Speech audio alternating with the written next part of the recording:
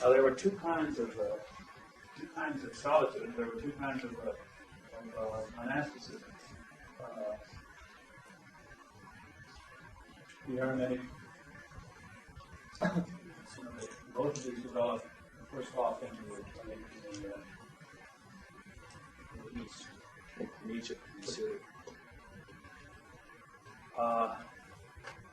But both of them had to do with human beings pulling away from normal human relationships in society. Now, you see, that in itself can give the impression that here are people that can relate to other people, and here are people who are running away from normal human engagement and so on. Very easily can be given that shape. The Eremitic, where we get our word hermit, anchorite. Eremitic monasticism was literally the life of a hermit.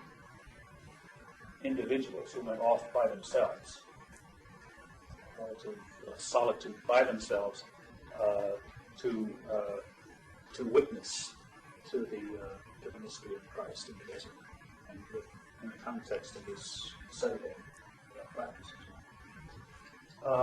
The Cenobitic monasticism was focused on community. Individuals gathered in community, separating themselves from normal commerce with life.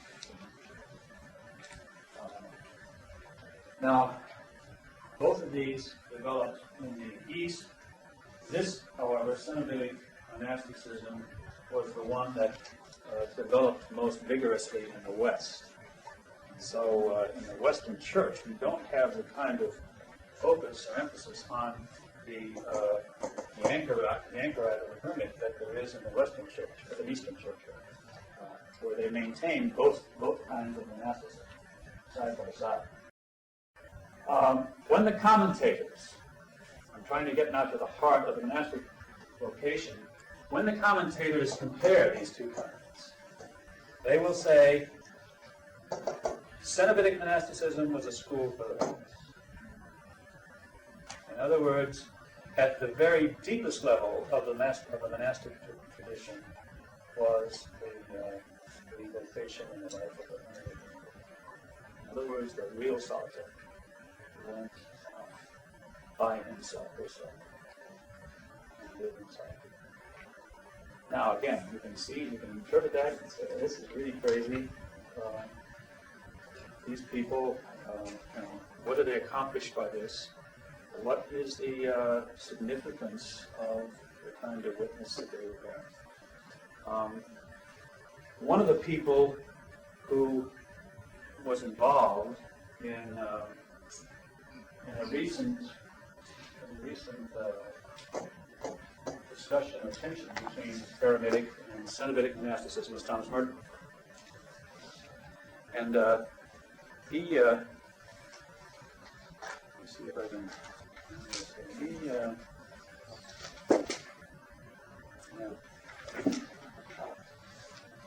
but you know, he entered the community of Trappists at Gethsemane. But he always had a desire to be a hermit. And he was given a lot of opposition in the monastery there in terms of this particular desire of his. He wanted to live in a hermitage on the grounds of the monastery. And again, behind it was the idea that the life of the hermit life, was the monastic life in its highest and most developed form. So he struggled with this for a number of years, and finally he was allowed to do this. But I'd like to read some of the comments that he makes, reflecting the struggle that he had in order to move in the direction of the life of the hermit. He said, I wrote an article on solitude. These are his words. I wrote an article on solitude and anyone would think I wrote an obscene novel. I really got in trouble. He's talking about religious community. I rewrote the thing 3 times, and these rewritings were further developments of an original version written in 1955 or earlier and published only in French and Italian. I never could get that one past the American censors. These were Trappist censors, taking a very dim view of his focus on the solitary life as a hermit. Then he says, in another piece, he says, as long as the solitary life is systematically played down, discouraged, and even forbidden, I do not think that even the Cenobitic life will bear its proper fruit. So he's connecting the health of the whole monastic development with the health of the hermit dimension of it. And then finally, he writes, the general chapter of the Trappists has officially and publicly admitted that a Cistercian could become a hermit without the order collapsing. So he had some real, and of course he may have went about it in a way that wasn't necessarily very diplomatic either, but he had a real struggle becoming, taking on this vocation of the hermit. Now, what I want to suggest that partially due to his pressure, the pressure that he put on this, we, for the first time in the current Code of Canon Law, have a category for hermits. We never had an official religious category in canon law for the hermit. We now have that, and this is Canon 603 in the new code. It says, besides institutes of consecrated life, the Church recognizes the eremitic or anchorite life by which the Christian faithful devote their life to the praise of God and the salvation of the world through a stricter separation from the world, a silence of solitude, and assiduous prayer and penance. So it was never an official category before. Now it is due to some of this struggle that was covered. Now the point I'm trying to make is this. You're pushing to the heart of what the monastic vocation is. You can never get very far away from this question of solitude. That's what monasticism is basically about. Now, if you want to ask yourself, what is it that makes solitude, or what is it that makes monasticism a difficult life and a very powerful witness? Precisely, Anthony. Well, ask yourself about how easy it is to take on our own solitude, to deal honestly with our own solitude. Or if you want to start on a little more direct level, talk first of all about loneliness. We all know what loneliness is. We've all had that experience. The feeling that we're isolated, the feeling that we're not in touch, the feeling that we're alone. And I think all of us are somewhat uncomfortable, perhaps, with the experience of loneliness. Now, what this tradition is suggesting is that loneliness may not be at all what we sometimes think it is, simply a disease to be cured by community, but rather a signal about the deep level of our humanness, where we are all solitaries insofar as we are individuals themselves. So the whole notion of being individual persons, we are all distinct persons. We are all solitaries in the sense that there is no other duplicate of us.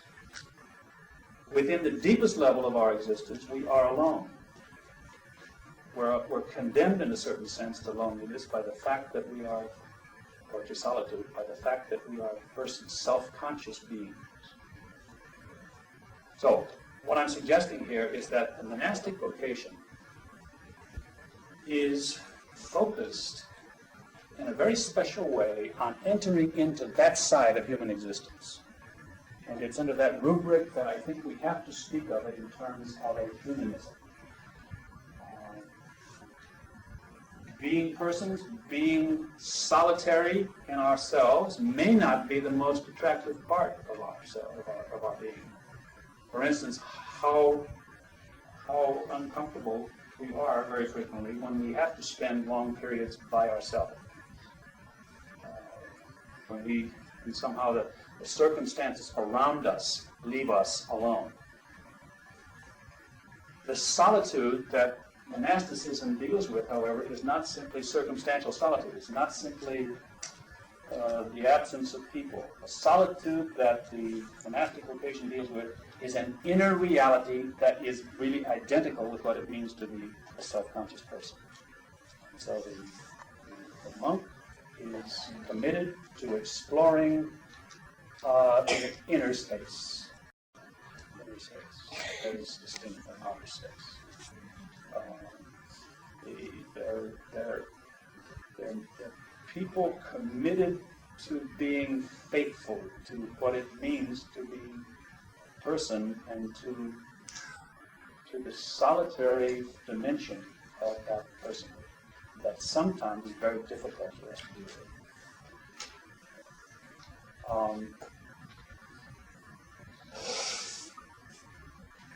I think I certainly don't have time to see it.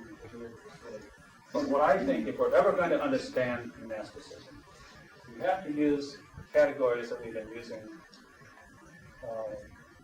with regard to Jesus in relation to solitude.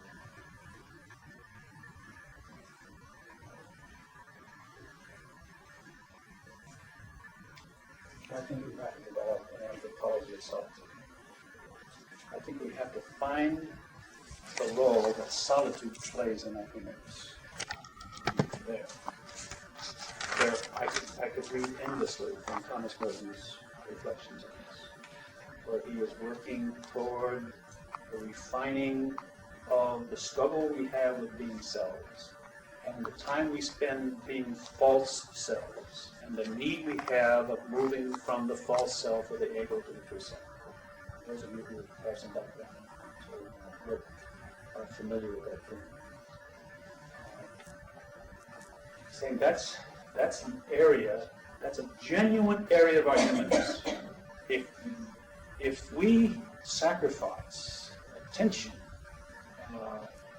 on this dimension of our humanness in the name of community,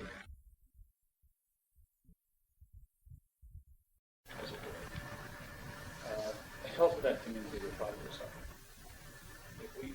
In other words, we cannot be effective members of any community until we have learned to deal in some kind of depth with our own solitude. It is really only solitaries that can really So a solitary life is not against community life. It's not against the focus on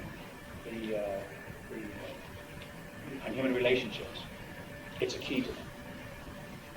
The monks are not running into solitude in order to get away from community. They're running into solitude to get a hold of the key that opens up community and human relationships on a very deep level and creative level. So they're not running from the threat or the trouble or the struggle or the trials that get involved in being taught. We're looking at them on a very level. Well, I think we have to have an anthropology of solitude, and I could give you the beginnings one with just I say, maybe 10 or 12 pages there of quotations from Merton probing that issue and suggesting how terrifying it is to begin to break through into that area, and how few of us do it in a consistent and rapid way. I would suggest also that there is a pathology of solitude. I think some of the things that go wrong with our human relationships and our human behavior have to do with the fact that we cannot live with ourselves. And we do not do justice to the fact that we are solitaries. What I'm really trying to say is, you see, the monk is not going off and doing something that does not involve all of us. The monk is doing something for us. The monk is not the only solitary. Merton comes back to this. We are all solitaries. But the monks explore it in depth for our sakes. We don't have to become monks to be solitaries. We're already solitaries. As monks, they are trying to help us enter more deeply into the solitudes that we are as human persons. You see, so I'm trying to suggest that these people are not just misfits in society, although there probably are some, but the vocation is right at the heart of whatever human problems are related to solitude, they are trying to minister to.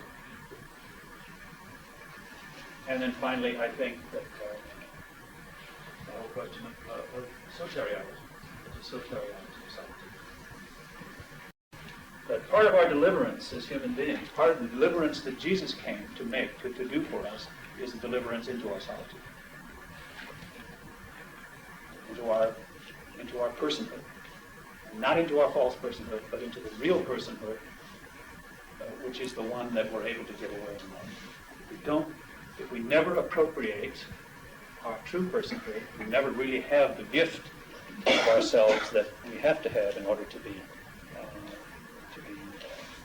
genuinely lovers. We have to have ourselves. We have to have possession of ourselves in order to give ourselves away. And again, monastic vocation, I think, is focused on that deep probing of human depths. So, if we think of solitude as just it's just kind of a fringe reality with regard to the mystery of the human, we're never going to have any kind of real respect for monastic vocation. Now, what's behind all of this, according to, you read Steindl-Rast, and according to Martin, is that when you get into the depths of that solitude, when you confront your personhood and so on, that is a depth confrontation of its deepest level. And so that the monk is doing us some kind of service by taking on that particular vocation in considerable depth. So I can give you just one guidance that's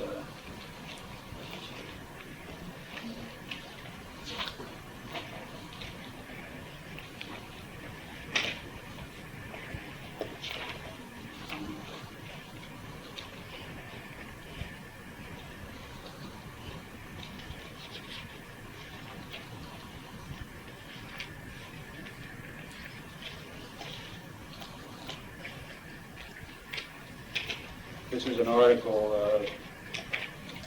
about a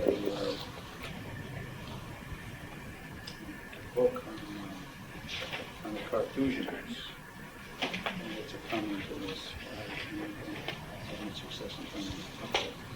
Well, where I had intended to go on this evening with some applications to the question of religious life. I will simply refer you again to this article by Christianity, which if you're religious and you read this, you may or may not find this helpful commentary on religious life as such. I think again he's doing to religious life what he does to asceticism. He's dealing with the vows, with the evangelical counsels, basically as consequential realities. Marginating that focus. And if this man was just an individual, it wouldn't be quite so bad. But this man is reflecting in this paper a development within the Latin American Conference of Religious. So as a group, the Latin American Conference of Religious seem to be buying into the kind of values that he represents. Now, these may be values that you've already bought into as religious in your communities, I don't know. But I simply want to say that in the light of the materials that we've had so far, this looks to me like a very good example of simply descandalizing our religious life. But make up your own mind. Yes. That has one about missionaries as well. Yes, he's done some things on it. I don't know. They're spread throughout his theological investigations and so on. I don't know where to.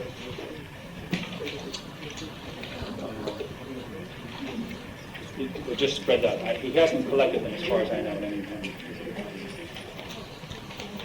I have this quote that I wanted to give you. This is a book by Robin Bruce Lockhart.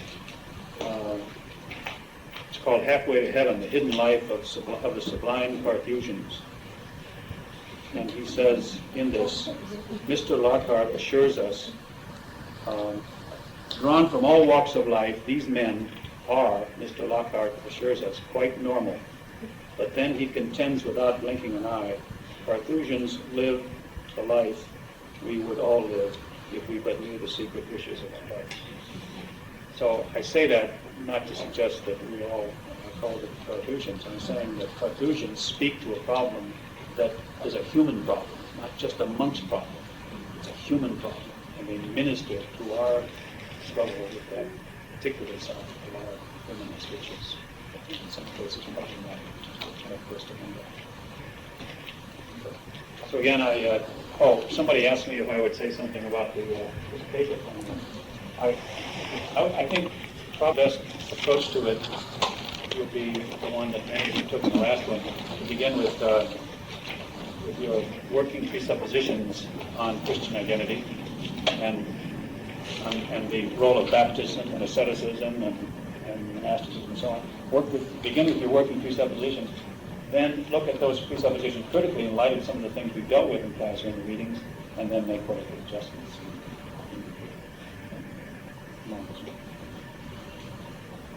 Is that okay? We'll finish next week with reflection on the connection between thanatology and missiology, which is the notion of the death question as it's related to the mission of the church, bringing the gospel to the world.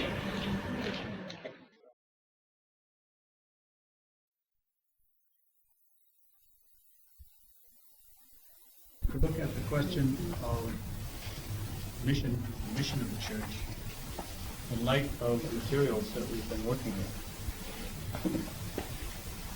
And what I'd like to do in this first session is just run over some of the aspects of this of the article that appeared in the International Bulletin, my own article on Mission Theology Revisited in 1985.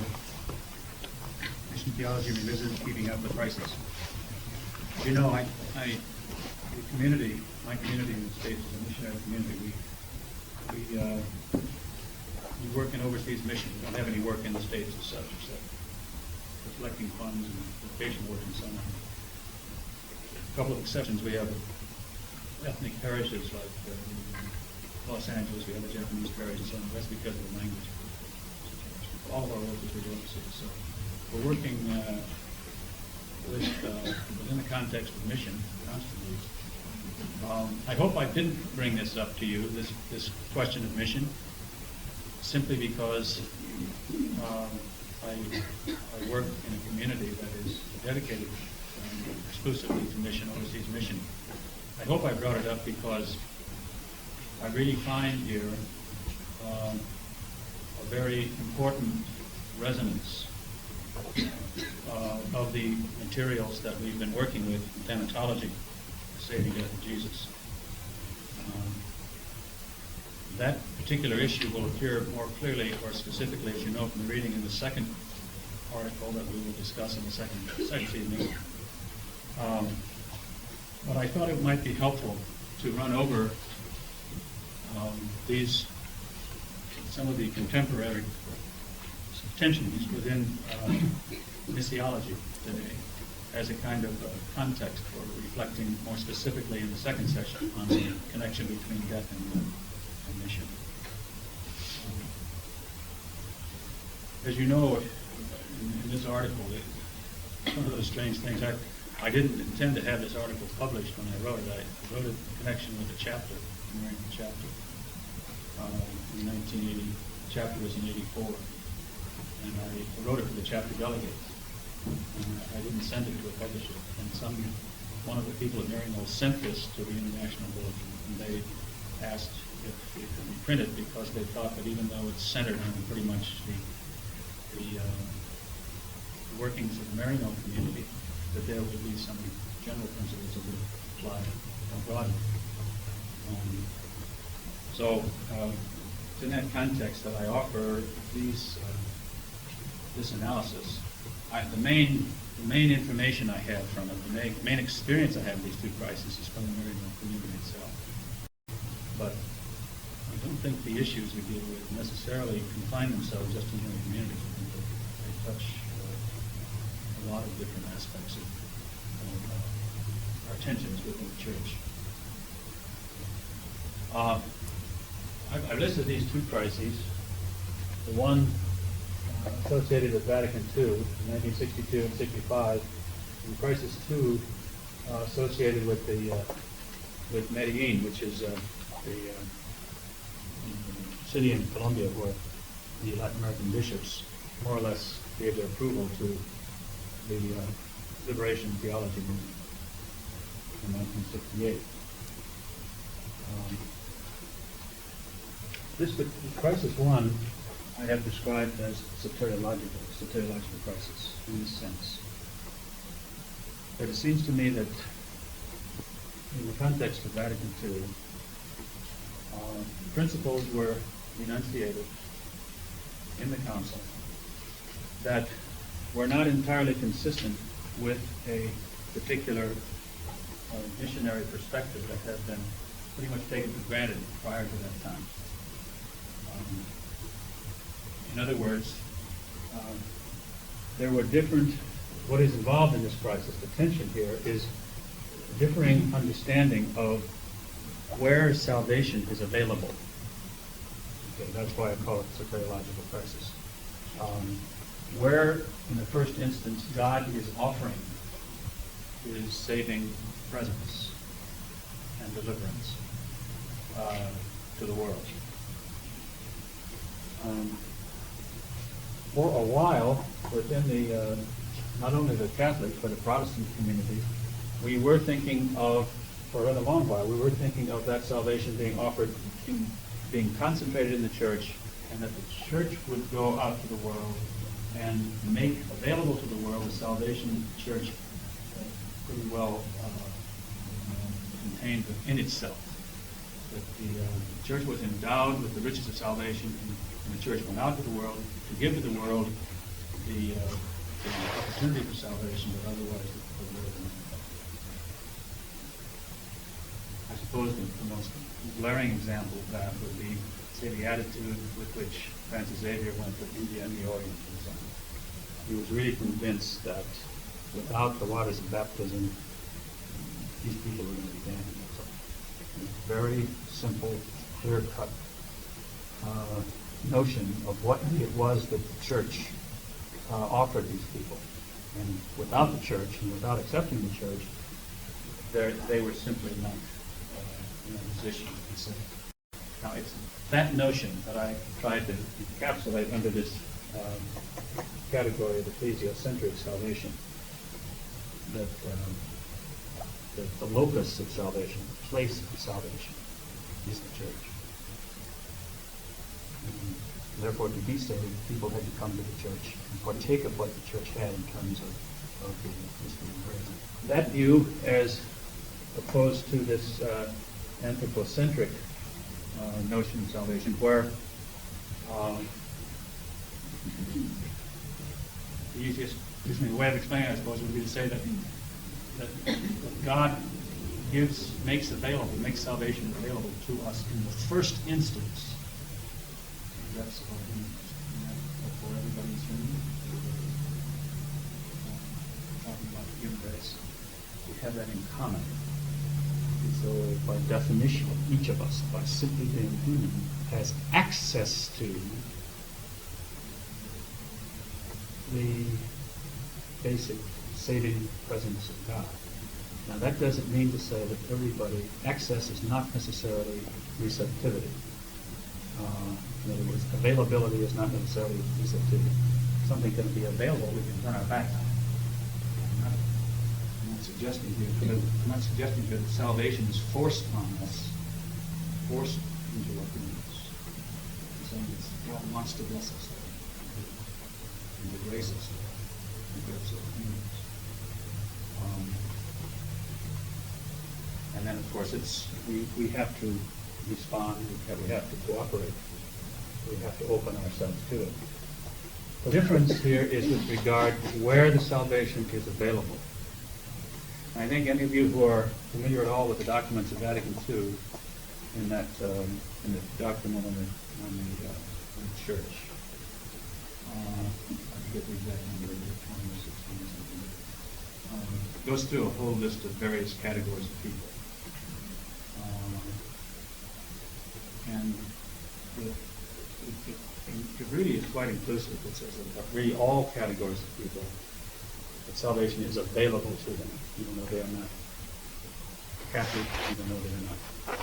But God's salvation is offered to them, even though they don't have the sacraments.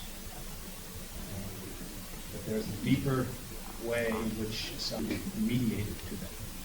And it even goes so far as to say, as you know, that even those who don't believe in God, even atheists, if they are conscientious, salvation is not close to them.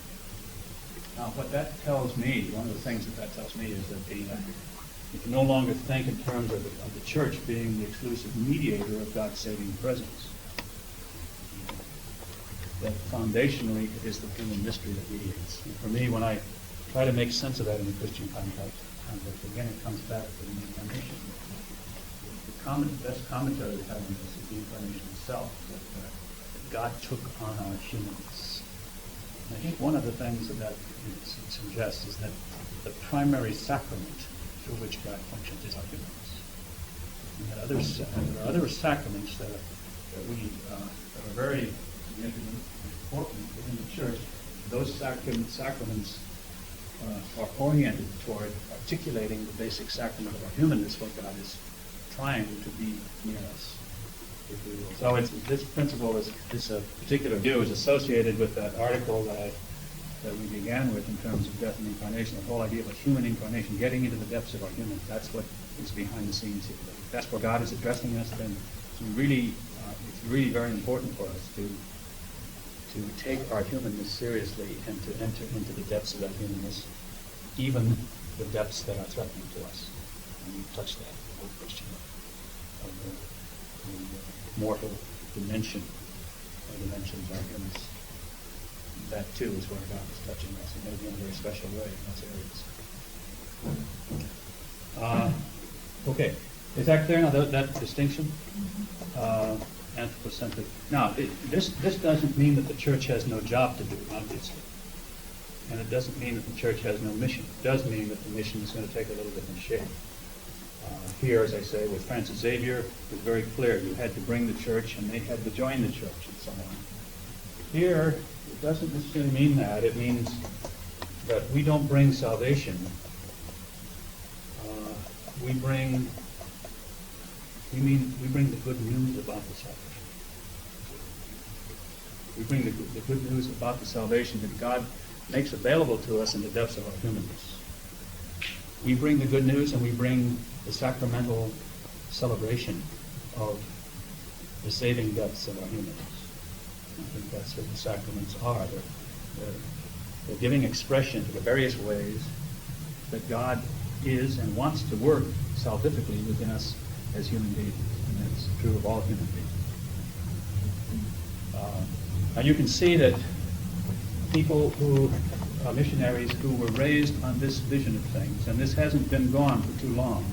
As I said, right up in the Vatican II, this was pretty much a working pattern for mission. You can see how when that vision is replaced with this one, if you were schooled your whole life and mission had been geared in that direction, it's not going to be an easy thing to rethink things in these terms. And what happened was a great deal of turmoil. It certainly happened in our society, I mean, deep turmoil.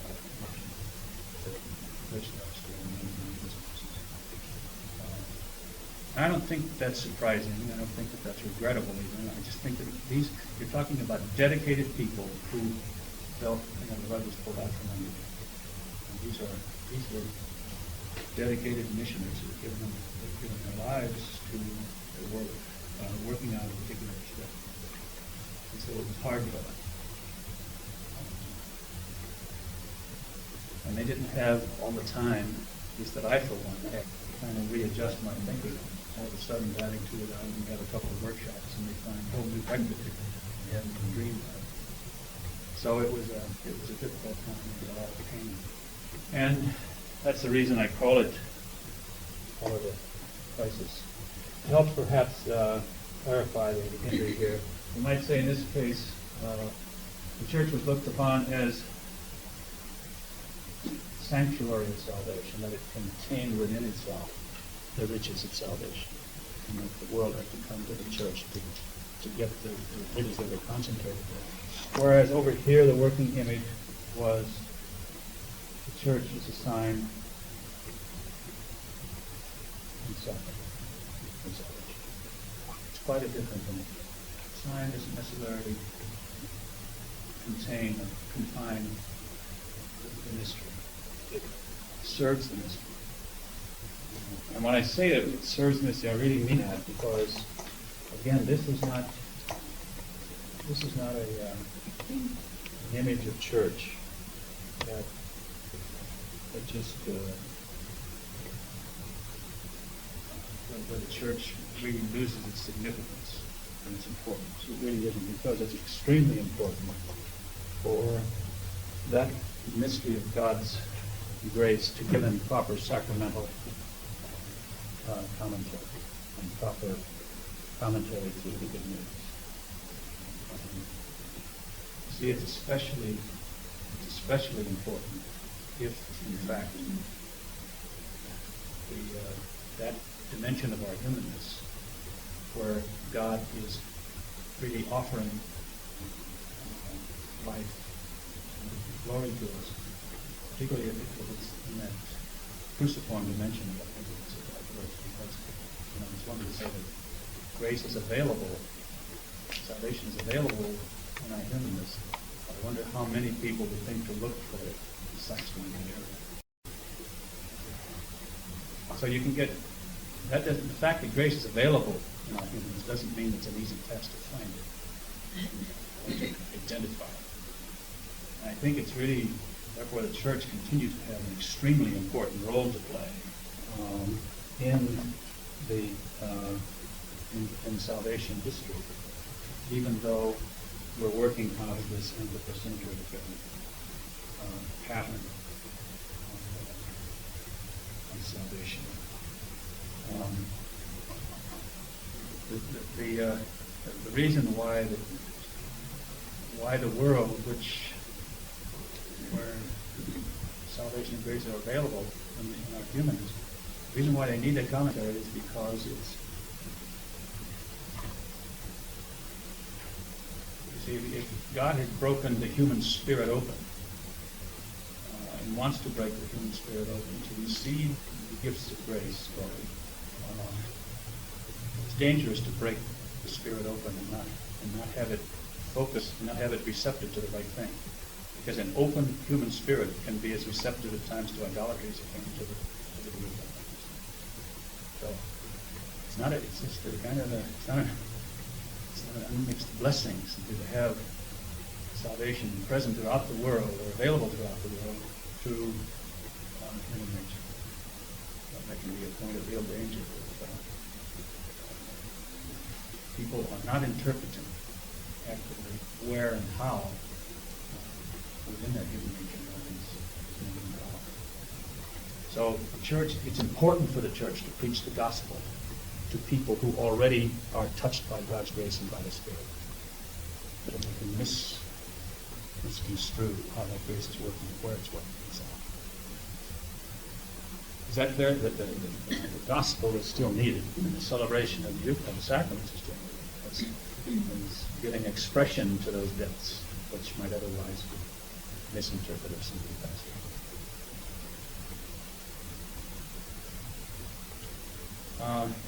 Okay, that's basically that first crisis. This became a crisis in Marino in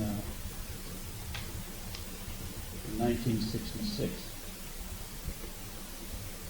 Of the chapter that was held that year. You see, it was right after Vatican II, and I happened to have a good bit to do with that chapter, the chapter document. So I know the tension that was going on in the chapter, and then once the chapter documents were written and we got to the missions, it was really a flow. It would be strange if it wasn't.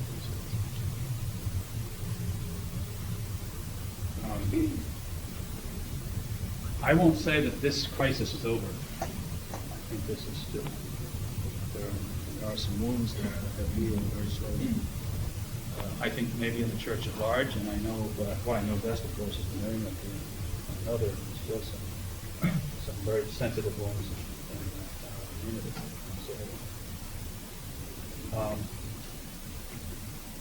Okay, that was the that's what I called crisis 1.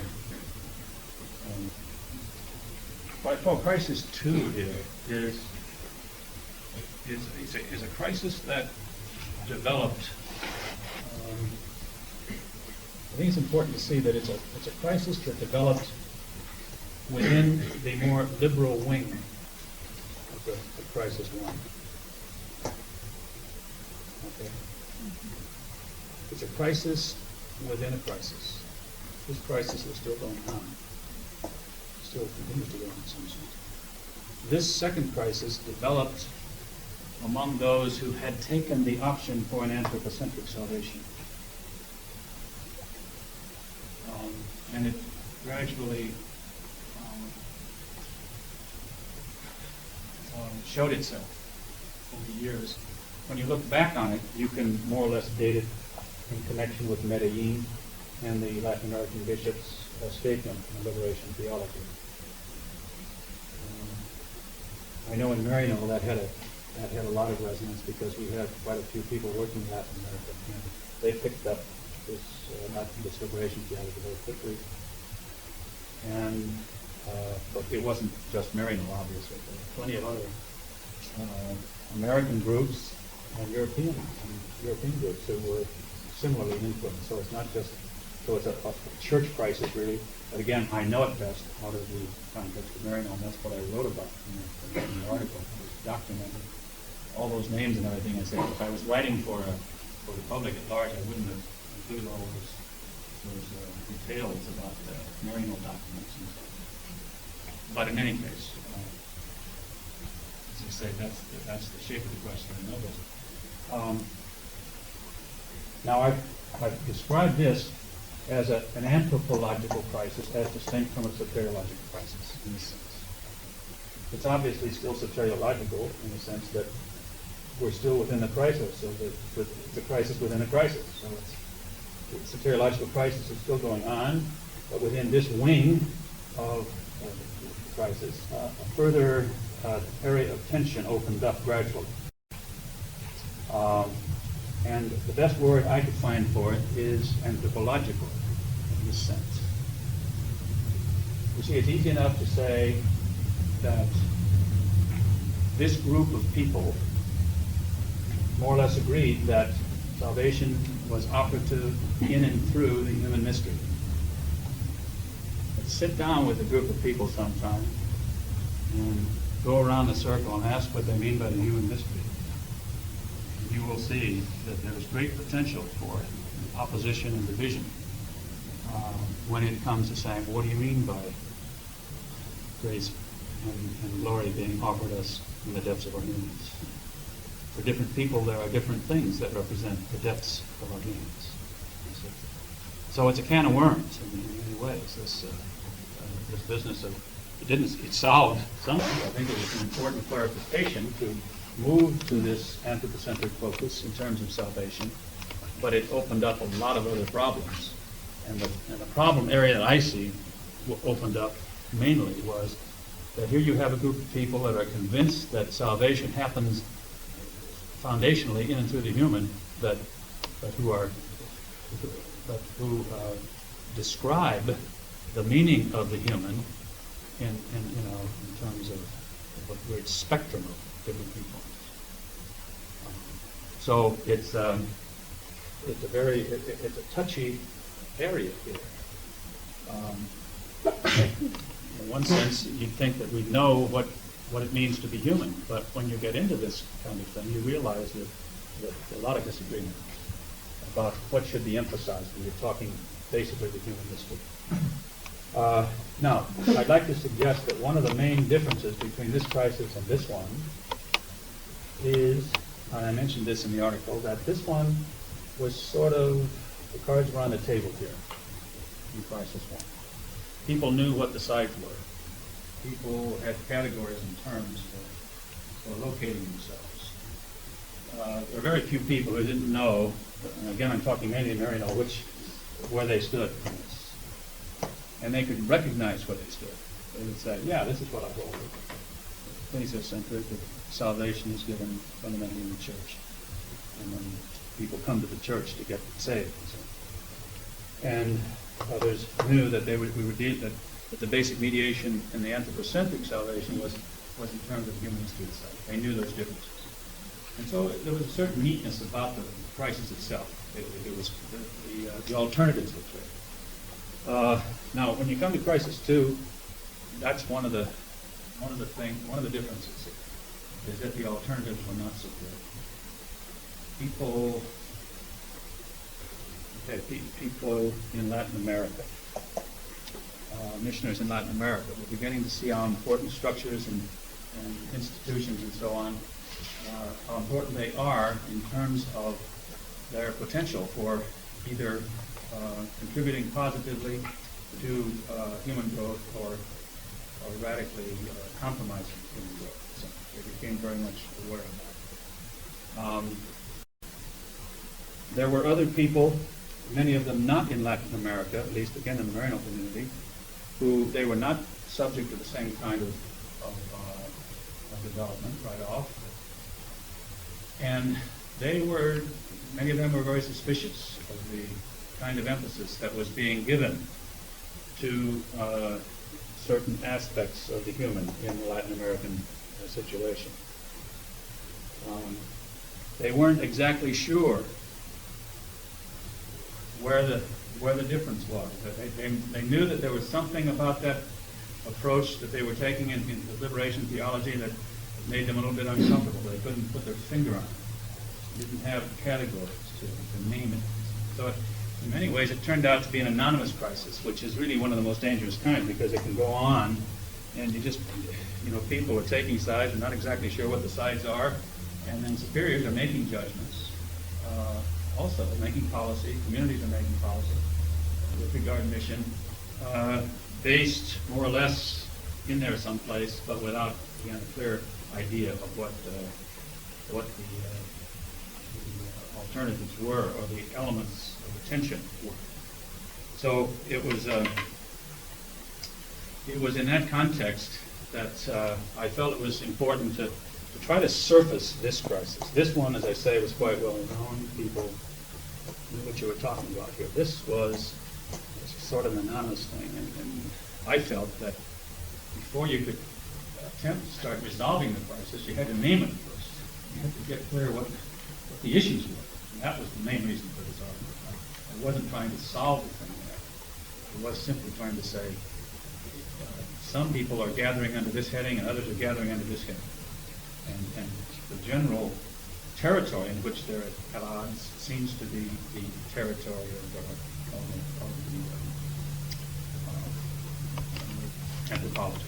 There's different definitions of what it means to be human, or different ways, or different emphases on certain things within the human that can either block or facilitate the human growth and response to something. Now, what are these two? The elements of the tension here. These two terms are ones that I drew from contemporary behavioral science, social science, and so on. Human nature and human nurture. They're not obviously. There are many other terms that might be used, and I have used other terms, in the article itself. What I'm talking about is, this is the more sort of the built-in factors, if you will, in terms of our humanness. For instance, self-consciousness factors. That's what makes us human.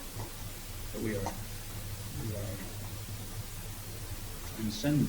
There's a transcendent dimension in us that enables us to reflect back. That's what makes us persons. So self-consciousness. It's there. It's part of human nature. Without it, we wouldn't be human. As distinct from human nurture, which are the structures and the systems that human beings invent or establish in order to live presumably more effectively in society and in the world. So, create political systems and social systems and cultures and so on. Over here you're dealing with the results of human initiative. Here you're dealing with givens. Things that are, as a human race, we never sat down and had a caucus on whether we wanted to be self-conscious or not. We voted on that. But that's right at the heart of what it means to be human. So there are those dimensions. You might use other words here. I used in the article, I referred to personhood here, and over here I referred to environment. Excuse my writing, I can't do it very well. Environment. I'm talking here about humanly created environment. I'm not talking about the universe. I'm talking about humanly created environment, namely structures, systems, institutions, and the like. Another term you could use over here is the term constitutional. These are the way we are constituted, and constitutional as opposed to the institution. It seemed to me that was where a lot of the problems were focusing in terms of this group that was going beyond crisis one into the heart of another crisis. And I think that was true not just in Marion, but I think in the wider church that was happening in a number of ways. I don't know, maybe some of you in your own communities have experienced some of that tension yourself. I know today that there's a lot of interest in structures. We're sensitizing ourselves in the ministry to structures and cultures and so on. That's very common. Now, I don't know whether structures were, whether you're familiar with contrasting or measuring structures off against the other dimensions that also have much to do with our humanness, but that are not strictly speaking structural, but are rather this constitutional dimension. What I think happened to some degree is that under the impetus of Medellin, we got into a situation where there was a lot of emphasis given here, rightly so, because I think you could point to a previous period when relatively little emphasis was given. So I think it's quite understandable that when we became sensitized to the way that environment, structures, and institutions impact human possibilities for growth, and so on, it became understandable that people would get very interested in that. I think what happened in a number of cases is that this became a little bit overblown or inflated. At least that would be my reason. When I say that, I mean that things almost got narrowed down here, and they knew in the back of their mind that there was another dimension of the human over here, but sometimes they passed that off as saying, well, we worked for centuries with this, which really wasn't quite true. They worked with maybe certain aspects of it, but it wasn't really thought out all that well. But in any case, we've given a lot of time to this, and now this has to be taken care of, and the result was that almost all the attention was given to this, to the structure or nurture side of the human mystery. In Maryknoll, it's very clear that 10 years after Medellin, in 1978, Mary Noel held another chapter, and this comes through vigorously. Again, I know that some of your own communities may have had that same experience, that in your chapter documents, recent chapter documents, this perspective really kind of dominated. I can validate that in Mary Noel, who really did dominate. Yes. I'm just not exactly clear what the even the first recommendation is. Are you saying that the human nurture aspect is that this sort of took on the environmental institutional law structures of system, like social systems? I'm saying that is those are systems. Human nurture means social systems, cultural institutions. We sort of deny the sort of system. Well, it doesn't have to deny that. Is that what you're getting at? Well, sometimes I think everything got sort of reduced to this, and this sort of got left out of the picture. So that we are more for the efficiency of the system rather than. I don't know if it was just efficiency of the system. They were talking about this is a very delicate area. They were kind of saying that the health of institutions has a lot to do with the possibilities of people realizing human potential and Christian growth and so on. And we have a lot of oppressive institutions around. And it's important to minister to those if we're going to do justice to the gospel. There's a lot of truth there. Okay, so one of the other things at the heart of human nature here that I think is important is that when you delve deeply into the elements of personhood, what you find there is you find another area, if you want, of tension right within the notion of personhood. A number of writers have referred to this. I gave references to a number of them. To be a person is to be aware of two things at the same time, simultaneously, things that don't seem to coordinate very well, namely that we are radically free, and yet that we are severely limited at the same time, one at the same time. A sense of being free, for instance, just the powers that our human mind has, that the human spirit has, we don't have to stay in the present. Our mind can call up the past. We are tied down to the present in one sense, but our mind can call up the past. We have that tremendous power of memory. And our mind can also jump into the future. Our spirit can jump into the future in terms of imagination. The tremendous powers that go with being a human spirit, a self-conscious human spirit. And yet at the same time, all the more so, in the awareness of those powers, that makes us all the more sensitive to the fact that in so many ways we're tied down and severely limited. So space and time and body and life is limited, and this type of thing. All kinds of different limitations that are involved in human existence, we become super sensitive to precisely because we have broken out of the barrier of necessity and we are free as human spirits, and yet nailed down in some ways. The result that many of the commentators will refer to, the thing that happens because of that, is a kind of an ongoing sense of anxiety. We touched that earlier. When you're in that kind of tension, your anxiety is kind of a way of life. It isn't unhealthy anxiety, it's perfectly normal anxiety. What's the Freud that said the main difference between man and the animals is that in man there is the potential for neurosis. What separates man from him is the potential for neurosis, that we're limited and yet we're free.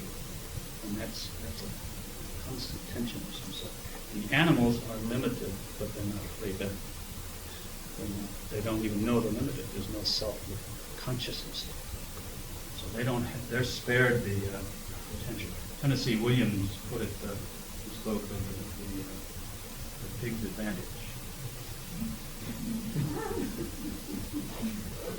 The pig is terribly limited. The pig doesn't know it's. We're also terribly limited. You know we're because we're free.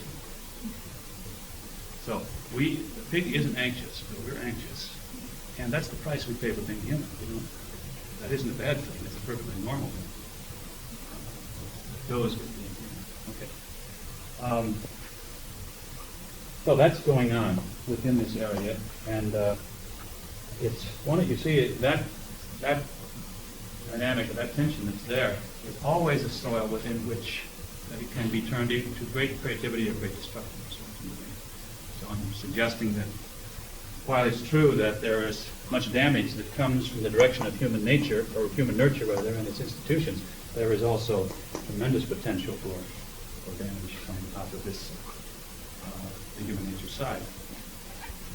Let me give you, if I can, a description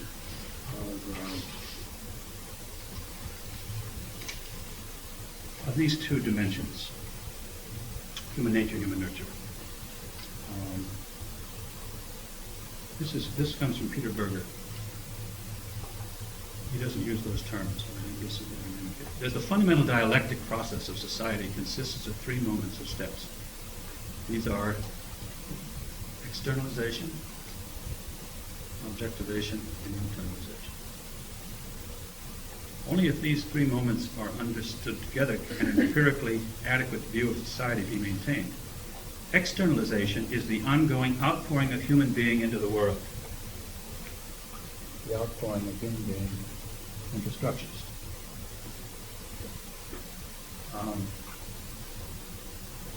The ongoing outpouring of human being into the world, both in the physical and mental activity of men. Objectivation is the attainment by the products of this activity, again the physical and the mental, of a reality that confronts its original producers as a facticity external to and other than themselves. So, human nature produces human nurture. Then it becomes objectified and stands over against human nature.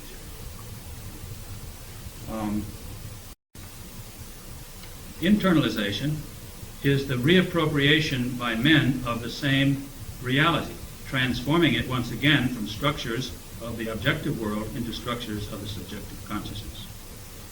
It is through externalization that society is a human product. Okay. The externalization going on here creates society and its structures and its various components. It is through objectivation that society becomes a reality sui generis in itself. And it is through internalization that man is a product of society. So it's true that it works this way, but once this is here, then this works back on us to shape human nature. So there's kind of an interplay between these two dimensions. Now the question is,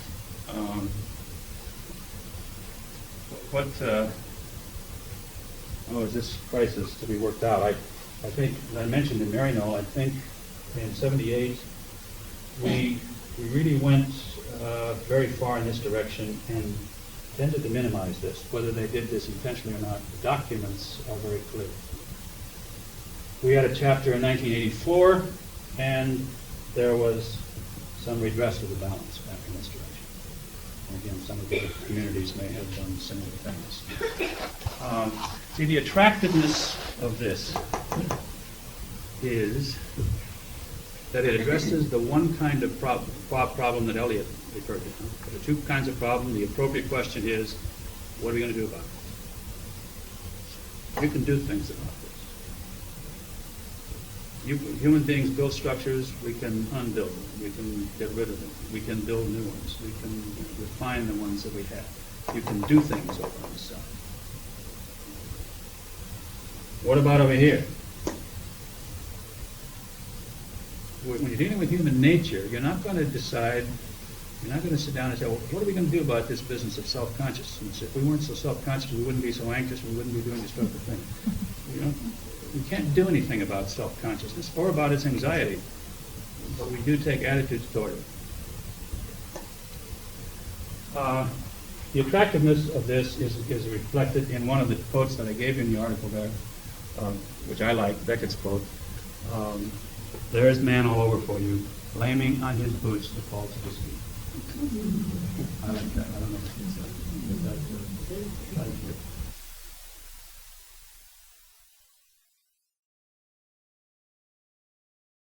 I didn't get into slide in great detail. I gave you the one reading there from Christianity because I felt that it was kind of indicative of one kind of rethinking of the religious life that comes from Latin America, and not just from this individual, but he's in contact with Conference of Latin American Religious, and pretty much reflects their view also. So it seems to me that it's fairly clear what he stands for and how he's working with the whole question of asceticism in a consequential fashion. But the issue of asceticism itself is, I selected that issue because it seems to me there's one area, one of the things that is part of Christian history, particularly Catholic history, I guess, that I think is misunderstood today and very much in danger of just being pushed aside, not really having much significance. I think one of the main reasons for that is that transactional cross pattern is a pattern that we tend to apply, it seems to me, to asceticism. We take on something hard, and say, well, or we give up something, and we're doing penance for our sins.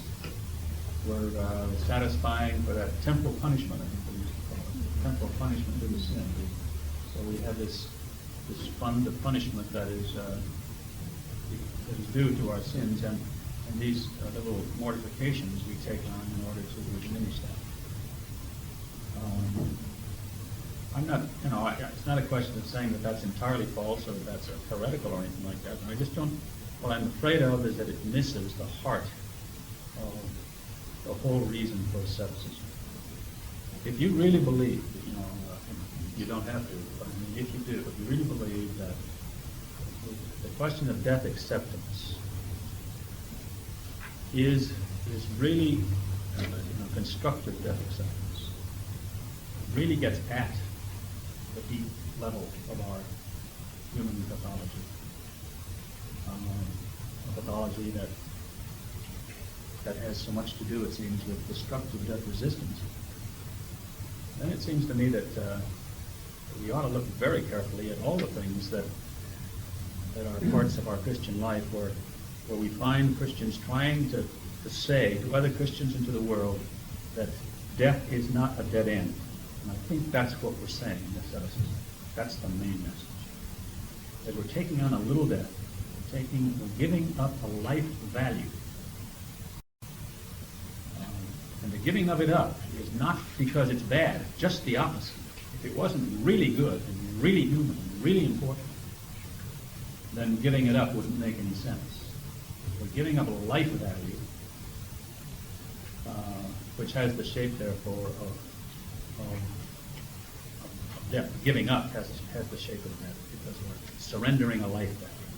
We're doing it freely, out of the conviction that all the other kinds of dying that we have in our lives and that other people have in their lives, all those other encounters with the brother of death, that they are not meaningless.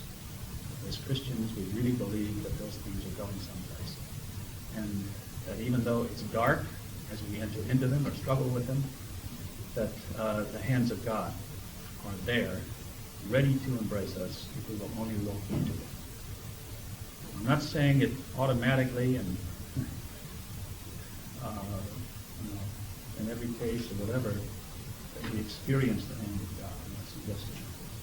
But I think that's what our faith calls for. That we believe that this is a growth process. It's not to appease God, or it's not to satisfy God, except in the sense that God is satisfied when we are living into our humanness in a radical way. In that sense, it satisfies God. Because that's what we need to do in order to reach union with God. But it's not satisfaction in the sense of repaying debt, although again, I don't think it's necessarily incompatible with that.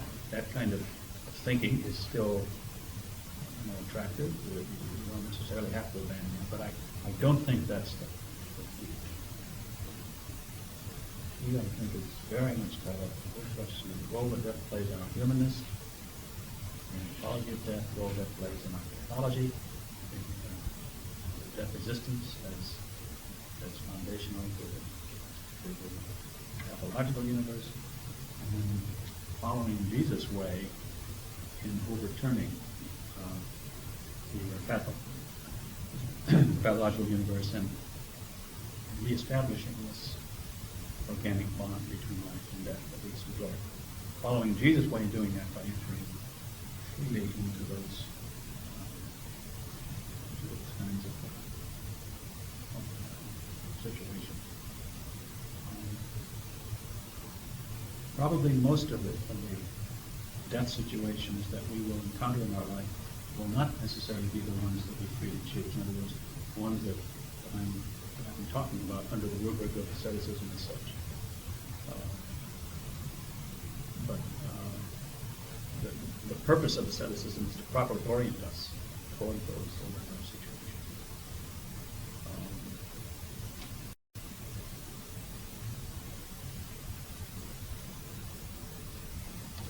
situations. I gave you the two examples there of Miles' article with Miles, and also Chris and the two short press quotes from both of those papers to show you how easily today we just slip off the main focus of ascetical practice. And those people are not just, those people are professionals. The professionals who live in this focus. Don't be surprised because the vice president, the people of God who know.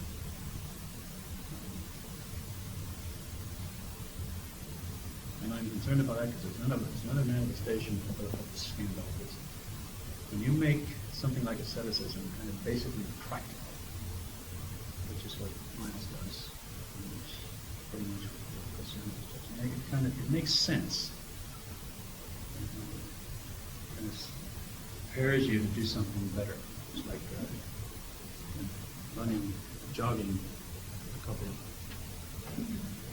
miles or kilometers every day or something that you can shape. There's nothing wrong. And that's a very useful thing. You can put asceticism in that route. That's some very practical goal that is oriented toward. And that's what Miles' reflection is tied up with. She wants to rehabilitate asceticism,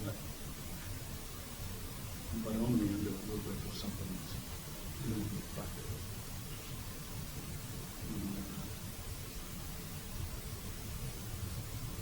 And I think it would follow if she could obtain the objective in some other way. Why bother with asceticism? There would be some other way of achieving the same kind of sensitivity. If you could do that, then there wouldn't be any need for asceticism. So that's what happens when you make it kind of a subsidiary. Very subtly, just taken that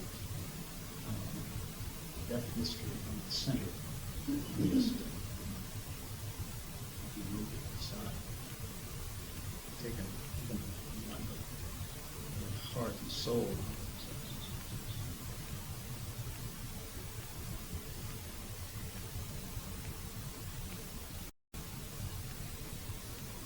Is that clear?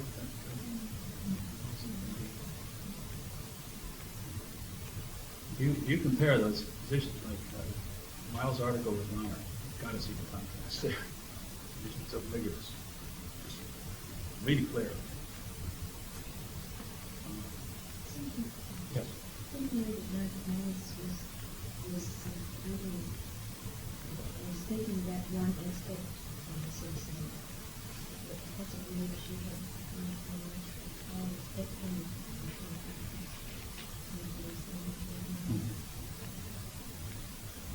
But it was only I get the impression, however, that is the entire spectrum for her. I don't think there is any other part of the spectrum. If she had started out and said, well, this is just part of the picture or something like that, it would be different. But she doesn't see any other way of rehabilitating asceticism except by making it something kind of pragmatic.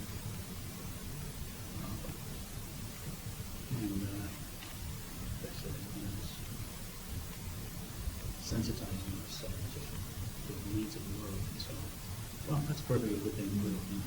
And maybe asceticism does have that effect on some people, maybe on a lot of people. But that's not the reason result.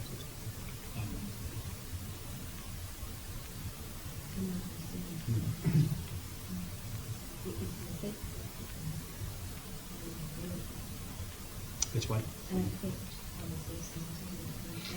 That's right. And that's the important thing. Yeah, that's the important thing. Asceticism is just kind of a tool, an instrument, a practical instrument for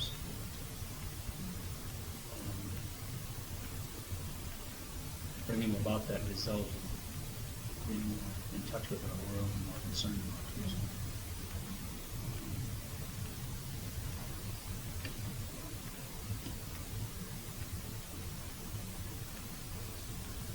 I'd like to really speak more on the vows and traditions. Well, I would agree with Connor in that the vows, that the theological category into which the vows fit is the category of asceticism. You're not clear, if you got asceticism mixed up, you're not going to have the vows. Because they're the reigning theological category of the vows. I don't think Kazianovich is. Or if he does, again, it's that.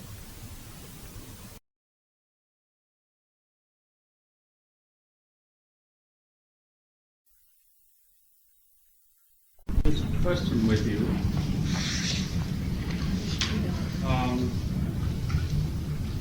We've already discussed at some length how effective we tend to have been as Christians over the years in sort of de-scandalizing the death of Jesus.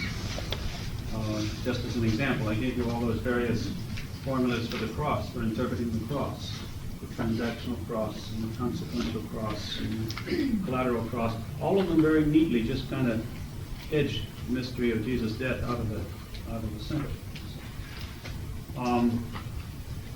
That's just one example.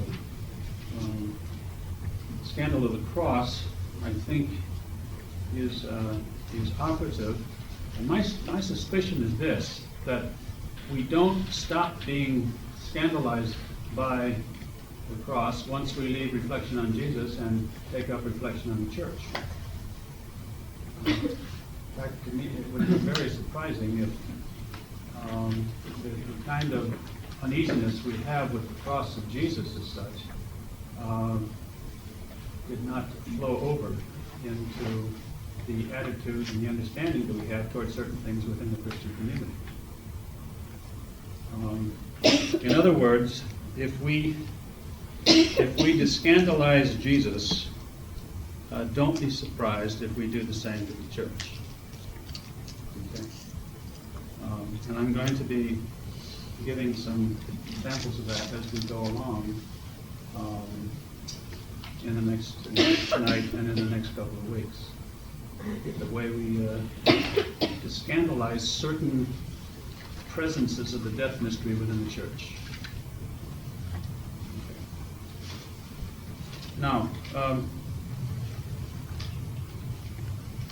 tonight we move from the role of death in the birth of the church to the role of death in the birth of Christians.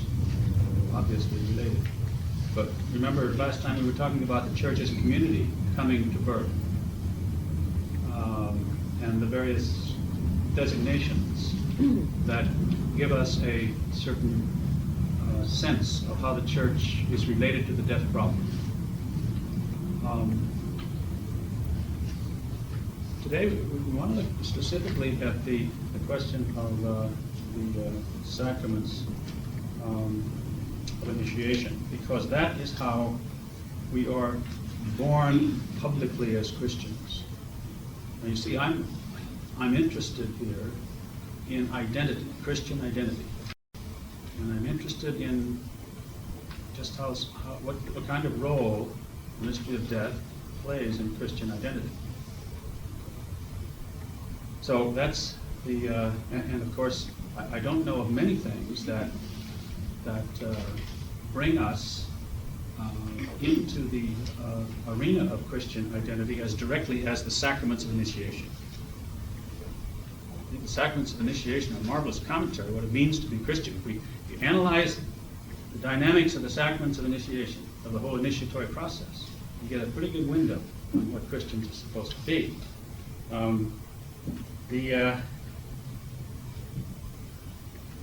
Christians reveal their identity, seems to me, by the way they make new Christians. Okay, doesn't that make sense? By unpacking the way Christians make new Christians or add people to the Christian community, should tell us something about what that community is really all about. Okay. Now, the question of Christian initiation, as you know, is broader than simply the sacraments of initiation.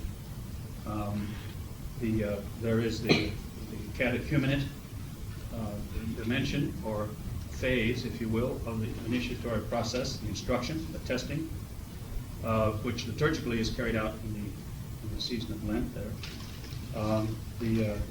And then there are the sacraments themselves, which are celebrated at Easter.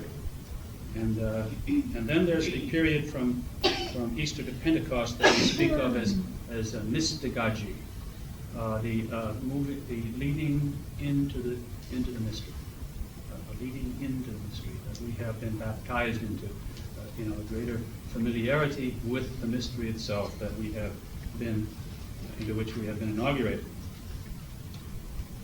Now, the sacraments of initiation are intimately, obviously related.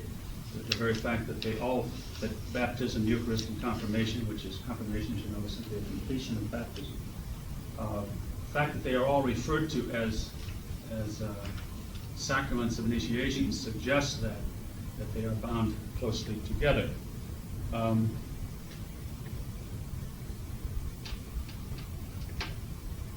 Aidan Kavanaugh, I don't know, is that a familiar name to you? Okay. A man who's worked in the area of liturgy in the States for some years. His idea is that baptism is the way Eucharist begins, and Eucharist is the way baptism is sustained. That maybe is a familiar statement. So that, in other words, the connection between baptism and Eucharist and confirmation. Eucharist begins in baptism and sustains baptism. So in other words, in a certain sense, baptism is an ongoing reality, an ongoing mystery that we're thrown into. I put these designations on the board here because I think we need to think of baptism in this context. Certainly the baptism of Jesus, its orientation to the cross, Christian baptism, Eucharist and confirmation as sustaining, or particularly Eucharist sustaining baptism. Easter, what do we do at Easter that has baptismal significance? Renew the baptismal promises. So it's an ongoing mystery that we're caught up in baptism. And then, of course, we talked, I think, was it last week, about the funeral ceremony, our final encounter with death. The baptismal garment is placed on the coffin. At least, ideally, I think it should be. It's a beautiful way of connecting. this whole line, particularly Christian baptism, with final history of baptism.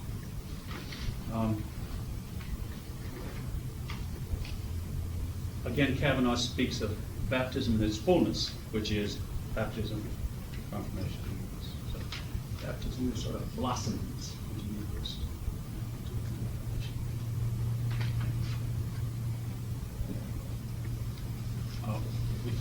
One of the things I have to mention is that it's just a very basic principle about sacramental theology in general. You know, we went through a period where sacraments were looked upon as sort of isolated centers of grace that we would approach periodically and kind of get rejuvenated with grace, and then we go back into the secular world and we would kind of live off of that grace in the secular world until it was necessary to come back again to that center of grace of the sacraments and be once again reconstituted and go back into the world. That particular way of thinking about the efficacy of the sacraments, I think, is a part of history. And we are, as you know, with Vatican II, thinking very clearly in terms of God's grace, the riches of God's grace being given with our humanness, with humanity. It's offered, it's present there, it's available there.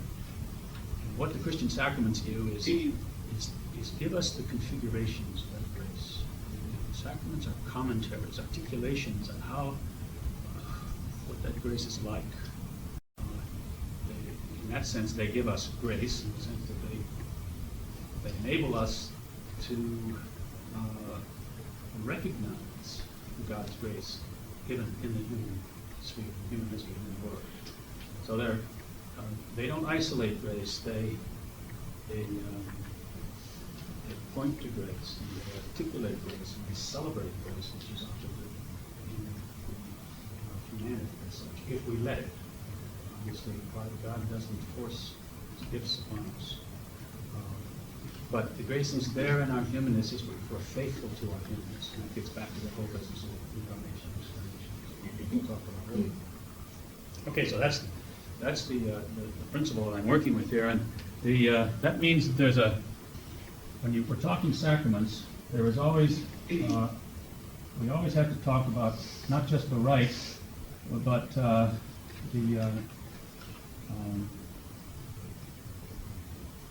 calling it real life, but it's really just life as such, life in the world, whatever. There are always these two elements that we have to relate when we're dealing with baptism, liturgy and life, whatever. Liturgy is about life. It's about the grace operative in life. It's about the grace offered us in life. So it isn't enough just to talk about the sacrament. Whenever we talk about the sacrament, we always say, talk about what is it in our humanness that sacrament is talking about. Because it's telling us about it. It's celebrating.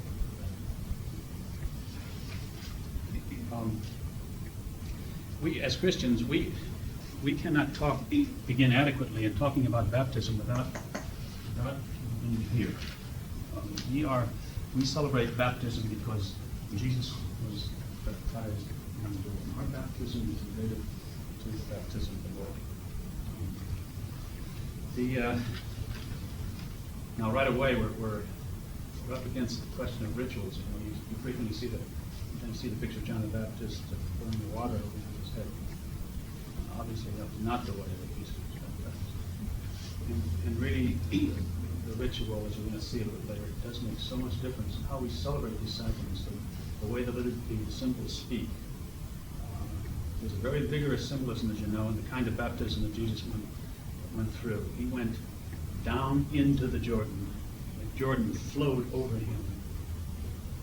And came up out of the Jordan. So baptism, immersion.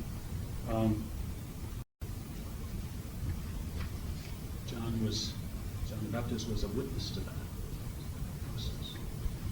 Now, as you see, that there's a vigorous symbolism there that is not always apparent when we simply pour water on the head or sprinkle water on the head of people in the baptismal ceremony. Now, what what was being symbolized there. The term baptize in Greek has a number of different meanings. It can mean kind of dip something into water, it can mean to wash, it can mean to immerse, submerge, to wash or to cleanse. For instance, in Luke 11:38, seeing this, namely that Jesus did not go through the ritual purifications in the house of the Pharisee, seeing this, the Pharisee was surprised that he had not first performed the ablutions prescribed before eating, the washing ceremonies. The term baptizein is used there, the term for baptism. So baptism has to do with washing, can be, that's certainly the sense of, one of the sense of the word. Now, the question is, when Jesus went into the Jordan, in other words, the rite, what was it pointing to, if anything, in his life? His what? Why do we say that? Why do we say that? Well, okay, the rite itself, the suggestion of going down into the water, that certainly, I think, can have that sense, very definitely. The reference then to that we take from the rite itself. Remember when he came up out of the water, the words that we. Who was he connected with immediately when he came up out of the water? The servant. So Isaiah 42 there, the servant song, immediately suggests that what this man did casts him in the frame of the ministry of the servant. So that is one suggestion, that what Jesus did in the Jordan had very much to do with this mystery of the ministry of death, in his real life situation. And since there was such a strong ministerial orientation to that baptismal event, that's all the more significant. So Jesus kind of, on that occasion, there was a suggestion that Jesus, it's a description of Jesus beginning to sense that his ministry was to be a ministry similar to that of the servant. Now, later on, we have even a more direct reference to what Jesus was aiming at in the Jordan.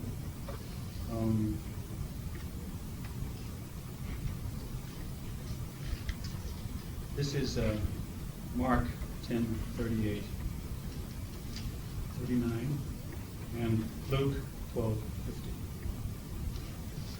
And the text in Mark reads, Jesus told them, "Do you not know what you are asking?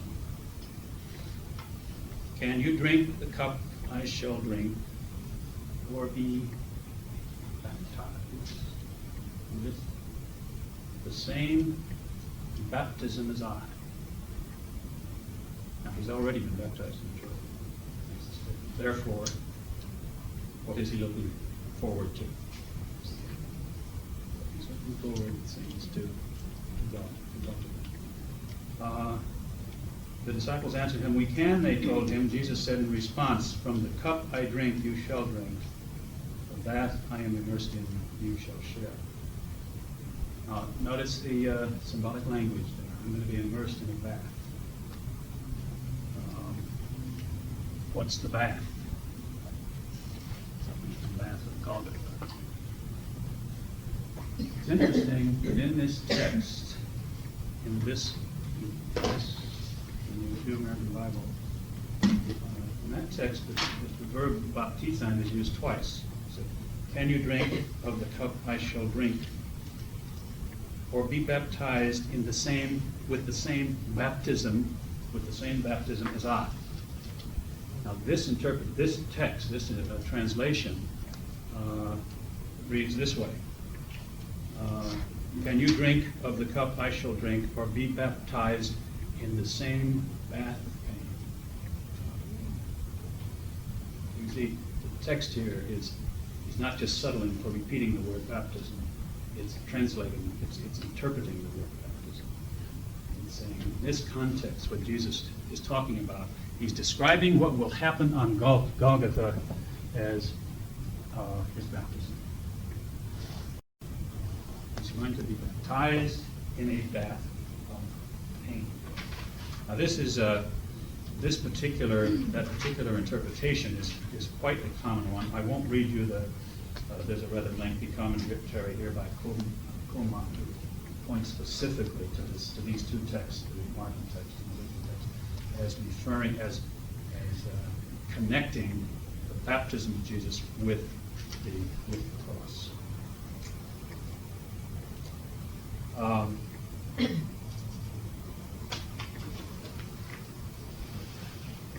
So this first connection is a very important one. Our baptism is related to Jesus' baptism, and his baptism is directly related to Golgotha. Obviously, the implication is quite clear. If Christian baptism is related to this, then this is also central for Christian baptism. What is symbolized? And what is, in Christian baptism now, to move on to this, to Christian baptism. What is the rite? We know what the rite is. What is symbolized?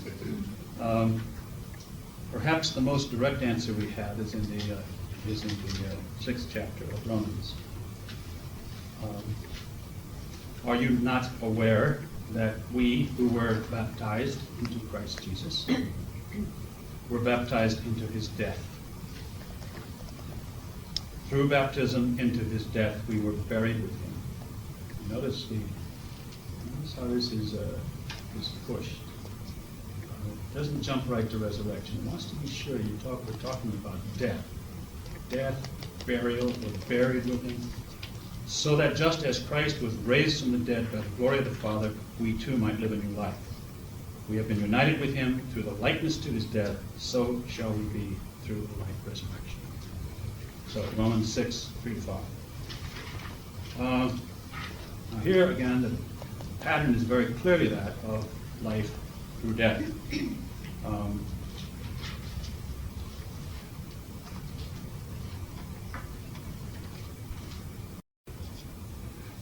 Now I gave you that material from the book of Joseph Powers.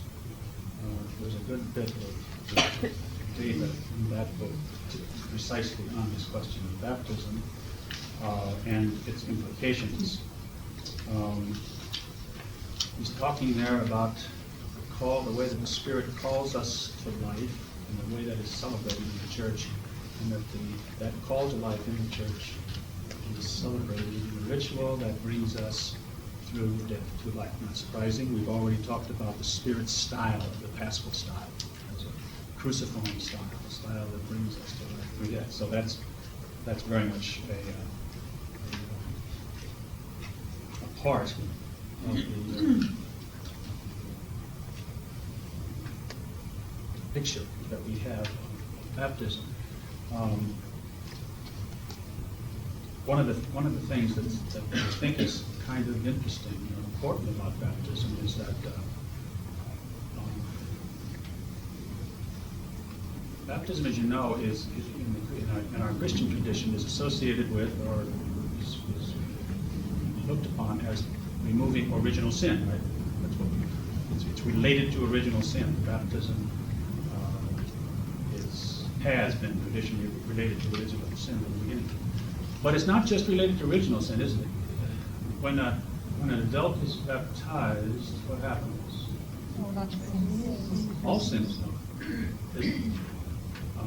Not just original sin, but all personal sins are dealt with in the rite of baptism.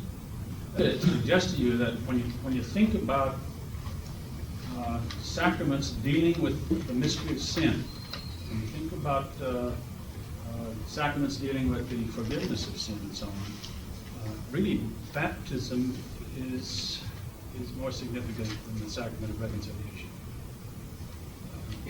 Put it this way, baptism is the primary sacrament for the deliverance from sin. So it's important to think about that, I think, because sometimes, as I mentioned a couple on other occasions here, sometimes by looking at the treatment, we get a sense of the configuration of the pathology. And it's interesting to note that what happens in the baptismal ritual, what do we do? What is done to us in the baptismal ritual?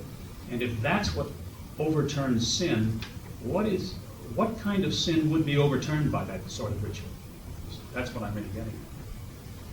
Baptism is so intimately tied up into the mystery of death, and if baptism radically overturns the mystery of sin, what kind of sin is it that it overturns? Well, we say in general original sin and personal sin, but what I'm really getting back to is what does that suggest about the radical shape of original sin? If it is overturned by a mystery where we are thrown into the mystery, by a ritual where we are thrown directly into the mystery of death. Come back to that a little bit later.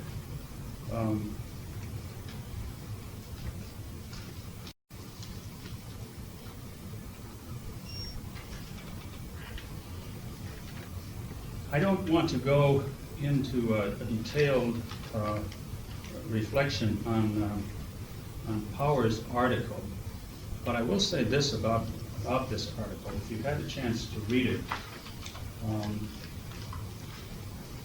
you will know that a number of the categories we have been using, not necessarily the same labels that we've been using, but a number of the realities that we've been referring to pop up in this article. When I came across this article a few years ago, I said, this guy must have been sitting in my class. Or I must have been sitting in his class, neither of which was true, of course. But I was amazed at the detail that this man gives to the kind of analysis that I've been going through already with you on this death question. Just to run through them quickly. He doesn't use the word excarnation, but he has the reality of that. He knows what that is. He refers to the pornography of death, to immortality projects, to death as the soil of both sin and salvation. He's quite explicit on the brother of death, doesn't use the term, but he's talking about various symbolic ways in which death is present in life. He's talking about the brother of resurrection. He talks at some depth on both the anthropology and the pathology of death. So this article particularly is not just good from the point of view of locating baptism in all this. It's a good review article for a number of the things that we've been dealing with in the course. So by all means, if you haven't read this already, make it a privilege, because he just gets very explicit about the very things that we've been dealing with all along, but now in the framework of thinking about them in the context of baptism. I will just mention make a couple of comments here about his observations. Page 164 and 65.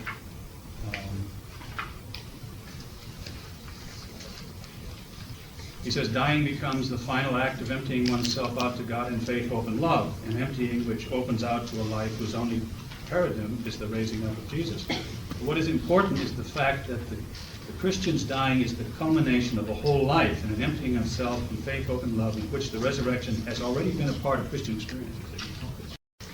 Last time. The final act of transcendence, the final transcendence of the human condition, as we know, is an action which is already prepared in the whole pattern of the life of the Christian. And in this sense, the pattern of death resurrection is experienced in the dying and rising which takes place time and again within the experience of the Christian and in the very human processes of transcendence. And in this sense, the meaning, the concrete meaning of new creation, of the answer to the creative summons to live, are found in what we have considered and described as the human process of transcendence. On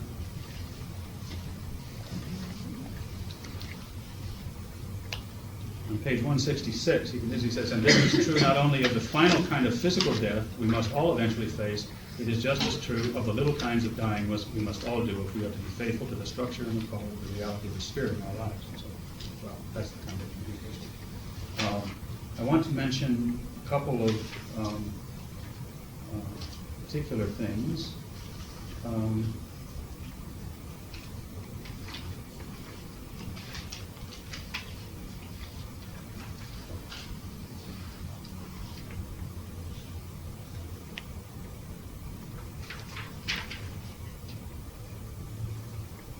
He says, but the existence of this death at the death of life is not sinful. This is just a fact, a given of our human condition. The reality of our sin and of our sins emerges in the way we deal with this fact. In other words, death is not the problem. The way we deal with it is the problem. This is where, in the last analysis, we miss the mark, or we sin. And there are two ways of dealing with this fact. One way is to avoid it, and to ignore, suppress, or flee from this all-pervading reality in our lives. We can just pretend that it is not there, that we are not really that way. We pretend that there is no death in us, that our freedom is absolute, unlimited. There is no darkness in us, only light. There is no wrongness in us, only right, and so on. He goes on in that vein.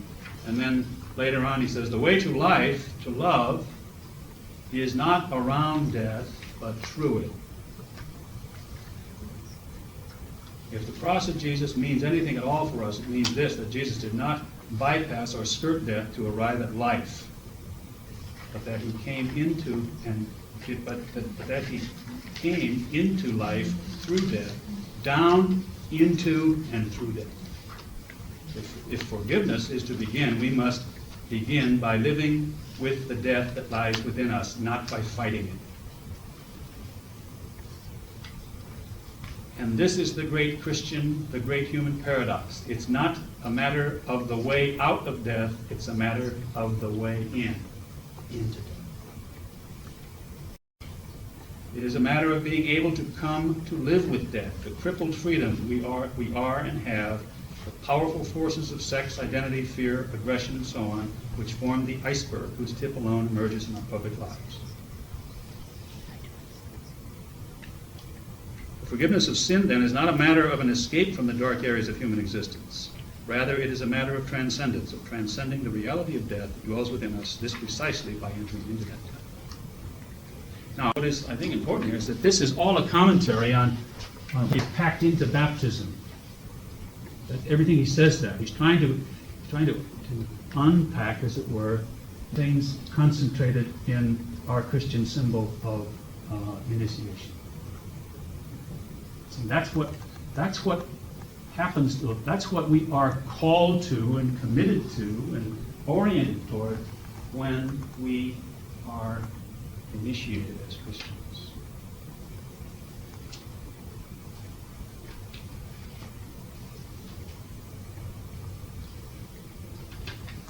Now my question is this.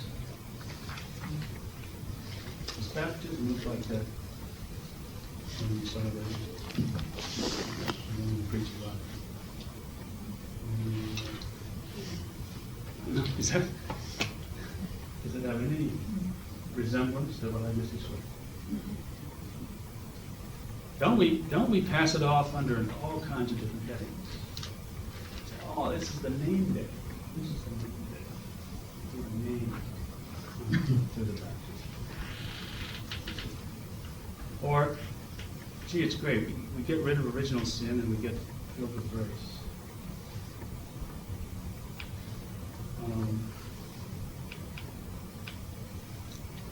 We become members of the Christian community. And all those things are true. But I wonder at times if that's kind of where we leave it. That we just kind of describe those things that are all kind of happy things, as it were, and all kind of things that we can be comfortable with and so on. And that's what that's the baptism that we can live with. And when I mentioned at the beginning of this, if we are experts at descandalizing the cross of Jesus, I think this may be a sample of how we do it with some of the presences, vivid presences of death within the Christian community.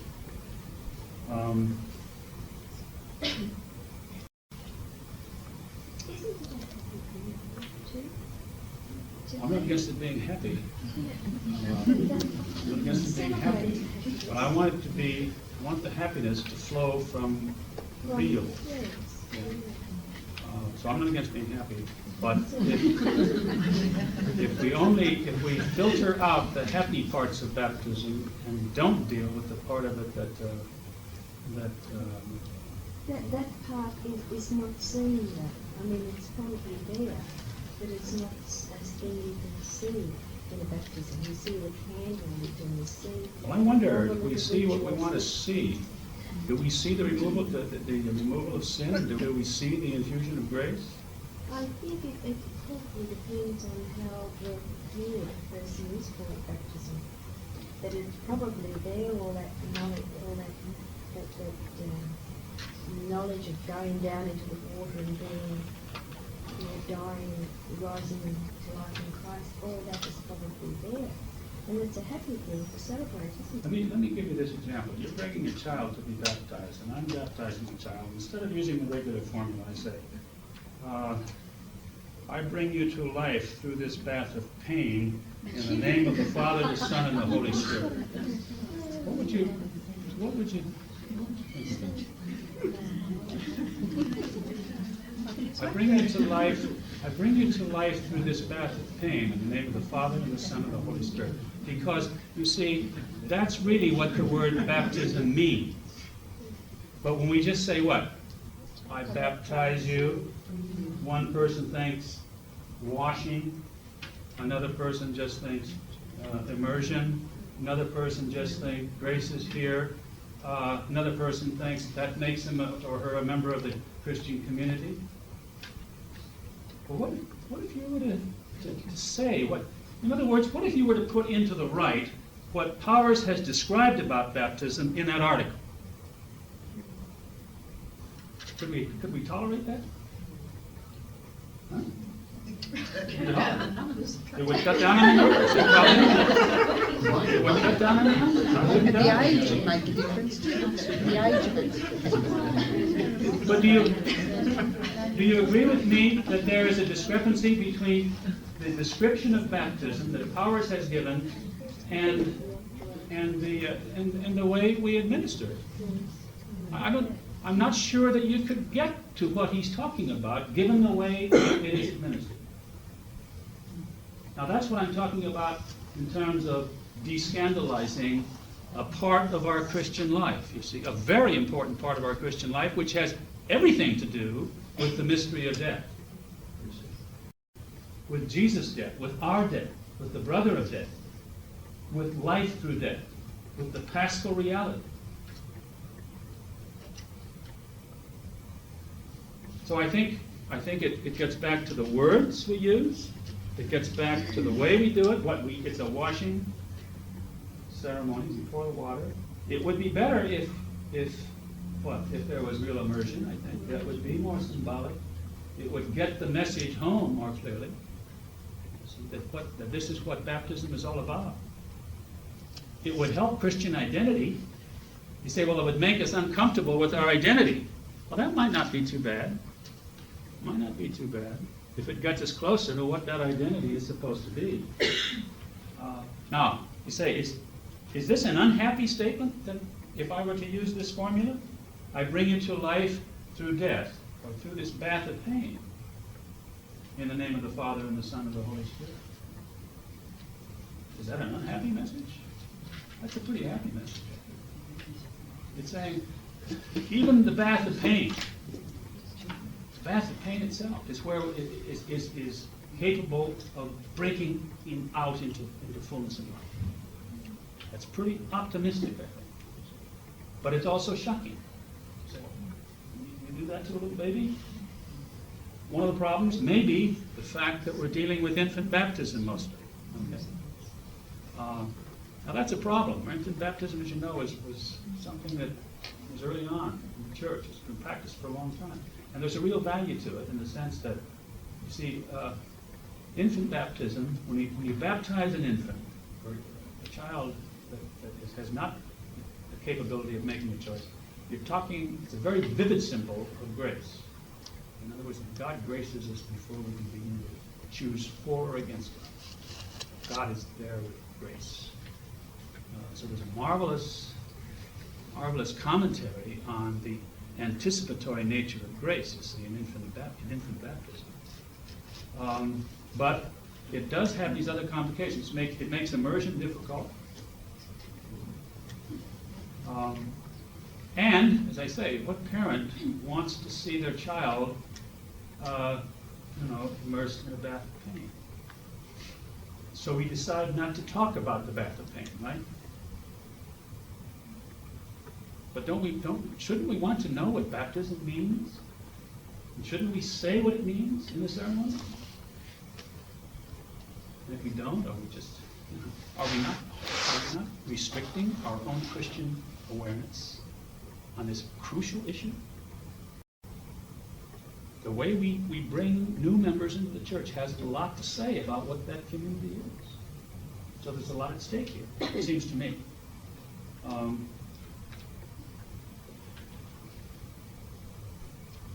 I remember witnessing a baptism of Marino, one of the lay missioner's children.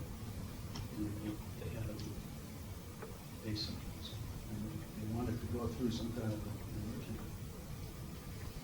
It didn't come out that way at all. It came out like a kind of a kiddie pool. Everybody, went away singing hallelujah. It wasn't telling the Christian. Obviously, the child wasn't in a position to learn anything, but the community was. What did the Christian community learn about itself? Now, do you see what I mean in terms of saying we can move death back into the center of Jesus' ministry in life easier than we can move it back into the center of life. See what I'm saying? Yes. It was all right for Jesus. We can reinterpret Jesus and put the scandal back in there. But we don't want to put the scandal back into baptism, do we? At least I got a feeling that it's hard to do. Because this is coming down to cases. We feel that baptism should be, even before the sacrament, should be the way. Well, as I say, I think there is a value to that tradition of infant baptism. It's a very old tradition, and there is a certain legitimacy to it. My point is this: parents take their child. They don't want the child to be put into a bath of pain, but that ritual is much more meaningful for them than for the child. It's not going to hurt the child if you put, whether it's called a bath of pain or something else. But I think the parents could learn about themselves. And learn something even about the child. That this child, maybe, this child is going to be thrown into a bath of pain at some time in his or her life. How is that child going to deal with that as a Christian?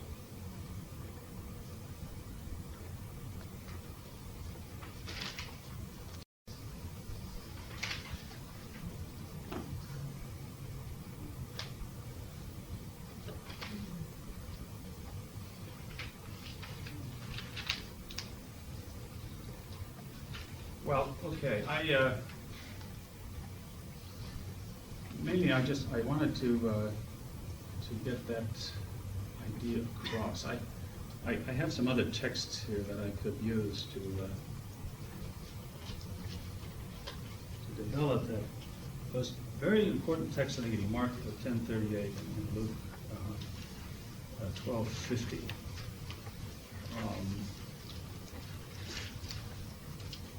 That second use of the term, the reference to baptism in those texts. I have a baptism to be baptized with, and how constrained I am until it occurs.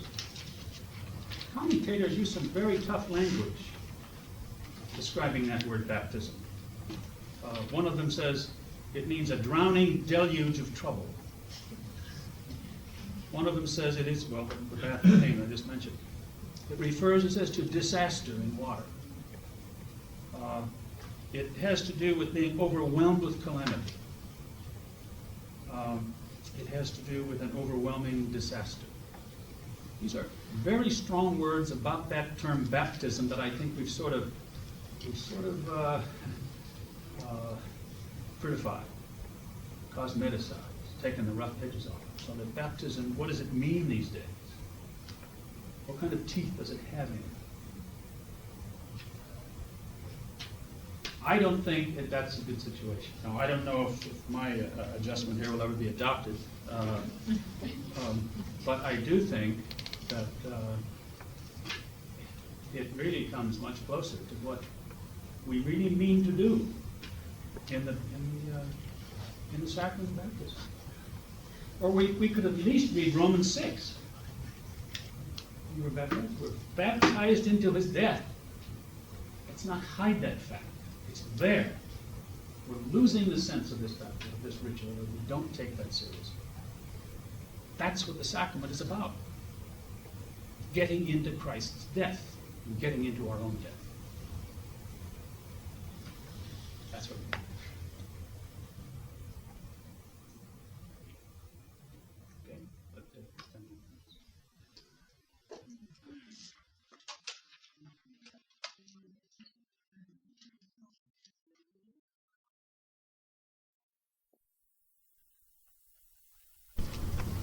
Moved into in our last session is from reflection on the death of Jesus as such, the saving death of Jesus, to the ministry, the identity and the ministry of the church in light of the saving work of Jesus. And I suggested that time that I have found it people very frequently move relatively easy with the material on Jesus, saving death of Jesus, some of the so-called scandalous dimensions of it. But when it comes to the church, it gets more personal. And whereas you would tolerate certain principles perhaps applied to Jesus, when it comes to applying them to the church, there is sometimes a tendency to resist them. Yes, Craig. Just in relation to saying when it comes to church, you mentioned last week sort of means coming to your personal identity in your life. And when that's completed, it's sort of a cloud of gloom come over because I realise that there are so many issues in my life that I put aside, and the more I understand that denying that brother of death entering our life or that growth. And it really means a more profound sort of conversion, a more deep faith, a more sort of giving of self than what I've been comfortable with or used to. So it's sort of shadow over my sort of future a bit, and say, well, it's sort of passing fairly comfortably, even though I thought, I was living a fairly Christian life for the future. If I'm to live according to sort of what we discussed, it's going to be radically. It's kind of frightening to think of that, or it's also not just a mystery. I see it as a mystery. It's going to be pretty, in some way, miserable. That was today's pun. So that's what you think. Not so much really miserable, but I'm sure some benefit will come from it. No, I'm sure. It's just, becoming aware of it. Okay. Maybe in that context, I might just make a comment, because I know usually when this course reaches this stage, people are beginning to wonder if death is so central that the they should be doing most of their life is running out there looking for the next chance to die, so that we can, so that you can enter into this mystery. Well, I think I mentioned one other session there that you really don't have to look around too much for death or the brother of death. They will find us pretty readily, most of us in lives. I don't think that the implication of what we're saying here means that as Christians, our orientation should be explicitly focused day in and day out on the mystery of death as such. I don't think it means that, because if you recall that the focus that the connections I've been making with this material is that the preeminent reality is life. That's what God is offering us. God is giving us the gift of life. That's the preeminent gift in the form of grace and the form of glory, ultimately. What I've been suggesting is that gift of life has within it a paradox. That it isn't just life. It is really life through death. But it is life. And I think as Christians, we don't have to apologize for focusing very much on life. What we have to apologize for is perhaps turning away from life at the point where death emerges in it. That's what we're really talking about. So just look for life, and I assure you, you will find death. Just look for genuine, deep, consistent, radical life. And you will find death, and you will find the brother of death. All that you can handle, all that you want. So the real problem, as a number of the authors have said, is yes, death resistance is behind the scenes operating, but death resistance translates into life resistance. You can handle the death resistance business if you're really consistent about living into the mystery of life. Not selectively, but living into it with all of its complications and all of the presences there of death and the brother of death. Okay, so I've been talking a lot about death, but if only with the idea of enabling us to understand better and enter in better to the mystery of life that God has shared with us. Does that help a little bit? Because I know that with so much reference to death, you could get the idea that we're just supposed to run out and look for death situations. They will come. But I think that at that point where life takes on the shape of death, that we have to embrace life. If you really embrace life, you'll be embracing death. There are sort of two implications that I saw from it. One was in light of the reason I wrote an article for tonight about the Eucharist and the eternal life. And as much as what he says inspired me about the Eucharist and makes put it into everyday life, it almost becomes a passive role we play. It's like we actively enter into life, but passively accept whatever happens in life. I didn't see any real energy sort of, okay, make a statement, make a stand here.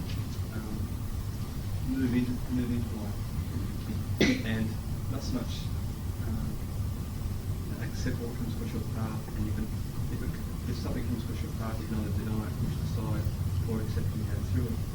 And it seemed to be sort of not saying it explicitly, but sort of saying, well, it's a passive life. And I didn't really see much coming from that. To say, make a decision and go. And I'm just saying it seemed to focus on the passive, us being passive. Yeah, I don't think this means being passive at all. But, even you used the term decision. You know, we talked about decision before. Make a decision and go for it. That's a death. That can be a very heavy death experience because of the alternatives that we cannot choose and so on. So that is very active. It's very active making a choice. But in the activity, there is frequently a death mystery. And I don't think that Ron is talking about passively from your end. He's talking about actively accepting. But when he says except death, he means the death that is joined to life and that leads to life. It isn't just death by itself. But he wants to bring out very strongly the fact that life, as understood in the Christian context, is not life hermetically sealed off from death. Death is tied into that, and the key to reaching the depths of that life, the limits of that life, is really dealing with the death mystery. The other implication was that, you're saying it's not so much to focus on death, sort of ending the death and ending life, but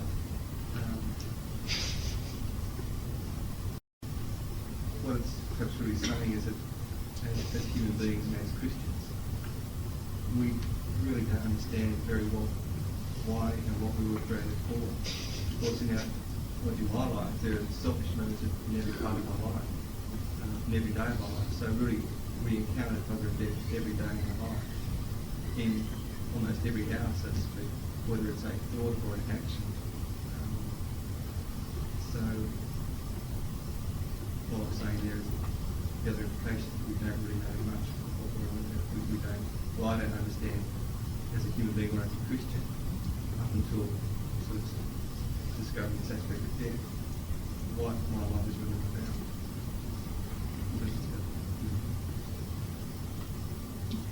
That's really just a comment, right? What Yeah, that's That's what we've been trying to do, is show that organic connection between them. There's no one that really takes that more seriously than I know today, writing professional theology in America.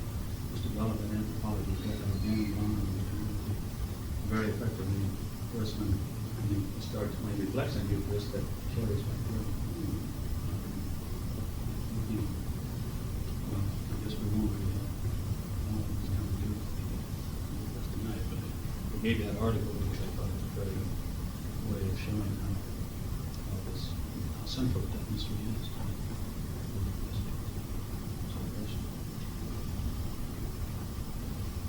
I would just like to make a comment on that Brown article. I found that reading the first part, I didn't like it a bit. Confronting death and then falling to life, things were Brown is saying. You're right. Extremely pessimistic, I found it. No hope, no joy, no, it was all bleak, bleak, bleak.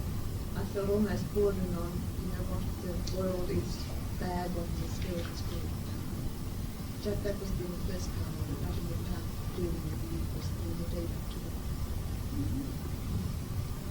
I'm not exactly sure what particular thing you had in mind or caught you there. Just, you mean some of his strong statements on... Very strong statements in the introductory, couple of pages. He painted a very bleak picture of the world that you really wouldn't want to be in. That was all the world was. And yet that's where we have to live our lives in the world. And that was very sacrificial. Did anyone else get that impression from that piece?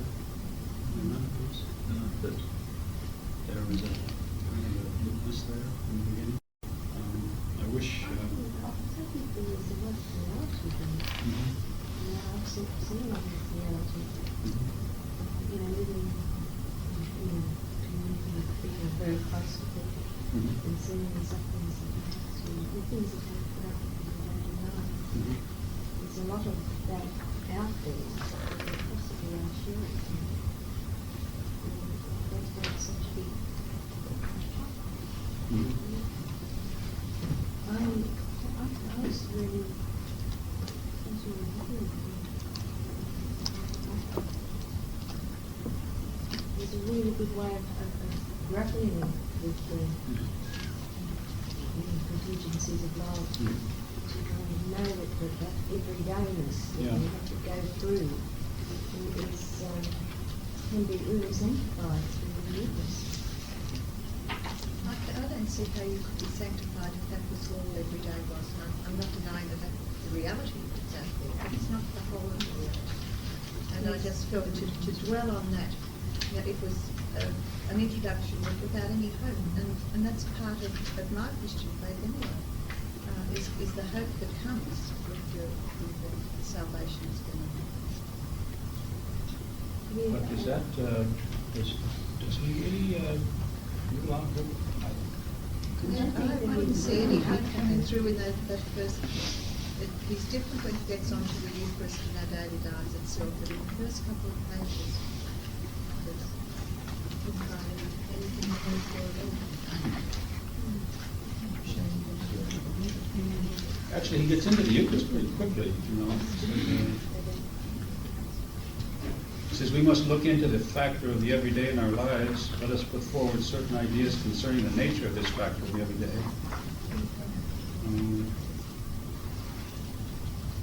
He says, very soon, so it seems, we find ourselves leaving the sphere of the sacred, constituted by the presence of God, to go out into the world, the sphere of the earthly, the sphere of the everyday, where everyone pursues his own desires and aims, where the struggle for life is waves. The moment we leave the sphere of the sacred, we enter into the sphere of the everyday. And in this world, God seems to be remote. Is that what you're talking about? Yeah, and that thing continuing through. No, he says God seems to be remote. I don't think he's saying God is remote. He says the shape of life in the everyday doesn't often remind us, perhaps, of the presence of God. But I think he's talking about the way things appear more than the way things are, it seems to me. He says, truly the world of the everyday is a world that is remote from God, and yet it is this world that we must constantly enter. Okay, so there he does seem to speak of a world that is remote from God. It is precisely the world of the everyday, and for those who come out of the sphere of God's sacred presence into everyday life, the element of the everyday is so profane, so remote from God, will in fact even be more fleshly oppressive. Is that the kind of thing you were talking about? I think in that context, I think you have to read him. You said even at the end of the whole, if you read the whole article, you don't get that impression. And it may be that some of the statements there at the beginning are maybe a little bit overdrawn. It's possible. But I think it is important in an article like this to read him in context, because I can assure you that Honor certainly doesn't intend to leave out the factor of hope. Matter of fact, I think in many ways you could say that he's one of the most optimistic of theologians, precisely because he sees in those aspects of life that are the heaviest and the most troublesome and the most fearful and so on, he sees in those very aspects opportunity for transformation.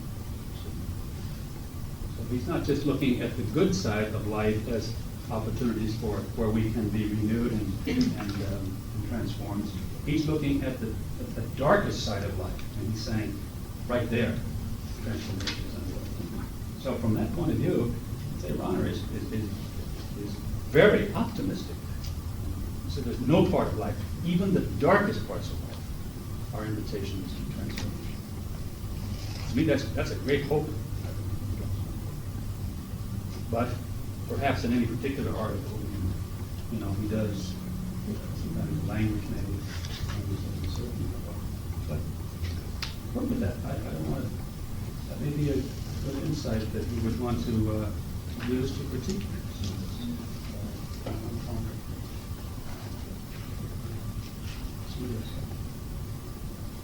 No, it's just a comment on the previous statement you made, Bill.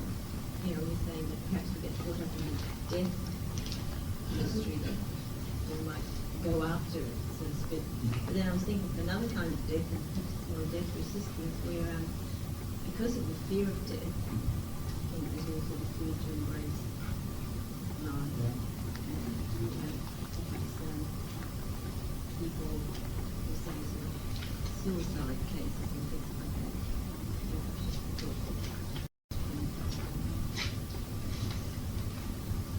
Yes.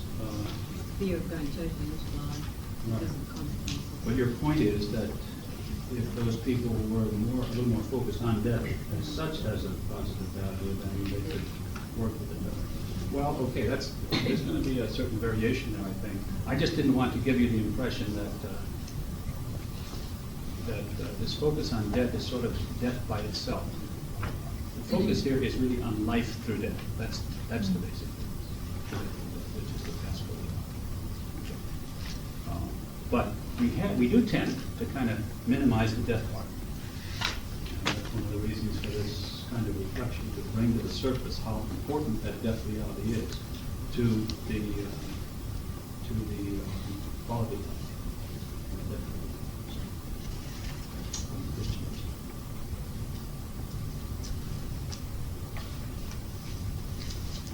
The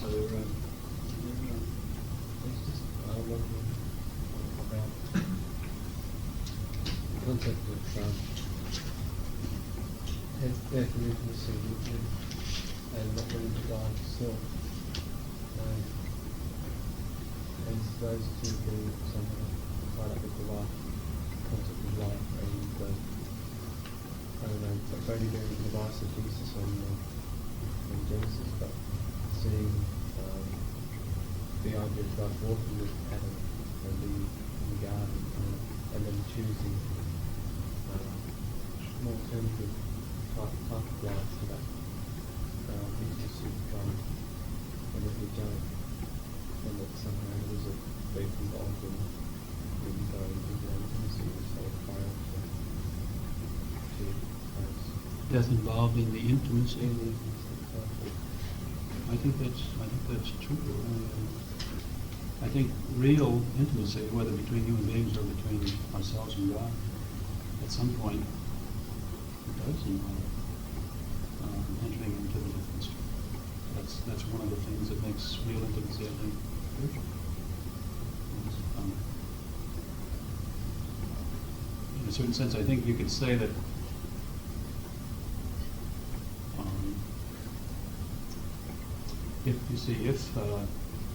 if death was there from the beginning, if we were mortal from the beginning, and take even a further step and say, what if that mortality is not just there, but it was there as a component part of the gift of life that was being offered us? Well, that gift of life involves intimacy with each other in some sense, and with God. So the point where the intimacy touches on death, perhaps is the point where we pull back. And I have a sense that right from the beginning that was true. That was, you get that breach right from the beginning that the original ancestors there are kind of looking at themselves and thinking about God and saying, well, God is immortal, we're mortal, how can we be intimate with God in that situation? We're not very comfortable with this mortal situation. We want to be like God.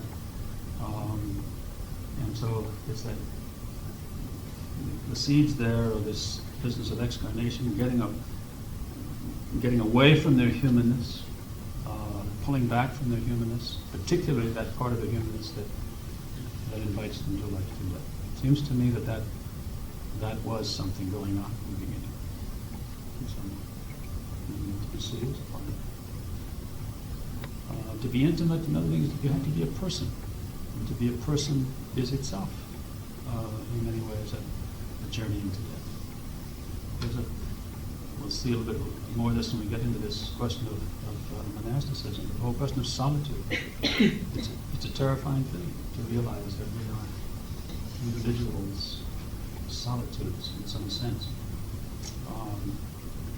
And sometimes we jump too quickly into relationships or think the relationships will give us our personhood. Sometimes those relationships do help us, obviously.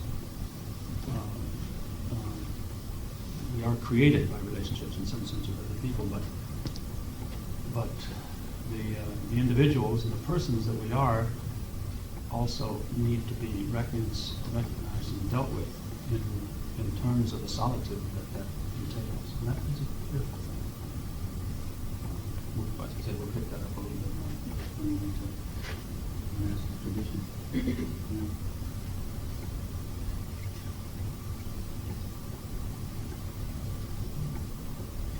of the things I was trying to do last week was to run through the things, the basic things that have to do with our Christian identity. Basic orientation points that help us to understand who we are as Christians. The first point I mentioned, that we are people of the wound, talking about the side of Jesus, the church in some sense, born out of the death of Jesus, out of the dead Jesus in some sense. Those are very powerful words. How will the church ever get away from the mystery of death if our very birth was out of Jesus dying? We can only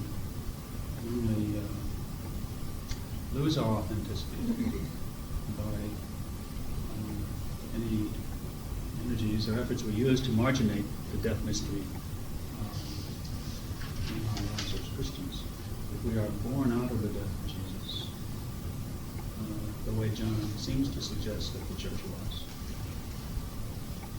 was. So we're people of the wound, we're people of Pentecost,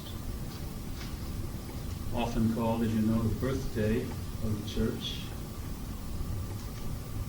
And here again, you have a dynamic where death is operative, where death is a major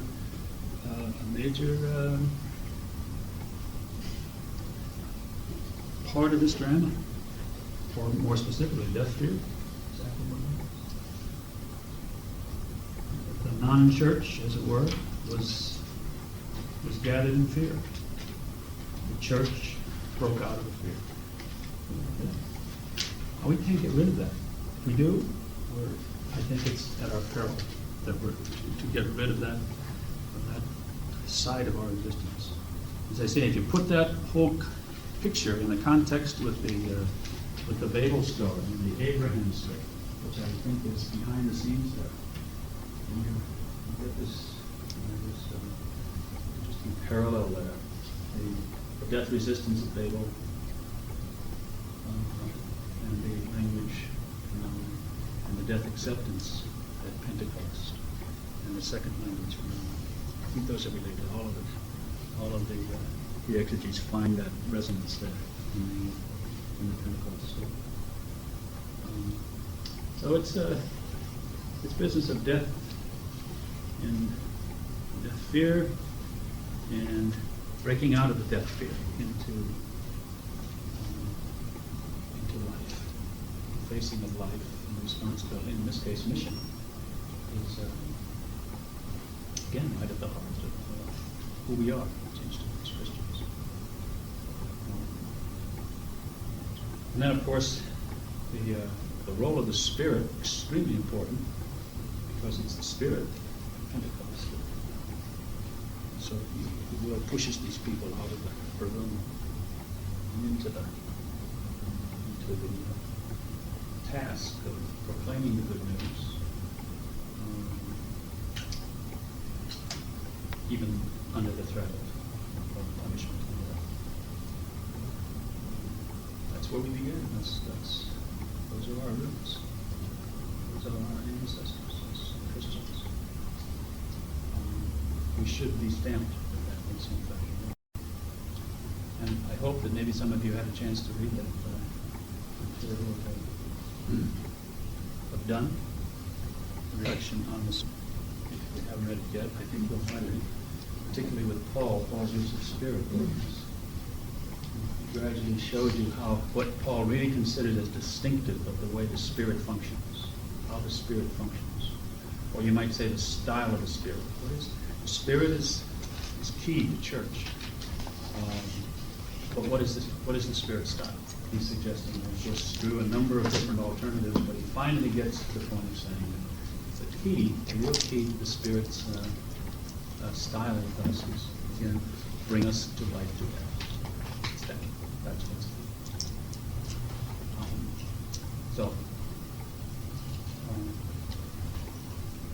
That part of that picture. The people of the rock, to me that's more and more important. I don't know how helpful that particular notion was for you, but to me that's becoming more and more important because I'm very aware that that text in the past wasn't dealt with as pointing to this particular question of the identity of the church. It was more the identity of the hierarchy, or the identity of Peter, or the identity of the popes. This really touches the identity of the church as such. Many would say in that setting, Peter is dealt with as a corporate, not just as a person, but as a corporate personality. In other words, Peter is not just Peter, but Peter is church. Okay? Peter is church there. As Israel, as you know, is both an individual and a nation. That Peter is acting there, or is being dealt with there as the Christian community as such. So Peter is important for our identity, I think, not just because of the role that he played in the early community there, the role of leadership and so on, but this business of Peter as rock. Peter, that isn't just his designation, that's our designation. The people of the rock. And if we take that, that statement seriously,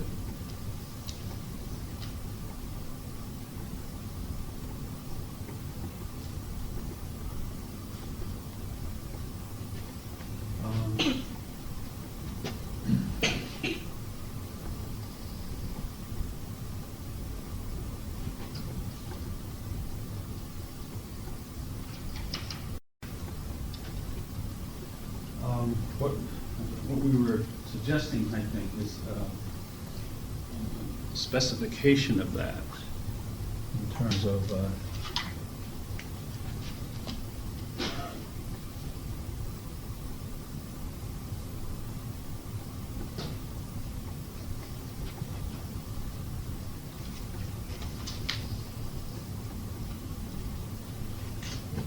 for me it's helpful to translate it because I think if the material that we looked at last night, if there's any validity to that, the validity is that on this rock of living into the fear of death, which is what counteracts the gates of Hades or the gates of death that try to prevail, on this rock of living into the fear of death, I will build my church. That seems to be the meaning of this particular analysis or interpretation that the text is bound. So that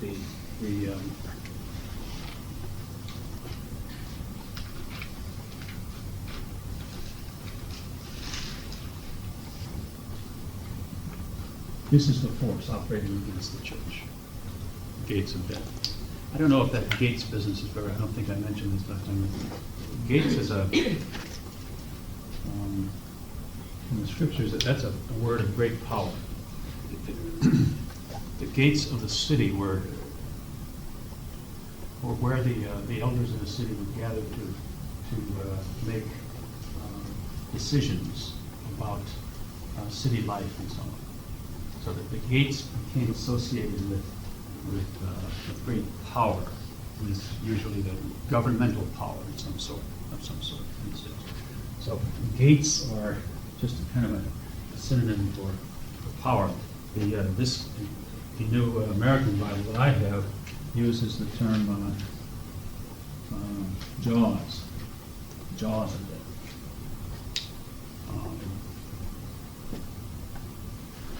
2 years ago we had the films, Jaws, and every time I would see that advertisement that the big shark coming up, the Jaws there, like this. It is a fearful thing to see the jaws of death do understandably frighten us. But what if those jaws are Satan's prime instrument in establishing his kingdom? If it's his prime instrument, but if we're wrong, meaning able to live into the fear of death, then we can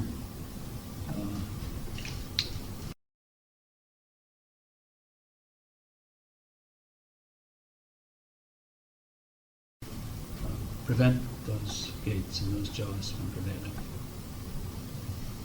So there's a lot packed into this. Did you hear the Jesse Jackson excerpt from the speech he made this morning? It was a very beautiful example of him living into the fear of death, because he named his illegitimacy, he named the lack of a surname, he named the fact that people told him he wouldn't achieve, he named all those brother of death experiences in a highly emotional way, and then said, but if you take what everyone says and hold your head up high and walk up straight, really the gates of death don't prevail against you. It was a very moving, and he spoke then on behalf of all the dispossessed and marginated people in the world. It was really a fine example of living into the air. Yeah, that's true. I didn't know that about him, but it's true. He had a great teacher, of course. Who was that? Martin Luther King. I thought he was a new Martin Luther King, and I didn't know that, and I thought, well, he'd get assassinated. But I don't know how. I'm sure many of you are quite familiar with some of the life and the writing and so on, the background of Martin Luther King. But Martin Luther King was well aware of this dynamic. Well aware. So he was deeply into this. It's also a time with social justice too, in the sense of Amos, where they made decisions about who would get what, and they were protesting that they were murdering the dispossessed and that sort of thing. So it sort of ties into that a little bit. It's a bit off the point, but in the sense of the actual gates of death, actually sending people through the structures of society into death. And the gates of the city are similar to the law courts of what functions in law courts happen in the larger state, larger modern state. They portion goods and things like that. So it certainly ties into social justice. You see, sometimes Dr. King was, very often he's associated simply with challenging the structures of society, which he did. But if you get into some background on Dr. King, you know that he did not see the structures, however oppressive and destructive many of those structures were, at the bottom level of the pathological universe. He saw this. There's no question. He was very deeply aware of this dimension.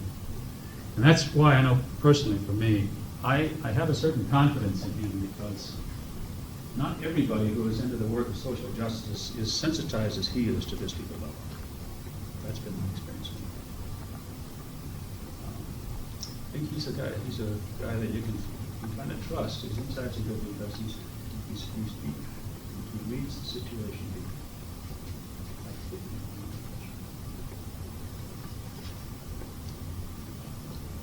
There's a great film that from Montgomery to Memphis, which is a kind of a pictorial film account of the main parts of his ministry, of his assassination and burial. And there are some great speeches, excerpts of speeches. He knew what it was to live in the ministry of death, and he knew how destructive it was to run with him, and how that destructiveness flowed over into the way we shape society.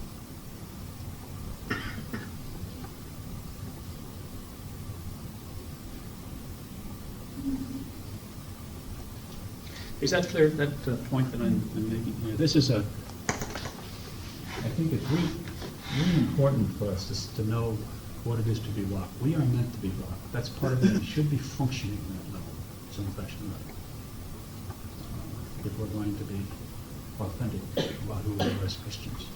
It's ironic and a little bit reflecting on this. And learn a lot from that when Peter was told he was the rock, there was nothing like a rock. That's right. He was putty, as we said, basically. To the stage of being the rock, which is consoling for us, because we have to struggle with it all our lives, really, to become the rock. And we haven't become the rock. So Yeah, it was really a great move to make a man with his status in the church, to pick someone who had to work through his weakness in order to achieve what he did eventually. He wasn't rock from the beginning, any more than Abraham was. I think Abraham grew into being rock. Yes. So last week you mentioned that the ark living on this rock was not the basis for apostolic succession, but there was another point that you suggest. The implication was that followed from another. Yeah, I think there's a lot of evidence in the Acts of the Apostles and in the Synoptics where Peter is given the place of privilege. There's no question about that in the apostolic community. He's always referred to first. He's selected here. Even this dignity reflects how important he was in the community. Now, whether or not even those other quotes, whether just exactly how you form the argument in terms of the so-called primacy of Peter and so on is another thing. But I think what Burke is trying to do in the article that he wrote was just to suggest that this particular, if you base it on this, you're not going to do a good job of establishing the primacy of Peter. I'd have to go back to the article itself to refer you to the particular text that he refers to. A number of those texts are in Acts of the Apostles that speak of his role of primacy in some sense in that apostolic community. So this is not an attack on the papacy, is what I'm saying. It's not an attack on the primacy of the church. It's just of Peter's role. It's just kind of saying here is a rich text that we haven't been adequately taking advantage of in terms of our own Christian identity. That's why I think this is important, to get this text into another framework where we can see it for its ecclesiological implication. The church built on the rock. It doesn't make much sense if this is not the ongoing threat, the basic ongoing threat to the church, the ongoing threat that whatever kind of powers of evil are operative in the world are making use of to diminish Christian significance in the world and to accomplish to keep firming up the kingdom of sin and Satan in some fashion or other. But if that is ground level, if death resistance is ground level to the whole pathological universe, then this puts them up against each other. The church's rock is over against this kind of pressure that the church will always be under. Incidentally, I talked about last week before the question of the temptations in the desert, Jesus' temptation. I think there are parallels for the church.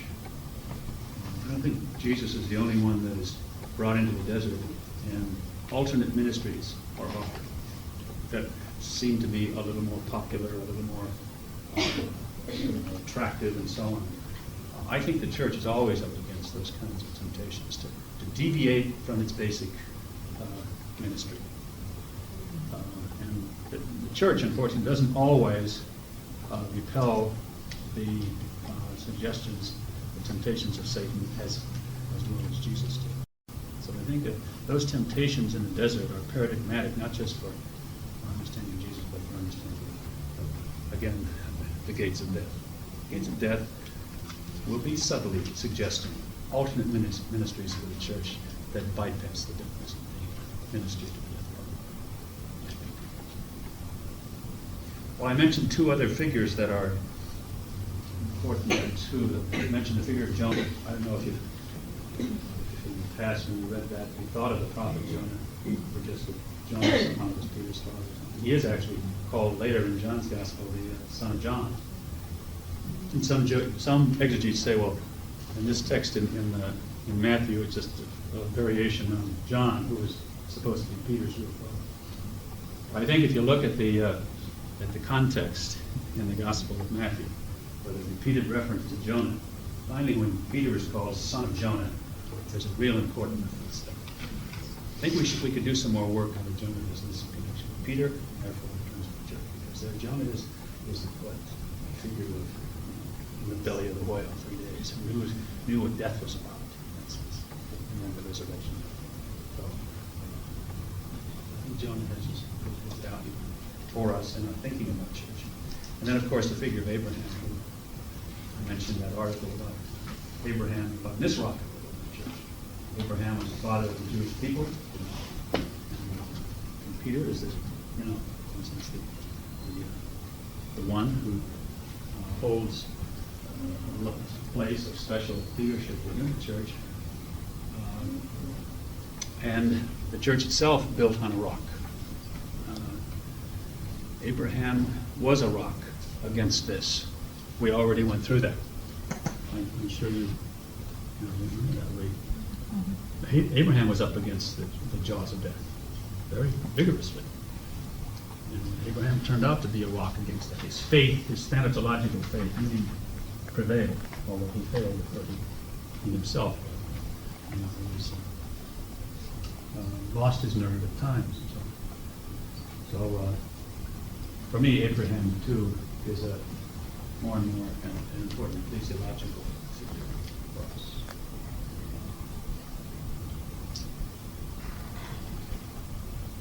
Any other questions?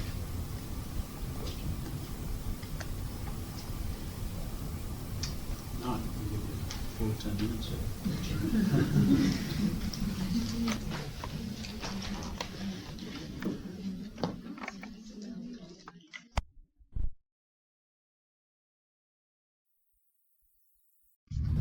Obvious points to consider when you're looking at the Christian reality and asking where the mystery of death is focused, where it comes through with some kind of prominence. Martyrdom is one of the obvious mysteries that we inevitably think about in that context. What is one of the obvious context or connections of martyrdom with baptism?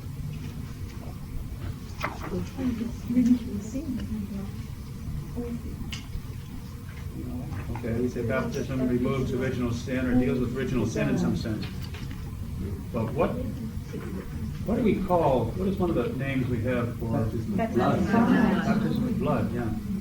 So that's not accidental. That connection of baptism with martyrdom is a rather significant point, I think.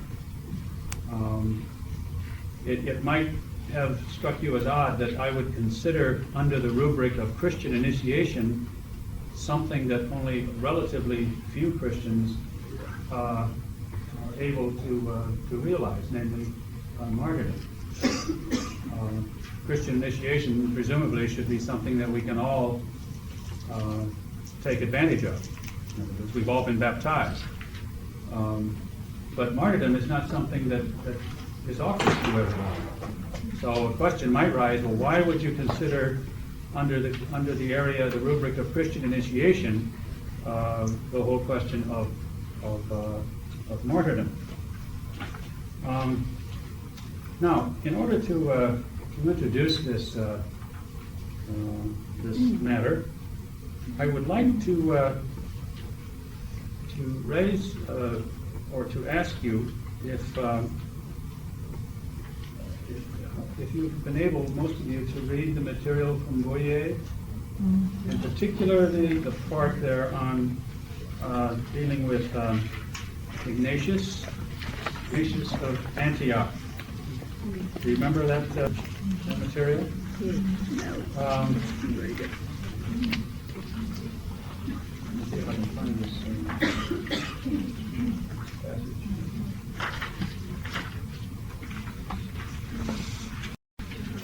Yes.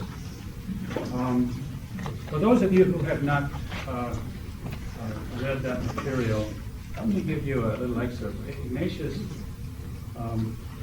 was martyred in the year 110.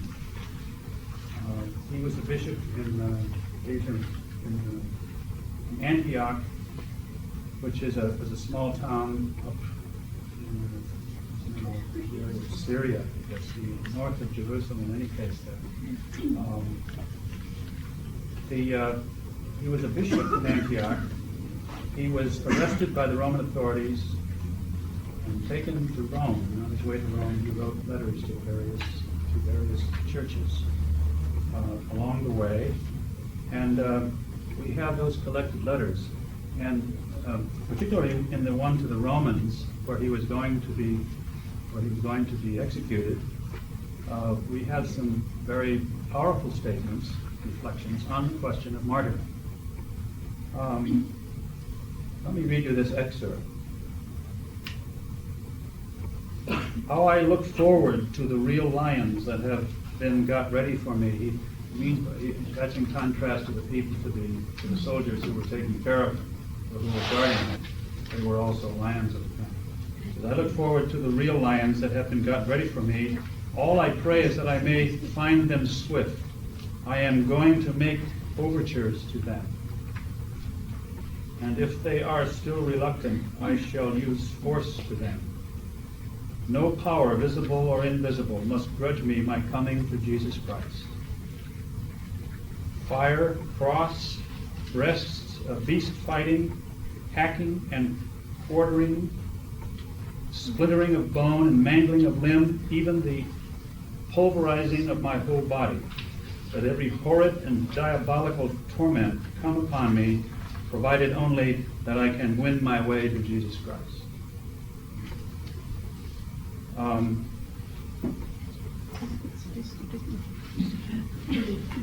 right, that's what I want to ask.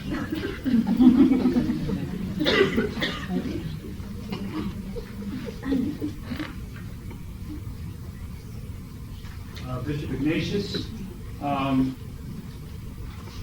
Bishop and Martyr, and I gave you a series of a commentary that appeared in the NCR on another Catholic Christian martyr, Bishop Oscar Romero, 1980. Both Christians, both committed believers, both martyrs.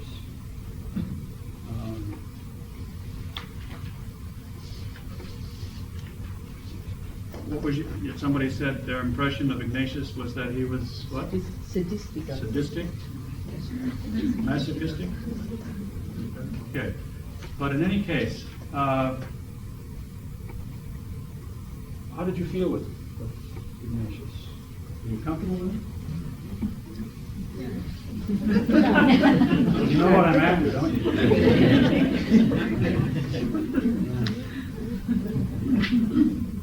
Does he come on a little too strong? Okay. Don't be afraid to be scandalized. We all are in some way.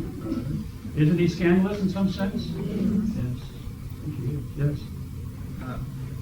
What gets me is that his conviction is so strong. His conviction is strong. All right. It sort of overtakes the feeling of death. Pardon? That his conviction for his mission overtakes the element of his death. It's his soul thinking of what he's doing. You've got to say that the guy has really deep faith. Huh? He's got deep faith. But doesn't he take death just a little too seriously? Read the section now from Bishop Romero, also a martyr.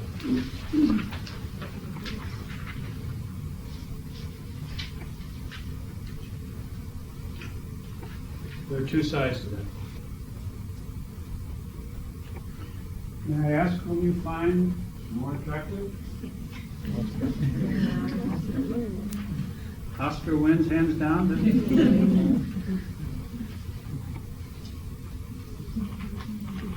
What do you think makes Oscar more attractive than Ignatius? He's a hero. He's stressing the life. Just more positive approach.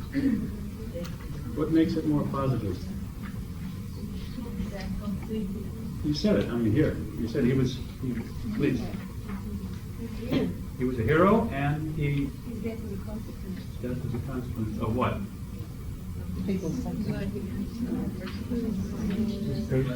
Of his ministry, wasn't it? It's a consequence of his ministry. Now, when you say this man is more attractive than this one, notice what may be the cause of your attraction to one or the other. Are you attracted by the consequential martyrdom of Romero? Notice the way it's put. Oscar Romero is dead, a martyr, rejoice. He is dead because he was with those who needed him. He said, in El Salvador, we all run the risk of death. I have to fulfill my duty of speaking up and saying the truth. Afraid? No, not exactly fear, but fearing or not, I have my duty. Oscar Romero is dead, a martyr, rejoice. He is dead because he spoke up for the community. All of which is true, isn't it? Yes. Okay. What would you say is in this view of martyrdom, what would you say is the heart of it?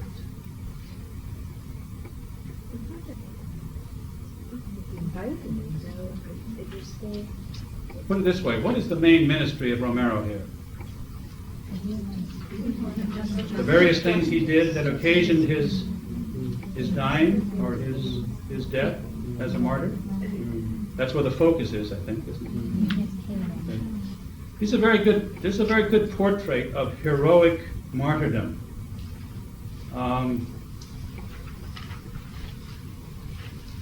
Remember now, these are not Romeros. This is not Romero on Romero.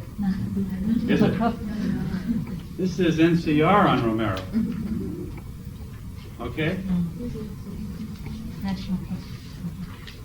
This is the National Catholic Reporter, the American Catholic newspaper. Okay? That's the National Catholic Reporter estimate of martyrdom in the case of Bishop Romero. What about in the case of Ignatius? What kind of martyrdom is here? Is it the same as this?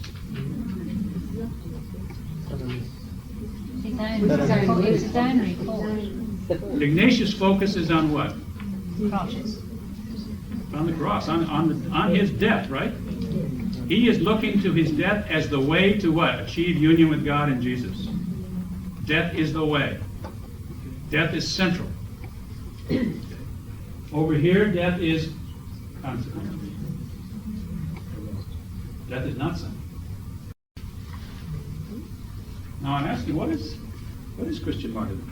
Is Christian martyrdom really more reflected in this business of death that comes as a consequence of a heroic ministry of some sort?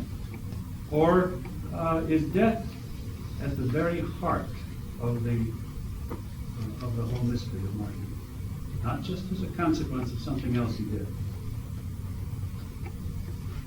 The reason I gave you both of these because I wanted you to give you a sample of another area of Christian life that I think is being very easily and subtly scandalized. The question of martyrdom. The reason why this is more attractive, this particular approach to martyrdom is more attractive, is because he died, but after all, he did something. He was doing good things, and he died as a consequence. So his death it's tragic, but it's reasonable to die if you're doing good things. You're taking important risks and so on. Nothing terribly scandalous. Nothing scandalous at all about that. Unfortunate, tragic, but not really scandalous. But when you read Ignatius, you were scandalized by how seriously Ignatius keeps the death mystery right at the heart of what he is aiming at, doesn't it? And isn't that why you were uncomfortable with him? He takes death, he puts it right at the center. You say, well, he's masochistic, or he's too negative, or something like that. Again, you see, it's one thing to go through Jesus and put the scandal back into Jesus' ministry, but when we look at martyrdom, something that's a part of the church, we say, well, if we want to put scandal back into martyrdom, why can't we just live with consequential martyrdom,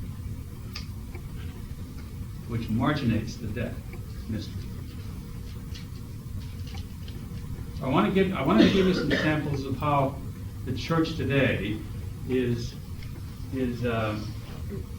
inclined, I think, to look at martyrdom in this fashion. And I suspect that many of you are inclined also, if I caught the flavor of the group.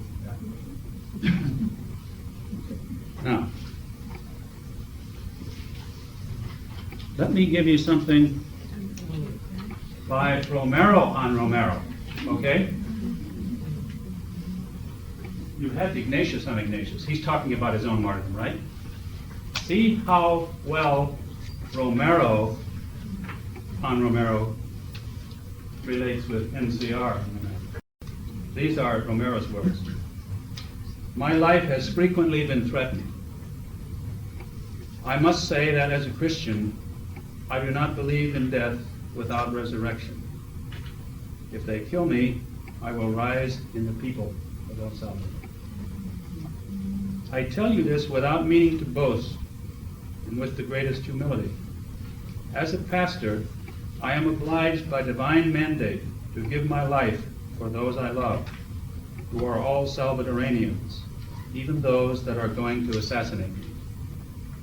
If they complete their threats, then I offer to God my blood for the redemption and resurrection of El Salvador. Martyrdom is a grace from God that I don't merit. But if God accepts the sacrifice of my life, my blood must be the seed of liberty and the sign of the hope that will soon be a reality. My death, if it is to be accepted by God, is for the liberation of my people and a testament of hope for the future. You can say, if they kill me, that I forgive and bless those who do it. Yes, I hope that they would convince themselves that they are wasting their time. A bishop will die, the church of God, that is, the people, will never come to an end. Is that the same as the NCR? It's actually a little bit closer over here, isn't it? Now, I will grant you that maybe Ignatius gets a little bit carried away with his rhetoric at times. I think you might be able to make that case. But if you're talking genuine Christian martyrdom, I'll take Ignatius any day over this, which is a neat little way of pushing the whole question of death right to the side of martyrdom. What's important about a martyr is that he was doing good things for people, and of course, then unfortunately died. Heroes don't have to die. Consequential martyrdom doesn't even have to happen. It'd be better if he had lived and kept doing all these good things for the people. His death wasn't necessary in this particular view of things. But obviously, for Ignatius, death is very necessary. It's the key to reaching union with Christ. There's an organic bond between the death and reaching life. Ignatius sees that very well, and I think Romero sees that very well. He speaks of his death as the seed of liberty, in those organic terms. You see what I'm getting at? This business of descandalization within Christianity can be very subtle. I think there are relatively few people that would pick up that NCR, read that account, and realize that they were being given a very minimal, not even minimal, I would say, just a false picture of the Christian martyr. Would you agree? I think most people pick that up and just say, yeah, that's great. It's attractive, you see. Death over here makes sense because he's doing something good and dies as a consequence. Death over here is right at the center. You say, well, you can't just say death itself is the mystery, which Ignatius does, and which Romero does. In some mysterious way, it is the mystery of death that leads to life, and that's exactly what they're focusing on. Now, that is a little bit scandalous, though, isn't it? And so I ask you to think about that. As I say, this business of scandal, the kind of scandal that really makes a difference is the kind that's subtle. It seeps into our bones. We don't even know it's there. And we pick up our Christian life and live it in that relatively inauthentic or superficial fashion that results from that way of thinking about the question.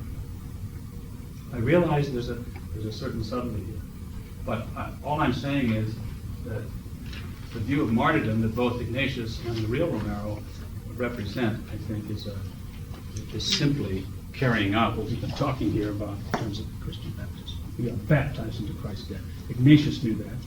Ignatius knew that that was the way to fullness and the way to life, and he followed through.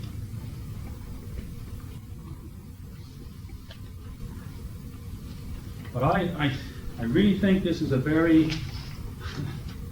serious thing. I say it's serious because I really believe that the martyr is extremely important for us as Christians. If the martyr loses his or her proper identity, we are going to lose ours. The martyr is not just another person in the church. The martyr is an extremely important person in the church for Christians to measure themselves against. So that's the concern I raise here about martyrs. We've got to protect the martyrs. We've got to be sure that the martyrs are properly understood.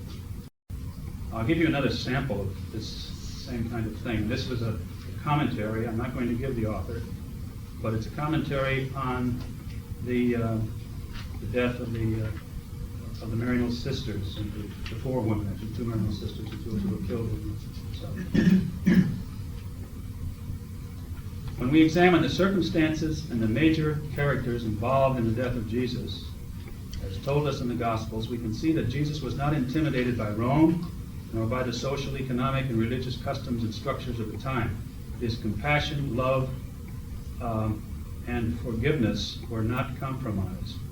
We know the consequences of this crucifixion. This statement was made in reference to the women who were killed in this outbreak. But it's basically simply taking the pattern of Jesus as Jesus' own death is consequential and using it as a pattern for measuring the martyrdom of his sisters or women.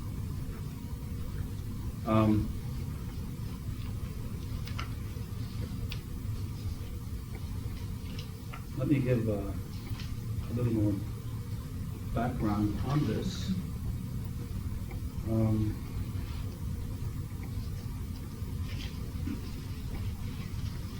This is common.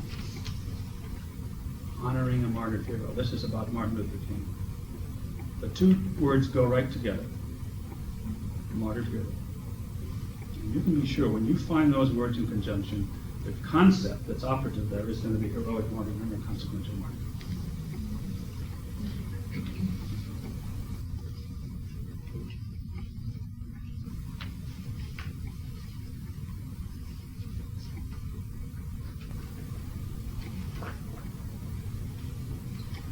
This is a comment by Frederick Grant in his book on Mark's Gospel, the earliest Gospel is the title of the book.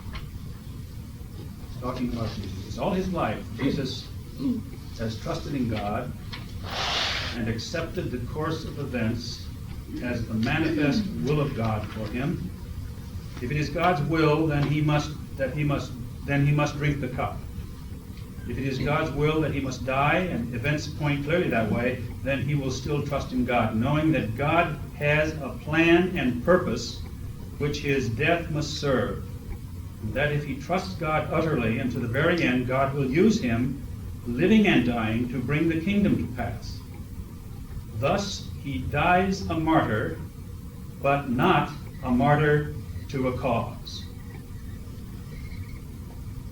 like the Maccabees or the early Christians. This martyrology is different. Jesus dies because he cannot free himself from God. Very similar to Ignatius. In other words, this death is mysteriously connected with the union with God. The mystery of death itself is the key.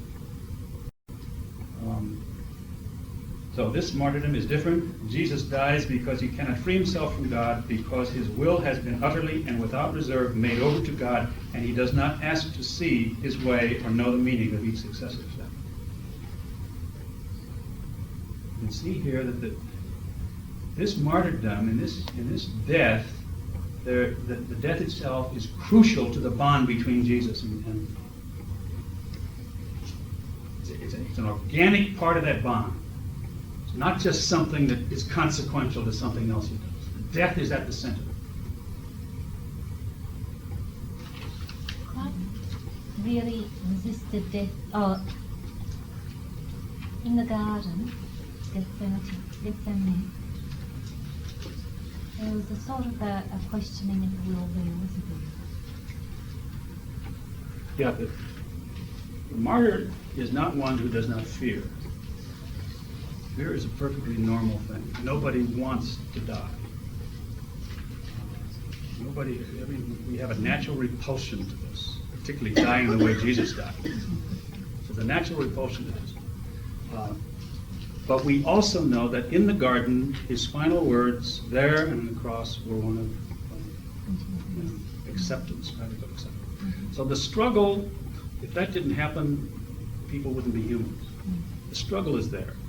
The pain is there. The repulsiveness of the thing is there.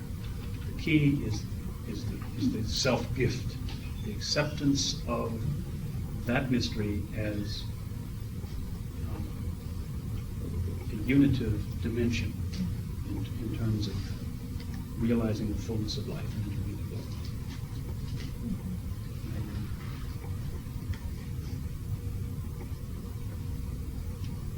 I see another text here.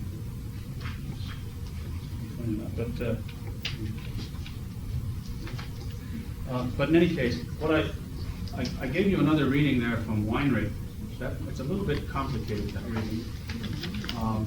He's talking about the spirit in martyrdom, and he's talking about different patterns of martyrdom between the Old and the New Testament.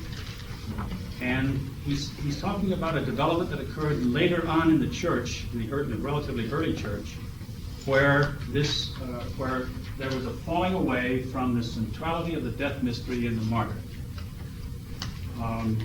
So this tendency to descandalize martyrdom, which is what happens, I think, in this case we have with Romero, this tendency is a very old one. It isn't anything brand new. It's been going on in the church a long time. So if we're caught up in that in some sense today, we don't have to apologize for being the only generation that has struggled with this particular reality. There's an attractiveness to making martyrdom something sort of sensible, in the sense of heroic death and so on. Precisely, it's sensible because death is not at the center. When you put death at the center, then you get into that business of uneasiness, the fact that death is being taken so seriously. I'd like to, there's a couple of passages here that I would like to read from one of the finest commentaries, I think, on this whole question of martyrdom. It's not entirely up to date, but it's included within Karl Rahner's On the Theology of Death. This was published in English in 1961. And there's a chapter in this book on the question of martyrdom. I'd like to read a couple of passages that touch the issue we've just been dealing with. One is very much tempted to say simply, whoever risks his life and in spite of its sacrifice remains faithful to his convictions, proves that he takes his beliefs very seriously. Now that's the pattern that we have in the NCR. His conviction would have to be such in order to inspire a death-defying hero. So Ron is very well aware that this hero model for martyrdom is being talked about and thought about and so on. Then he picks up the same theme a little bit later. He says, there is the death of the fanatic, of the hero, of the sectarian, and also of those many others who may die courageously and freely, although we may pay the tribute of our respect to the shocking and unspeakable enormity which is manifested in those deaths, yet as Christians we do not attribute to them the same objective dignity and meaning which we recognize in martyrdom. In other words, he's saying very clearly that consequential death, heroic death, is not martyrdom. However, true it is that most martyrs are put to death precisely because they do things that get them in trouble, obviously. The way their death happens is obviously consequential to their ministry. But he's saying that if we leave it at that, we haven't caught the essence of Christian martyrdom. Okay. And then there's another text along the same lines where he says,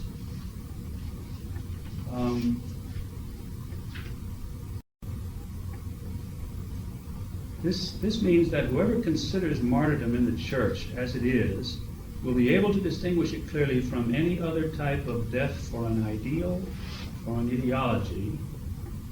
That is, he will be able to realize that Christian martyrdom is not merely one among many cases in the world and in history in which one holds his convictions unto death, which is what this implies.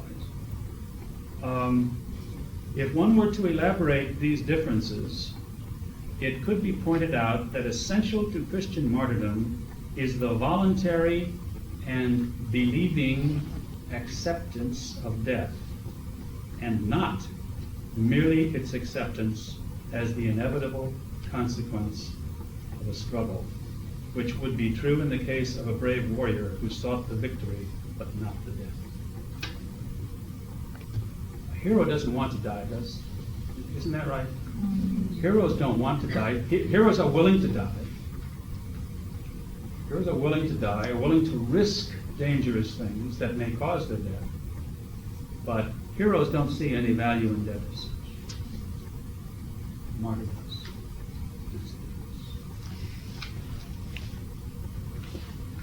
You see how he's ruling out consequential martyrdom? He used the words even. Okay? He pointed out that essential to Christian, it could be pointed out that essential to Christian martyrdom is the voluntary and believing acceptance of death for the kingdom, and not merely its acceptance as the inevitable consequence of a struggle, which would be true in the case of a brave warrior who sought the victory but not death. You see, when you seek death, that's what makes us nervous, right? So why would you seek death? I can see you would accept death doing something that's risky. But why would you seek death? Just go back to baptism. Because death is the only way to life. That's why it is. And that's why the martyr seeks death. It's a witness to that, to the centrality of the reality. That's what it's.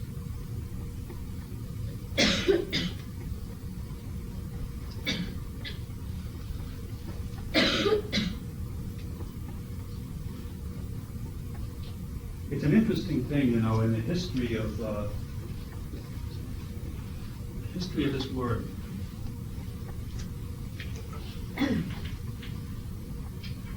The Greek term martyr simply means witness.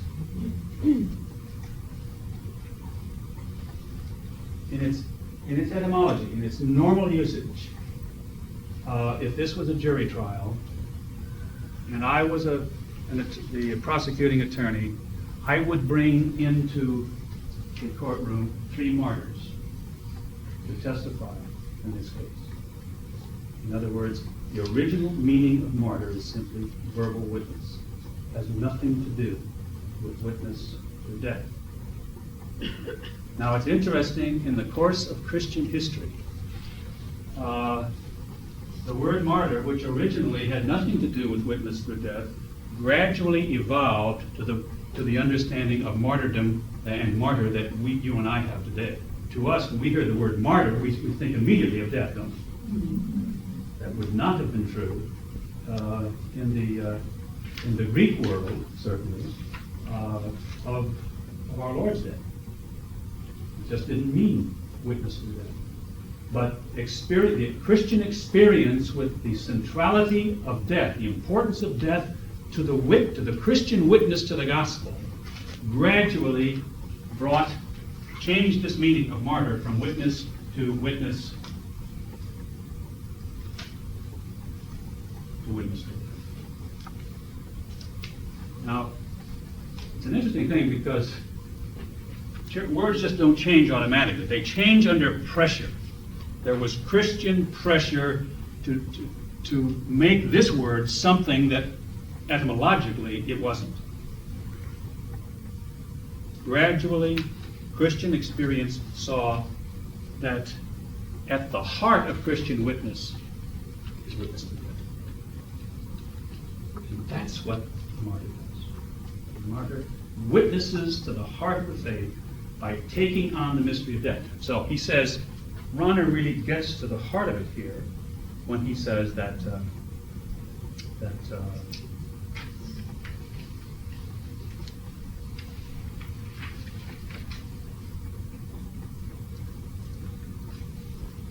essential to Christian martyrdom is the voluntary and believing acceptance of death.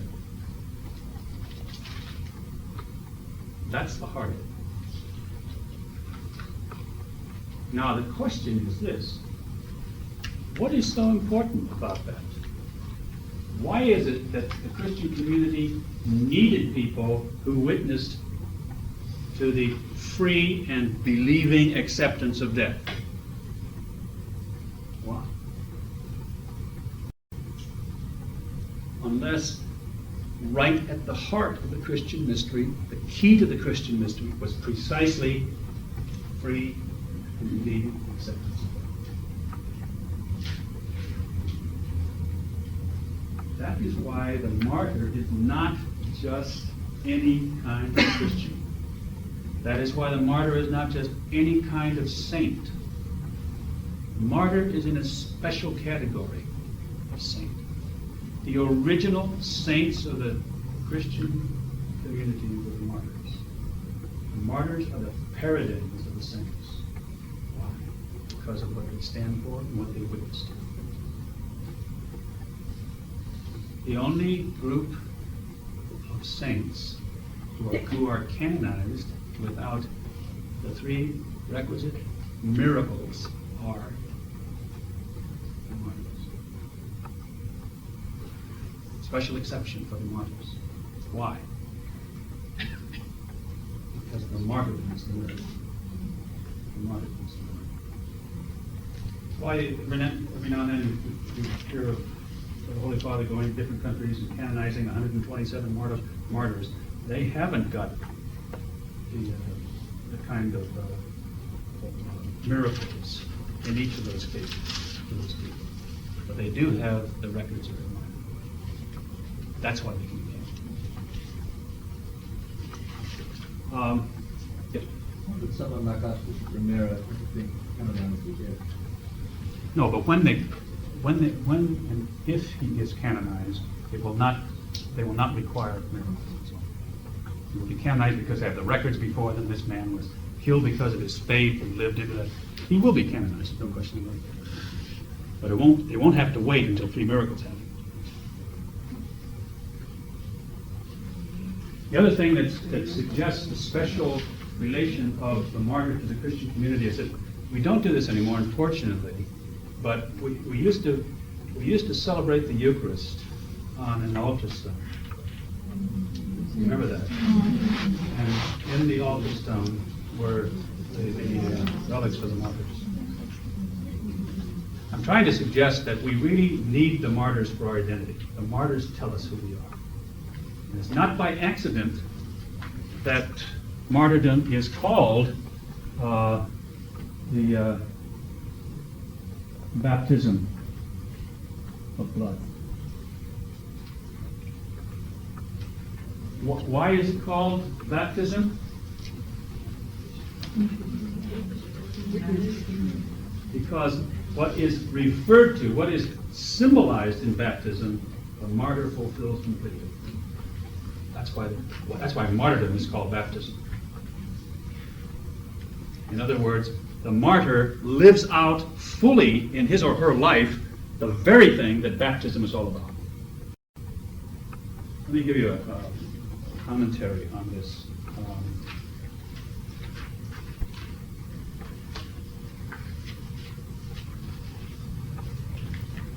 To some of the baptized, there is given the opportunity to mean their baptism to the fullest extent, to realize visibly what it means.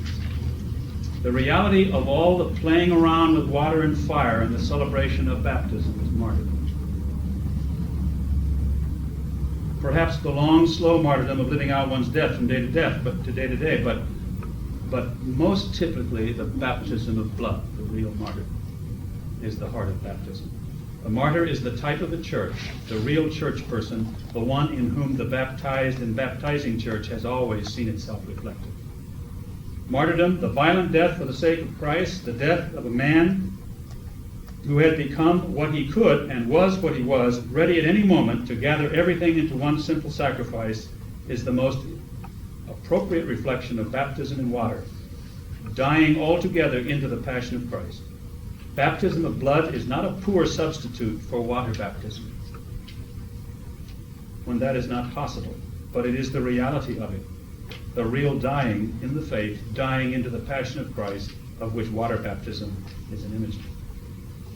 You know, it is interesting, we call martyrdom baptism of blood, and yet Bronner calls martyrdom the supersacrament. The supersacrament, because it represents in itself not just the externalization or ritual, but the realization of the ritual in one instance. I know myself, I've often thought that it would be, well, let me read the rest of this. In water baptism, says Aquinas, the passion of Christ works through a sort of figurative representation. In the baptism of blood, it works through the imitation of the deed itself. And so martyrdom is the highest form of being baptized. Sometimes we think of baptism of blood, and we say, well, gee, if you can't have baptism of water, then I guess baptism of blood will suffice, you see. We get into that mode of thinking, as though it's a second-grade form of baptism. But really, it's baptism of water that's second grade. First grade is martyrdom. It's directly related then to Christian initiation to our identity. In fact, I often thought it might be more accurate to speak of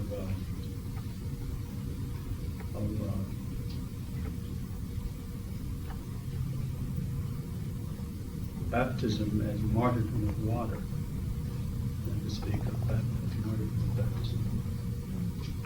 Because martyrdom tells us what baptism is about. It's the best commentary we have on baptism. And therefore, on what it is, that the right that we receive that brings us into the Christian community is a right that is lived out most perfectly when the martyr freely accepts death. Why is it? What is so important about the martyr's death? What is very special about the martyr's death that makes it central? It's what? Free, yeah. Does the martyr have to die? No. If the martyr dies, it's because the martyr freely accepts it. The martyr can always make a decision to get out. So that's the reason Bronner focuses in on the question of martyrdom as the free and believing acceptance of death. It's the fullness of death acceptance in a free and believing way. The martyr accepts death freely. And again, Rahner sees that as the key to all Christian death. Not everybody dies the death of a martyr, but if we are Christian and living the Christian life adequately, everyone is committed to die freely to win his truth. In other words, to do what the martyr does, but in his own particular, or her own particular way. We all are committed to taking on the mystery of death in a free and radical sense.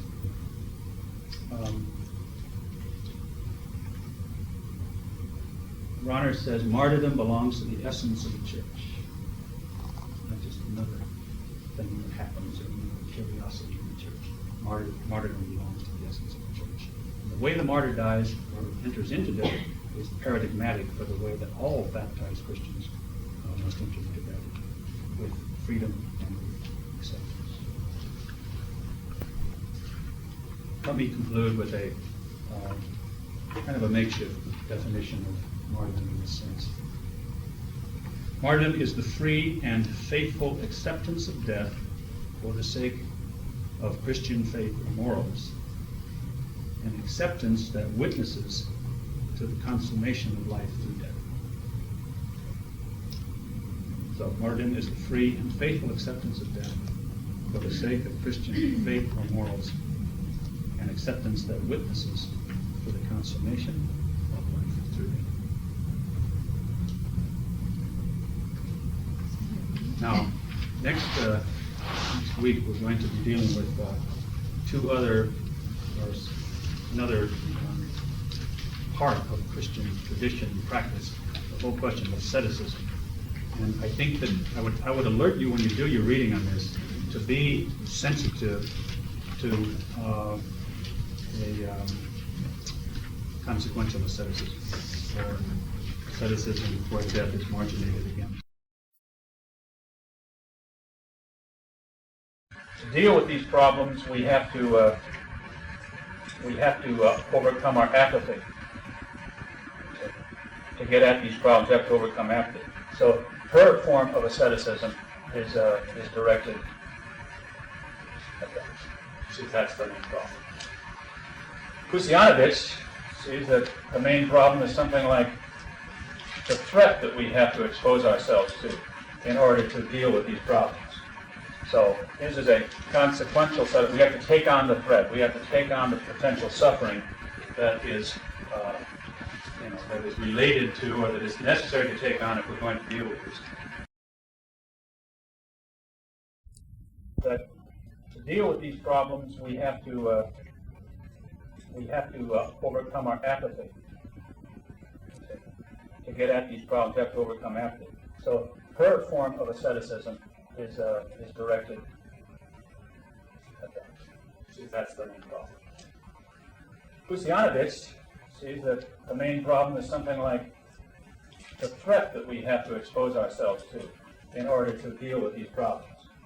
So this is a consequential set of, we have to take on the threat. We have to take on the potential suffering that is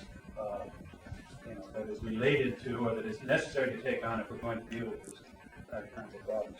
Whereas in the case of Rahner, what Rahner sees is that the deep level here is the fact of death resistance. And in this incarnational asceticism, is the hardship necessarily needed? In other words, if you could take on solidarity with the poor, and if you could do that without having to suffer deprivation of some sort, well, that would be perfectly normal. Not to suffer. Why do it? There's no need for the suffering, in other words. There may not be any particular suffering attached to taking on a solidarity with the poor. In any case, it isn't essential to what you're doing. The essential thing is being in solidarity with the poor, or with the particular group that you're working with. If the suffering, if that can be done without the suffering occurring, or without the renunciation occurring, all the better. Because the renunciation is not the essential thing.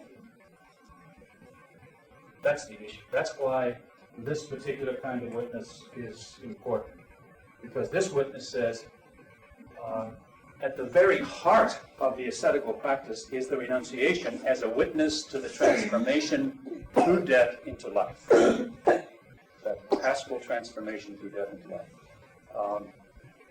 And it's freely taken on here. This is in this ascetical practice, you're taking on a death mystery. In other words, you're renouncing or giving up a life value freely. You don't have to give it up. You don't have to give it up. If you give it up, you do it freely, because you're witnessing to the centrality of the death mystery, to the fullness of life and glory in Jesus. So it's another way, in a certain sense, of repeating the baptismal focus. We were baptized into Christ's death. I'm taking on, in asceticism, a very concrete expression of that death, radical, free death acceptance for the sake of the kingdom.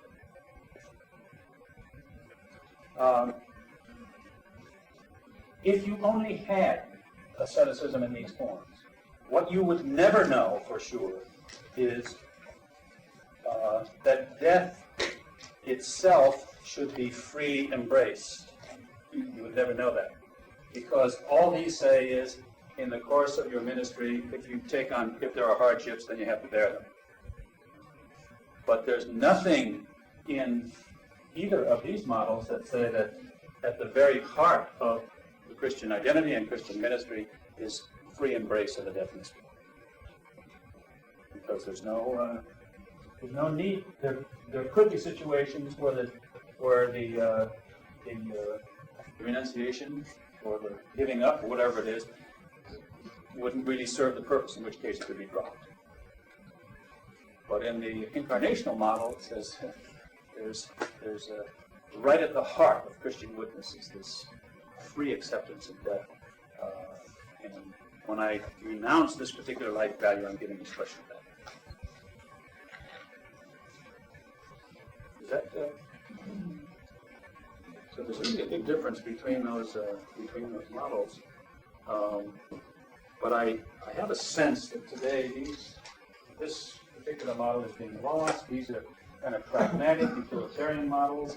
They're kind of dominating, and we're losing another opportunity for Christians to witness to the importance of this of the death mystery as the way to life and transformation.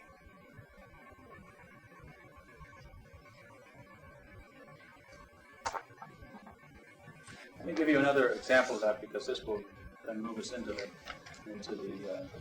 material on monasticism and religious life. Let's say there was, let's say we were right. This group is a significant segment of the Christian community, and that Christianity is a recent phenomenon. That Jesus has been executed 10 years or so ago. And we're young Christians. We're trying to find our identity. We're trying to do justice to the kind of witness that we should be making to the world. And we're gathered here sincerely trying to see how that witness can be given better. And we're all convinced that at the very heart of Jesus' ministry was this entrance into life through death. We all are convinced of that. We know that that's central. And we're all aware that that has to be witnessed to in our lives as Christians. And let's assume that since it's a very young community, that the whole question of asceticism and mortification hasn't even dawned yet. We don't know anything about that yet. We're simply Christians that are trying to live our baptism. Okay? And we're gathered together to see how we can live that mystery of life through that more adequately. And we discuss the matter, and we say, well, there's a lot of people here. Some married people, some people who are not married, but there are many people here who in the course of their life are really embracing the death of Jesus freely. They're really doing that.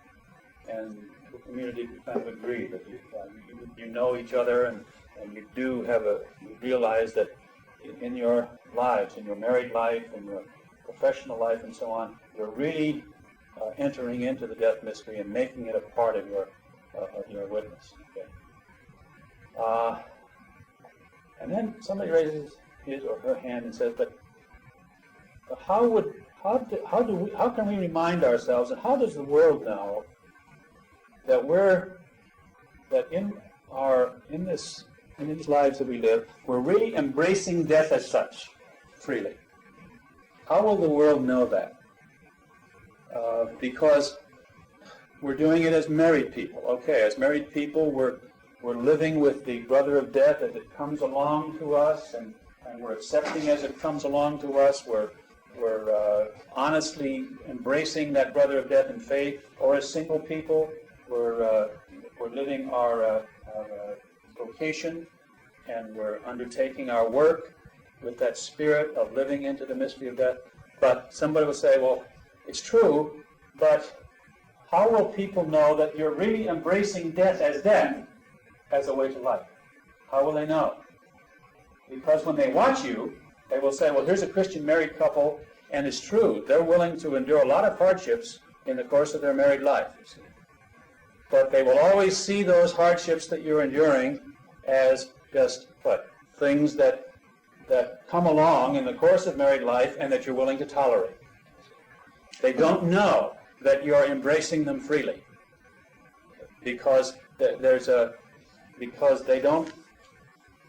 just interpret them as problems and hardships and burdens that you're willing to bear in the course of living your regular everyday life. How will they know that deeper level of your commitment, which says, "I'm really not just tolerating these burdens in the process of living my regular life. I'm really embracing death through this, and I'm trying to live honestly that pattern that Jesus gave us." And then if somebody were to raise their hand and say, "Well, maybe we could make that clearer to ourselves and to the wider world by one or other or some of us taking or giving up something that we don't have to give up. Giving up a basic life value that we don't have to give up." Let's say, for example, marriage. There's no such thing as celibacy yet, or any kind of asceticism. But if somebody said, what if some of us were to give up this life value of marriage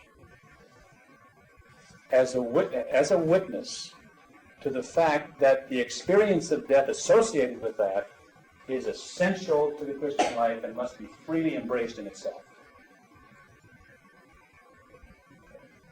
Now, the idea would be that those who chose that would be giving expression to what is already operative in the lives of the married couples, but which because they're married, their lives and their self-gift in this regard is not being understood in that way. In other words, they're just saying, well, they're like all married couples. They're just willing to tolerate the burdens that come with married life. You're doing more than that, but you're not giving adequate witness to what you're doing. And so the ones who say, well, what if we were to give up this life value of marriage freely? In other words, I don't have to give it up, but I give it up freely to tell the world, to tell the Christian community how central it is to embrace death in the midst of life in order to realize the saving pattern that Jesus has. And then gradually out of that, you would have people in the Christian community taking on freely burdens that they don't have to take on out of witness to the fact that the mystery of death must be accepted. You must accept it and enter into it if we're going to reach life. Now, that would help enrich all the other people in the community in their own attempt to live directly into the death mystery that accompanies married life and single life and homelessness. So that's another way of perhaps giving expression to this same concern of Bronner here, who's trying to show that the ascetical tradition is a really important one for the church if this whole business of transformation through death is really to be accepted as something. Now, as you know, one of the major ways in which asceticism was institutionalized, probably the major way in which it was institutionalized, was through the monastic movement. And I think the first thing to recall, to remember in thinking of monasticism is that the monastic movement emerged or developed in connection with martyrdom. In other words, the move to the desert on the part of some Christians, the move to this solitary life in the desert on the part of some Christians, emerged in a world where martyrdom was becoming less and less common. The persecution of the church was beginning to diminish because we were near the time when Constantine was going to make the church legal, and so on. And martyrdom was beginning to diminish. There were not as many martyrs around, and the church was beginning to feel the loss of the witness of martyrdom, namely that free embrace of death that is operative in martyrdom. And out of that concern, people began to undertake other forms of embracing freely the death mystery. And out of that, we have the ascetical tradition that is identified with the monastic movement. So that the monk and the martyr are brothers or sisters, as the case may be. The church seemed to know that they really needed something like the ongoing witness of the martyr, and the martyrs were not going to be in evidence in the same way that they were in the earlier centuries, and the monastic tradition began to fill to some degree that gap. Now again, I think monasticism, along with asceticism, has been explained under certain rubrics that really never did it justice. That the monks were people who were afraid of the world, were running away from the world, were running away from responsibility, were very negative about the body and about the human and so on, were into this very severe sort of asceticism that really was more Platonic or Neoplatonic than Christian. And it's kind of a negative attitude toward material reality, and particularly these material reality of human material reality in the body. So that the monastic movement has suffered, I think, the misinterpretation down through the centuries. What I see in the whole question of monasticism is you get rid of all of this folderol, all of these crazy labels under which it's been passed down to us to some degree. What you find, if you keep digging under the reality of monasticism and get away from some of these interpretations that never did it justice, what you find is what I think is a radical humanism. It's just the opposite of the way it's come through to us. Just the opposite, if it is lived and celebrated as it should be. The monks were not trying to run away from life. They were trying to run into a dimension of life that most other people run away from. I think we're not going to do justice to monasticism if we don't see it as a radical humanism. And I think that can be established. I would say the same thing for asceticism, by the way, for incarnation of asceticism. Asceticism is not running away from the human. Asceticism is running into the human at the very point where most of us tend to play footsie with it, play very light with it, or, in other words, refuse to enter into our humanness or become external. Now, I'm not saying that every monk fulfills this ideal or every monastic community fulfills this ideal. But I don't think that the monks, that this tradition was, in any sense, an attempt to run away from anything. Matter of fact, they were often described in the early church as running to the front lines. They weren't running away from the fight. They were running to the fight because the desert was traditionally thought to be the place for the dead. They were running to the front lines to deal with the death, to deal with the poverty. They weren't running away from anything. Although, probably some did run away. Obviously, we didn't have that situation. Some did. Some were afraid to face life. Obviously.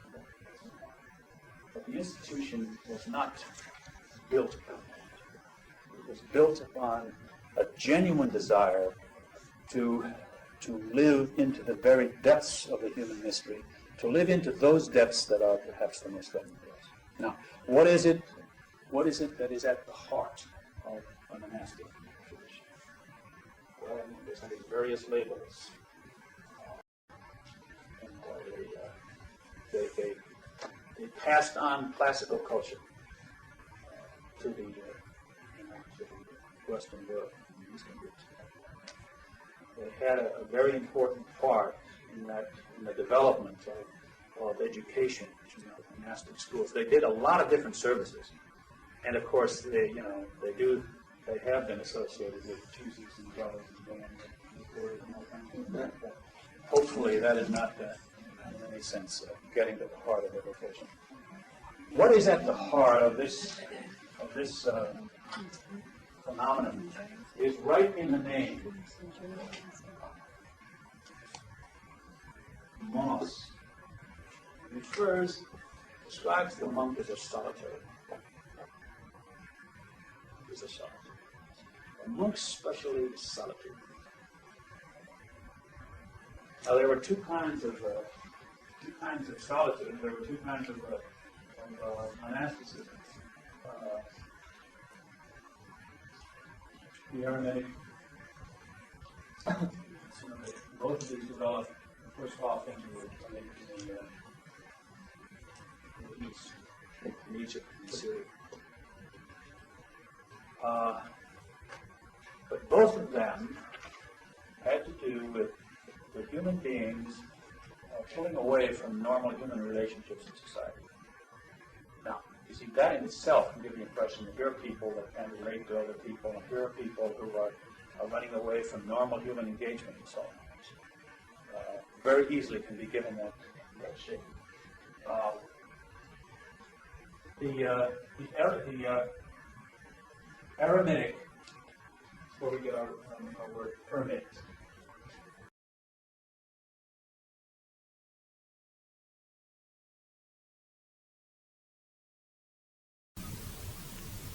Asceticism, consequential asceticism, is really the reason why you take up the vows is because to be near the poor and to be servants of the poor, you have to do without certain normal luxuries or possession way of life or whatever. And you're willing to take on that burden in order to be poor. That's purely it's a consequential thing. But I think that the vows are simply specific instances of ascetical practice. And the vows, not that the theology of the vows is all that easy to deal with today. I think there are some complications with regard to vows.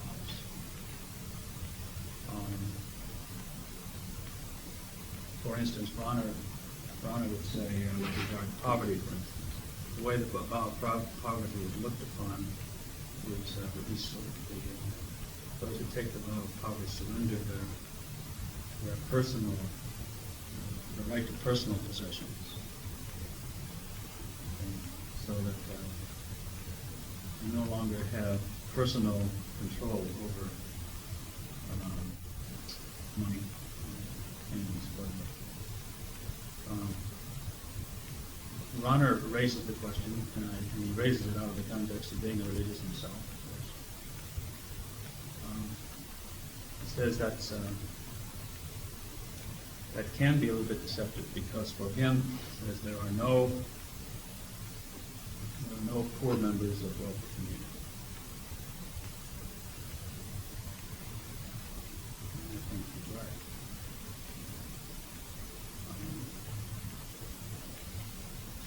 So it's one thing to surrender personal control over possession. But those possessions simply go to the community.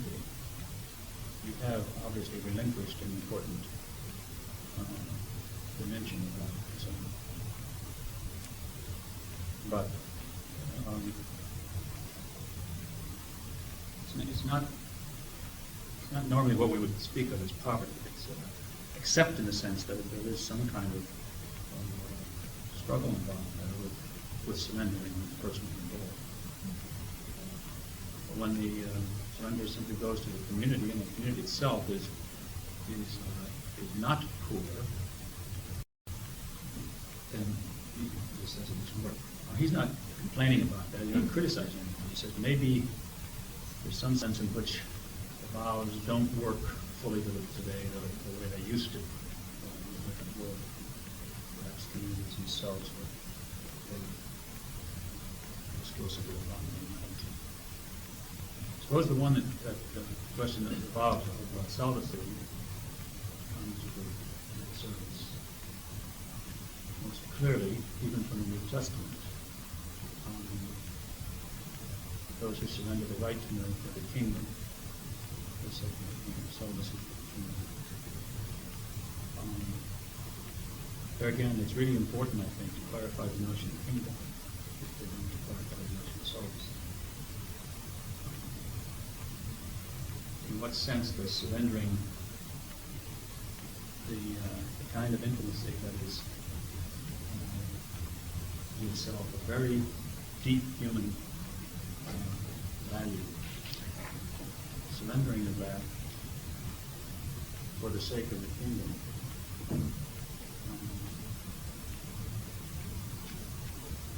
according is really, it's giving up a normal way of reaching human fullness and ultimately union with God. The normal way is a married relationship, an intimacy in a married relationship. And when you give that up for the kingdom, you're giving up a crucial life value. Honor says so much so that if we aren't called to that, if we don't have the vocation to that, it would be sinful to do that. It's so vital, that human relationship is so necessary for us. It's only under a special call that should be given up, because it's so central to what it is to be human, and ultimately what it is to be equal to God. And the intimacy of marriage. Ideally, human beings are meant to grow into union with God and human fullness through the marriage, through the relationship of marriage. Now, to give that up is,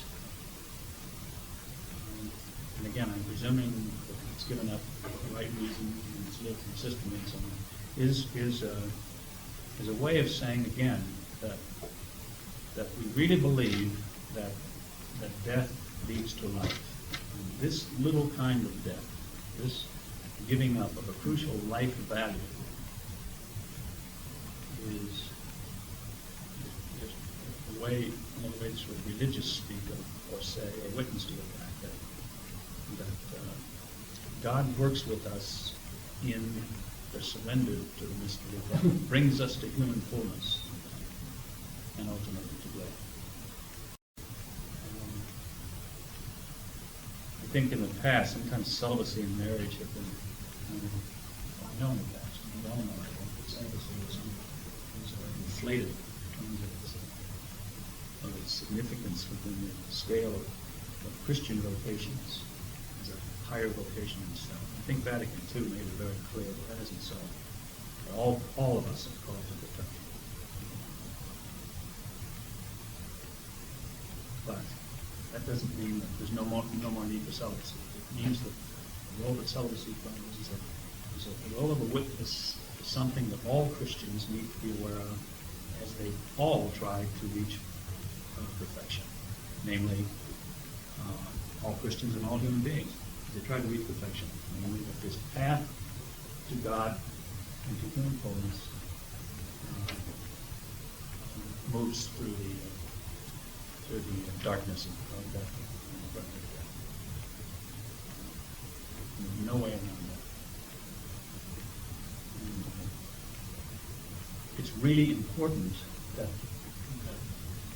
other Christians and that non-Christians looking at the Christian community know that Christians believe that the free acceptance of death is crucial. Now, there's all kinds of ways of living, of dealing with death that are short of free acceptance.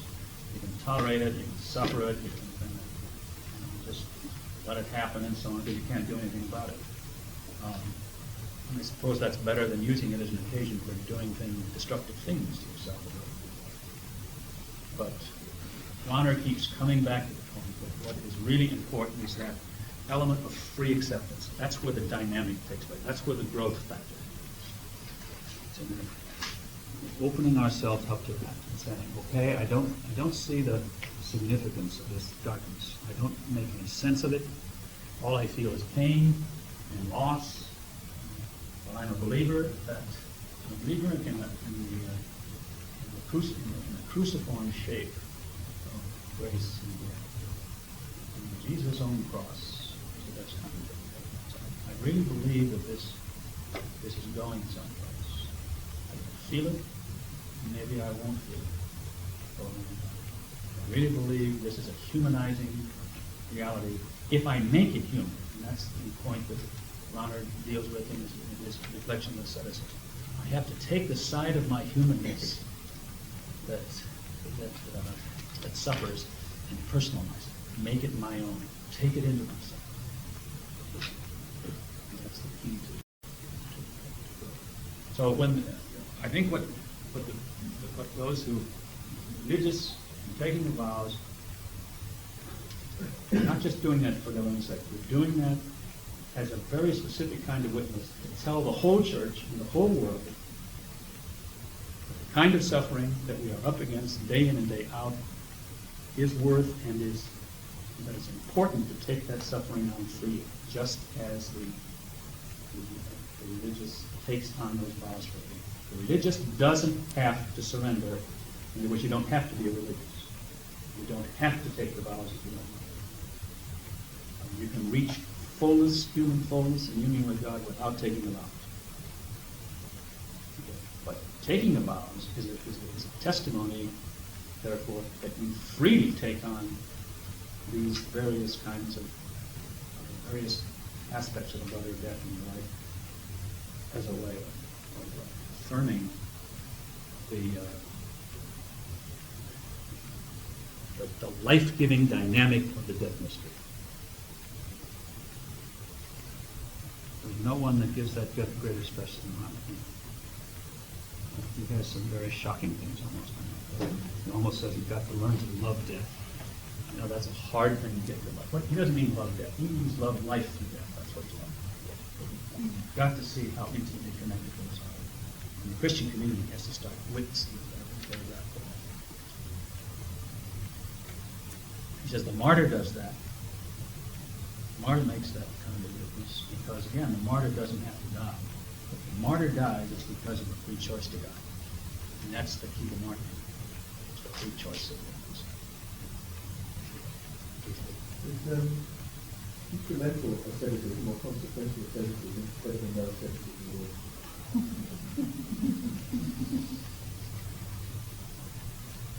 Well, that's a good question.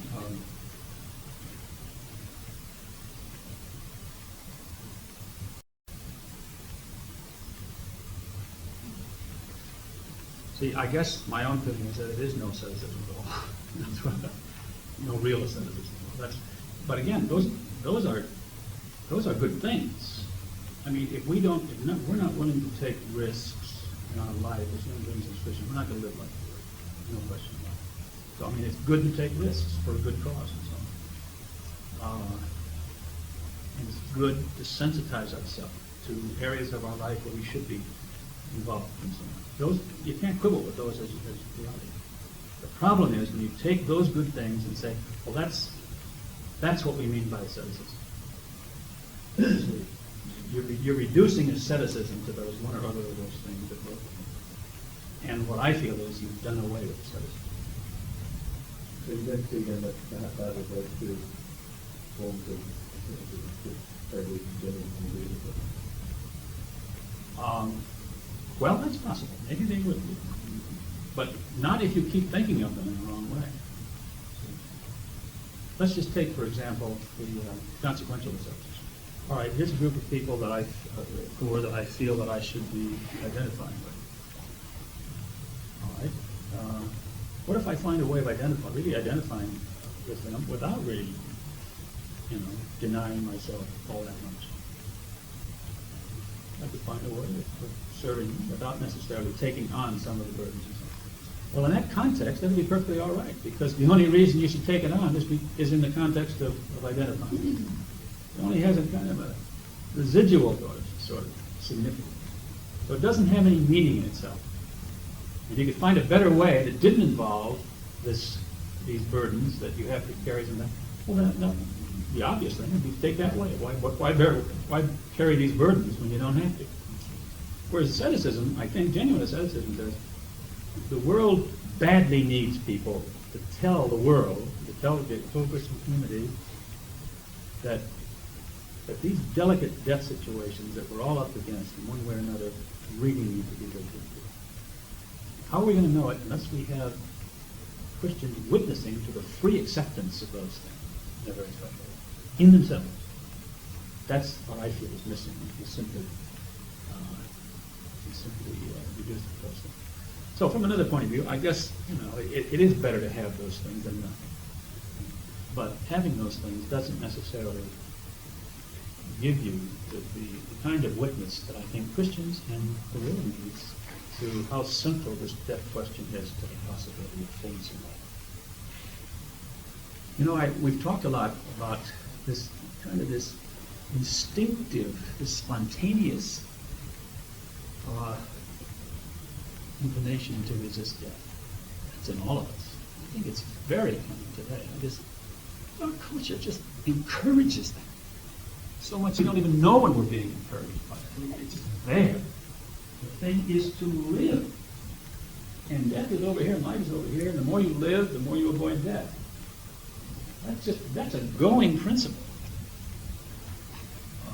How do we break through that? We're supposed to be kind of a subculture that opposes some of the things going on, that stands up against them and says, no, wait a minute, it isn't valid to just take death and say that it's death and suffering and so on. It's just say, keep it away from you as much as possible and you can live it. We don't believe that. And yet the world does. And even a lot of Christians do. What I'm really saying, I guess, that I really believe we need, put it this way, if we tried to suggest that last week, if we were really convinced today that death is as key, as central as it is to the whole pathological universe and to deliverance from it, if we didn't have the kind of attempt to witness to the free acceptance of death that we have in asceticism, we have to invent it. I think we would if we were honest. We have to say we're missing something here. But there's something we're not telling the world about what we really believe. And the church is supposed to tell the world about itself because the church is a sacrament. So the church is a sacrament of the salvation going on in the world. And that salvation going on in the world is cruciform, and we're not addressing that. If we're not making a statement about that with our lives, how is the world going to know? How are even other Christians going to know that the deep levels of our humanness and of our salvation are crucial? But I also know that that's not an easy message. I'm well aware of that. And I'm certainly I can talk about it a lot easier than I can do it. So I realize it's a hard kind of thing. But from another point of view, it's the greatest and most optimistic vision around. Because it's really saying, even those parts of our existence that look so dark and bleak and empty, those are not dead ends. Christian hope infuses this perspective. So we will not give up against those kind of excellent works. So it's hard, and yet in a way it's paradoxically very attractive. Maybe depending on how much the brother of death has made inroads into our lives. Perhaps not how to do this speeches. Do you comment on how you see our reflections in the writings regarding our brother of death? Well, I mentioned when I came over, remember that first day, I said, maybe your history. The history, this history of penal colony. Which is kind of, I think a lot of those people certainly should never have been. Maybe they should have been imprisoned or something, or fined. God knows. From what I read in the Hughes book, some of them were sent over here for unbelievably minor sorts of things. And you get the impression that they just wanted to get rid of a certain group in society. That's the impression. But anyway, those people turned into the exiles. And this was in a certain sense, this land grew up as a land of exile. I don't know if that's expressing here or whatever, but I think you have a certain exilic tradition in your very origins as a nation. I think that's important. I talked about the exile. The Jews found themselves in exile. They didn't find themselves in Jerusalem. When they came back to Jerusalem, they came back as exilic people with an exilic mentality, and their faith had blossomed in an unlikely place.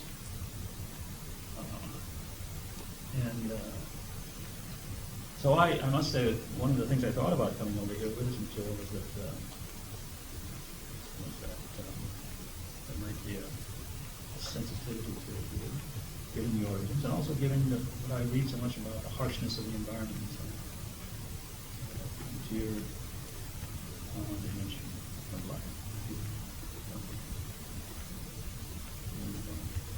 Somebody was talking today about you get used to droughts in Australia. We're having a drought in the States these days, and it's a rare thing. But here it's kind of a way of life, I guess. Almost in the summer. But in any case, you're I think that perhaps is part of that. I think we are affected in the environment. And in terms of the actual what you have done in the course, as I have been able to evaluate it through the papers, I don't find I find people moving rather easily, not easily, but moving with this material, much more so than in the States.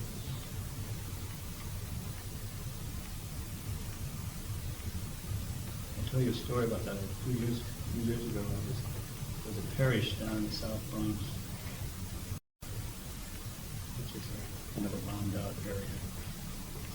It's really devastating. It's the worst of the worst. Buildings falling down in New York. And these people working in that area, you have to admire them because it's very difficult work.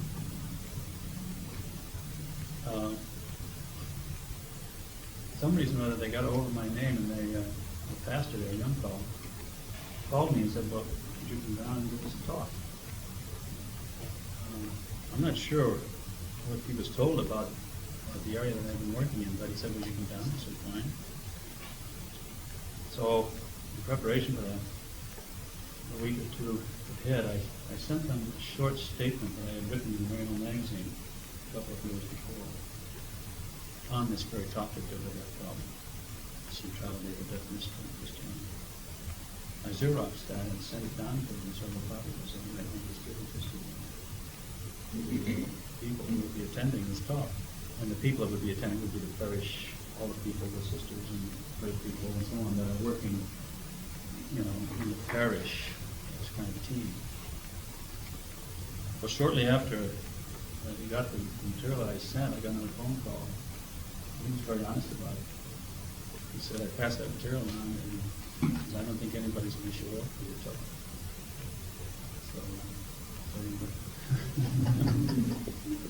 And it was interesting afterwards when I realized, it dawned on me the name of the parish, St. Athanasius, which is, Saint Immortality or Saint Non-Death, whatever. It has nothing to do with Saint Ignatius. I mean, Saint Athanasius as such, but I mean, I just thought it was kind of interesting. Parish, its name, it has the name of non-death. Didn't want any of it. But so I found that kind of reaction in the States. And, I find it even at Maryknoll to some degree. There's some pretty strong opposition at times to this. It looks like it's kind of ideological. Remember the materials I gave you from reviews on ideology and so on. Very worried that this mentality is going to contaminate people and make them settle back and not take responsibility for their world. That comes up. But I must say, in your own papers, what you wrote there suggested that you were moving into this material. I won't say comfortably, but you were dealing with it.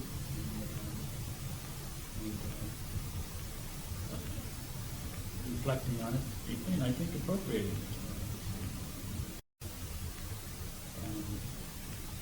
And I must say, not just because Mike is there, but I think what I found coming up repeatedly is that you already had sort of an introduction to some of this material.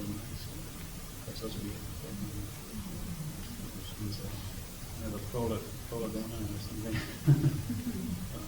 But in any case, I think there's a lot of resonances between what you worked with in Mike's course on in terms of human formation and what is principles we've been surfacing there. I'm not so sure that a group that did not have that privilege, maybe even here in Australia, you've gone through a whole year, so you've gone through a whole year of that, you've been sensitized. So there, you have an opening already. If you weren't, there might have been much more resistances. Not that I'm against resistance. I think that's a very good thing. I like to have opposition come along because I think that helps me to refine what I'm doing. I'm not against that, but I haven't found a great deal. I find most of you struggling to work through into this perspective. Is that?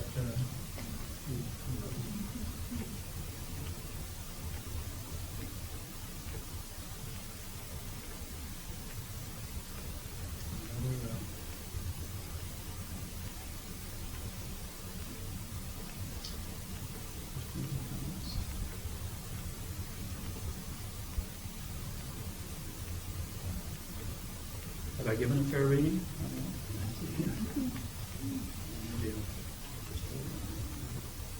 I'm just saying something about people thinking that it's not the ideology that might make people set about it not doing anything about the world around them. But I think the opposite is probably it probably makes people more aware of the world around them, and in the actual doing of something about it, that's where the depth comes, the depth is what comes through. And there is an intermediate there. Into life through Right. Yeah. a bringing about it Right. through the dying. Okay, let me push that a little bit further. It is in terms of doing something about it, but I think it's also in terms of what happens to us when we can't do something. That's right. That's even another level that's associated with this business of burnout. You know, when people get into situations where there's a lot of energy is being expended, and they're just real intransigence in whatever it is they're trying to deal with. And they just, they feel frustrated and they feel they failed. And so It's at that point where I come back to that distinction of Eliot, which I think is in the meaning for the reading for this evening. The two kinds of problems. The one, the appropriate question is, what are you going to do about it?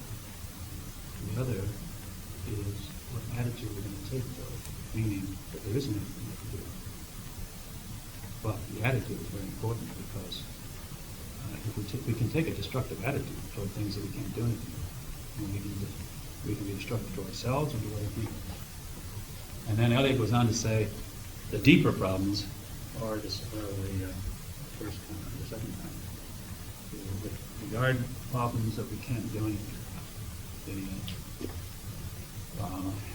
Again, it's Newhouse's distinction between long-term and short-term radicals. That's the distinction.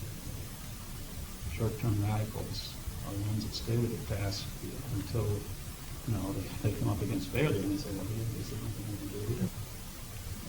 I'm just going to pull back. The long-term radical has a program for failure. Knows how to interpret failure. And doesn't see failure necessarily as something that doesn't contribute anything. Failure can be a very creative thing depending on how to deal with it. Yes? Maybe the word says that the failure is formed from one of a more past situation and thinking it's going to tackle something like that. And what is the timing of something? How do you say that especially the failure in the city in this situation?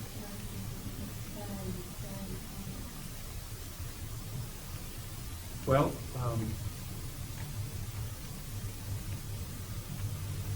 I think in a way it's, if the task you're involved in is a worthy one,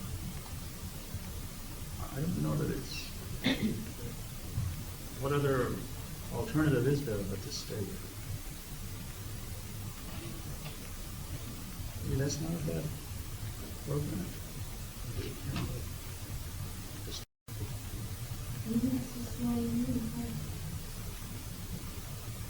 Well, I grant you that in particular situations now, a certain situation might be such that a person is just psychologically overpowered. I realize that there are situations like that reveal maybe that the person, by staying, would really damage, do severe damage to themselves. A lot of that depends on the stability of the person, I think. You have to take a number of things into consideration. But other things being equal, if you're dealing with a relatively stable person, and if it's a task that that is an important task of service. Let me give you the example of Eddie Dorsey. I don't know how you read that. To me, she was golden over. She, what good did she do? She could have said that at any point, couldn't she? Forget it. No way. But she felt it was important to stay with people and to help them absorb maybe some of her attitude. I think that was she had the strength to say she could do it. So I think we have to be prudent. We have to understand what will be over our head or something like that. I'm talking about an ideal. It's not necessarily, it can't be applied originally. I have problems with suicide by suicide staying and staying organizations sort of being overwhelmed by it. And then I think that the rest of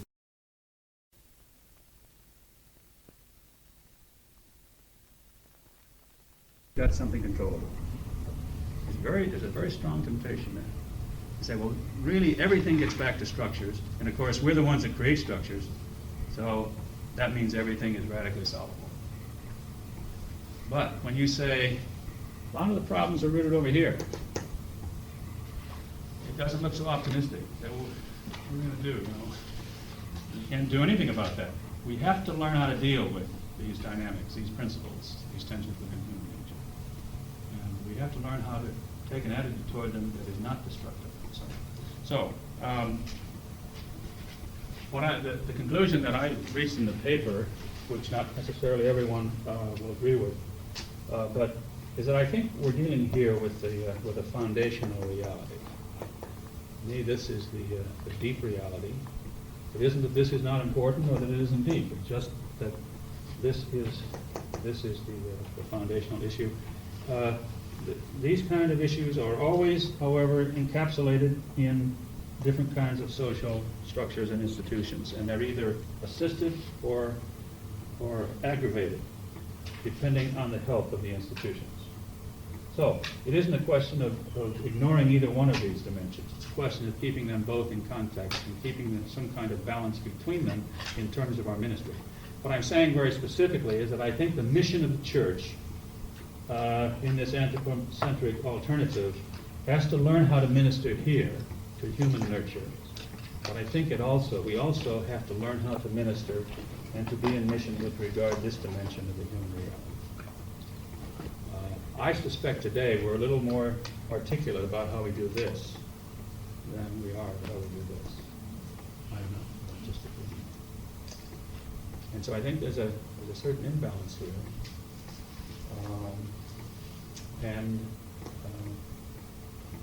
It shows up in missionary work as it does in a number of other aspects of the church, I'm sure.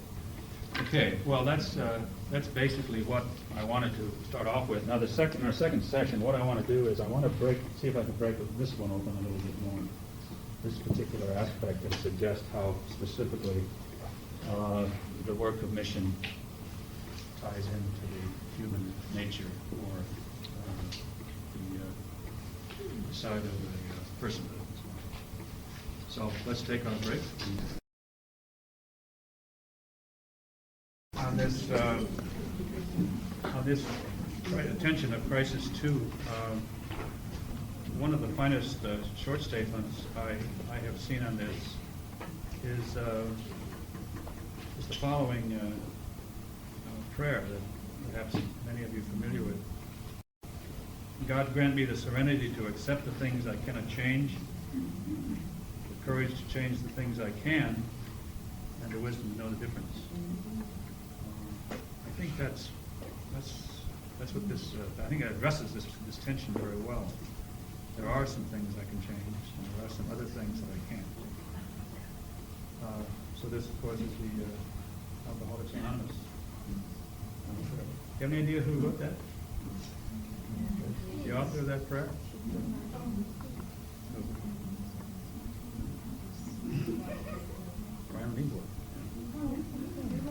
Reinhold Niebuhr. It reflects his theological perspective very well. Very good balance in his own theological perspective in these two. Both of them are critical. He's particularly sensitive although he did a lot of his work, of course, ministering to structures in his early days as a pastor in Detroit, working with the Ford workers in the Ford plant. But he's also very, very sensitive to this area, and he knows the results of not attending properly to this in the course of ministering to structures. Okay, now the second article that I'd like to work with today, this evening, is this entitled "Where Mission Begins: A Foundational Probe." In a way, this is a follow-up article on the one that I developed here. As I said, it elaborates a little bit on this human nature side of the perspective of our attention. The issue here is this: when we say where mission begins,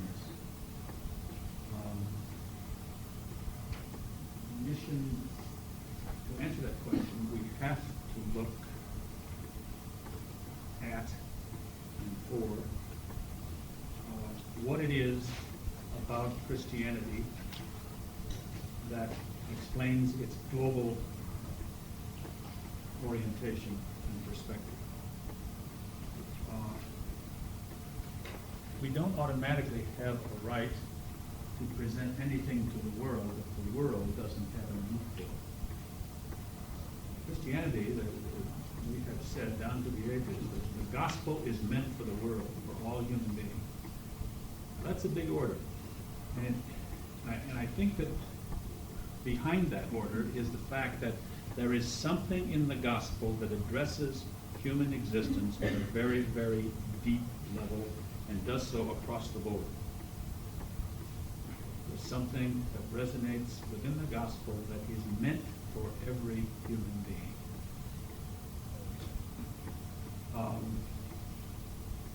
The Old Testament and the New Testament repeat that principle many, many times. There is a universal applicability, a universal value built in to what Christianity stands for. The word that best describes, perhaps, that reality without which there could not be mission is this word, Catholicity.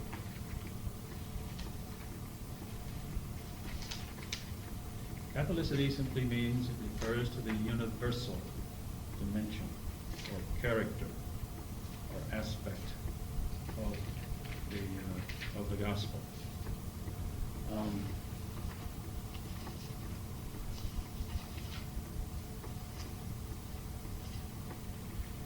At the beginning of this of the article, I have made note of that. The first subtitle there is "Through Catholicity to Mission." Now, it seems to me that's a very basic, very simple logic. It's just saying mission involves carrying a message to the world. Catholicity involves explaining why that message should be delivered to the world. In other words, what is it about the message that makes it acceptable or needed by the world at large? So, mission has two major dimensions that are crucial to the analysis of the reality. One, Catholicity, which I'm describing under the heading of foundations. The other is transmission, which I speak of in terms of communications. And under communications is two categories.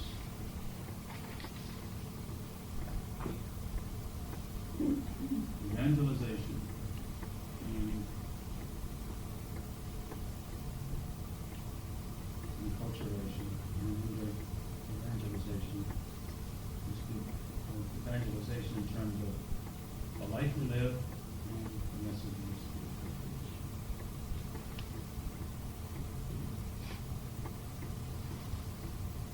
It is my experience in the area of missiology that one of the dangers, one of the real dangers, is reducing mission to transmission. One of the reasons being that, again, transmission is kind of practical. You can work with tactics, you can train for skills, you can study cultures, you can learn to preach, you can do things.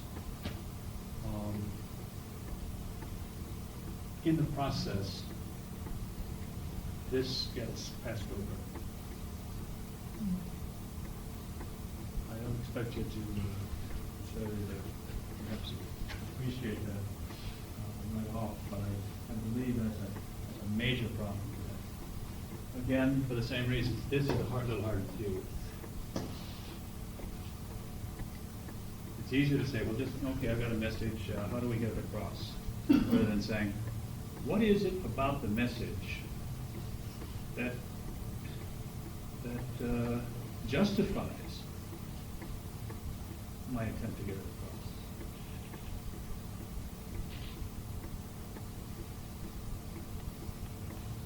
You can have certain things that are unique to one group that are not necessarily needed by the rest of the world. You have the emu over here, but the rest of the world probably doesn't need the emu. Or the kangaroo, if the kangaroo is exclusively in Australia. The rest of the world probably doesn't need it. Therefore, neither one of those realities is Catholic. But when we say Christian gospel, we say the rest of the world needs this. We don't have a choice about it. The rest of the world needs this gospel. All human beings need this gospel. That's, again, it's a big order. It's saying there's something about this gospel that resonates deeply within every human being, that ultimately answers the deepest human longings. And that's across the board, every culture, every time, every place. So the study of mission, in terms of its foundations, is an attempt to get into the gospel message to the point where the dimensions that resonate universally come to the surface.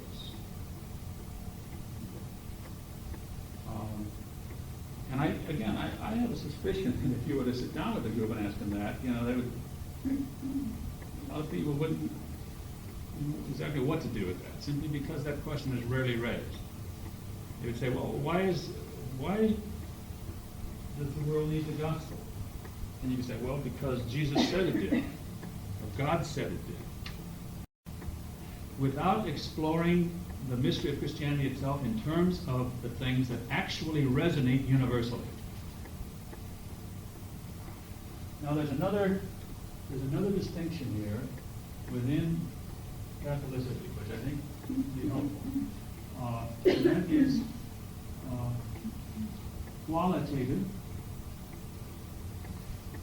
as distinct from quantitative.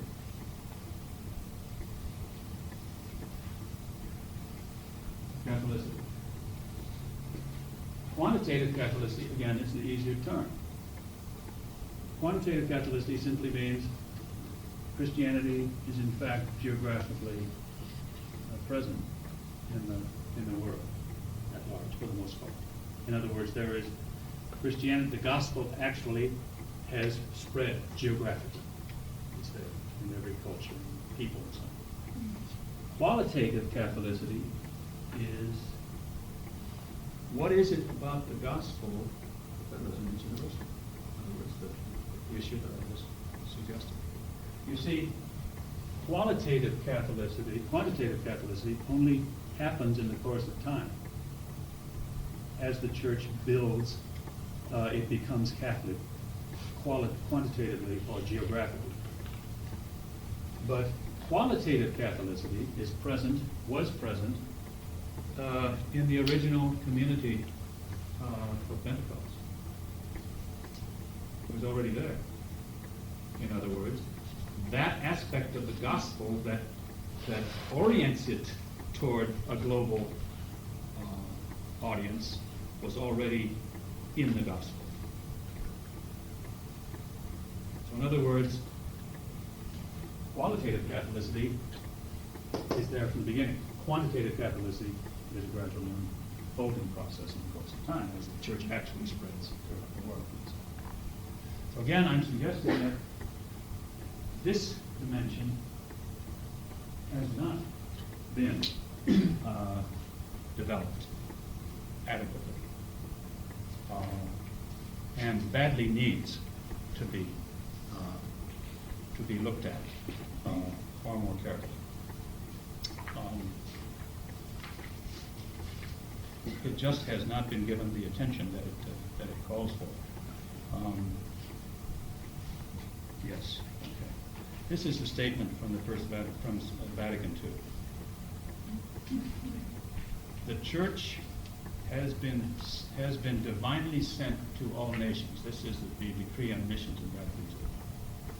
The Church has been divinely sent to all nations that she might be the universal sacrament of salvation, acting out of the innermost requirements of her own Catholicity, and in obedience to her founder's mandate, she strives to proclaim the gospel to all men. That's a very important missionary statement, because it says, where does missionary activity come from? It comes out of the innermost requirements of its own Catholicity. That's where missionary, out of that missionary activity grows and assumes its shape. Now, depending on the shape of the innermost requirements of its own Catholicity, missionary activity itself should assume certain emphases and nuances and aspects of importance. Now, basically, what I would like to suggest, and I suggested in the paper, is this: when I look at the gospel, when I look at the biblical tradition, Old and New Testament, when I surface the statements there that have to do with the universal impact or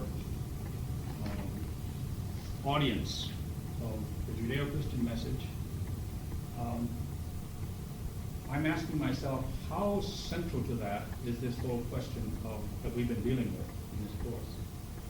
How central to the universality of the gospel, the qualitative Catholicity of the gospel, is this whole dimension of mystery of life through death? So one of the major categories of the article that you looked at is the category of thanatological Catholicity.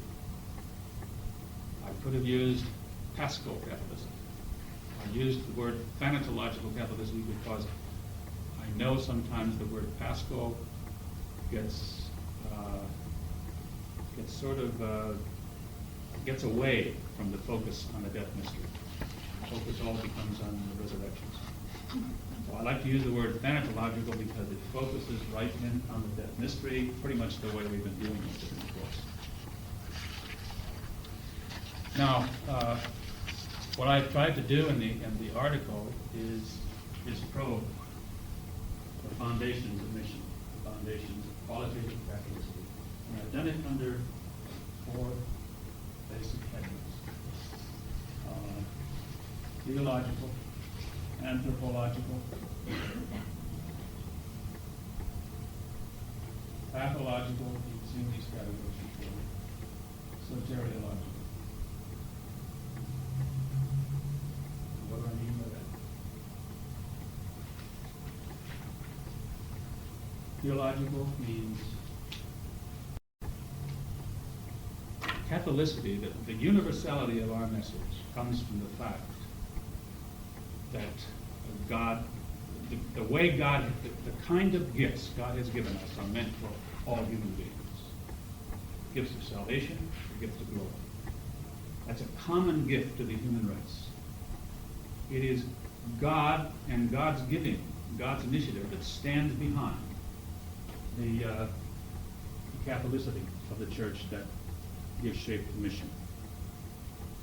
What do I mean by that specifically? And in the context of the course,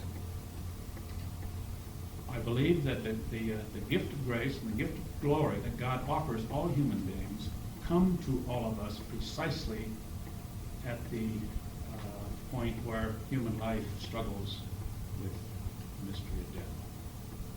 I touched that a couple of other classes where Karl Rahner is speaking about the privileged place where God offers himself to us in terms of fading presence precisely at the point of death. Whether death, something is to be death. So, in the context of the death mystery, we are asked to take a step to take a step of faith into that darkness and to reach transformation in the process. So I'm suggesting that right from the beginning that the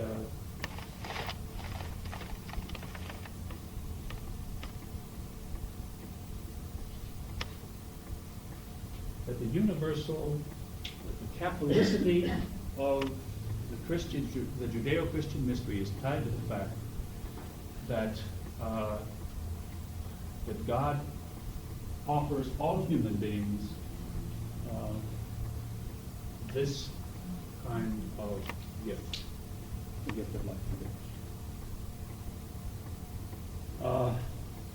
When God offers, when God determines to gift us in that particular way, it doesn't work unless in the process He creates us with a radical receptivity to that kind of gift.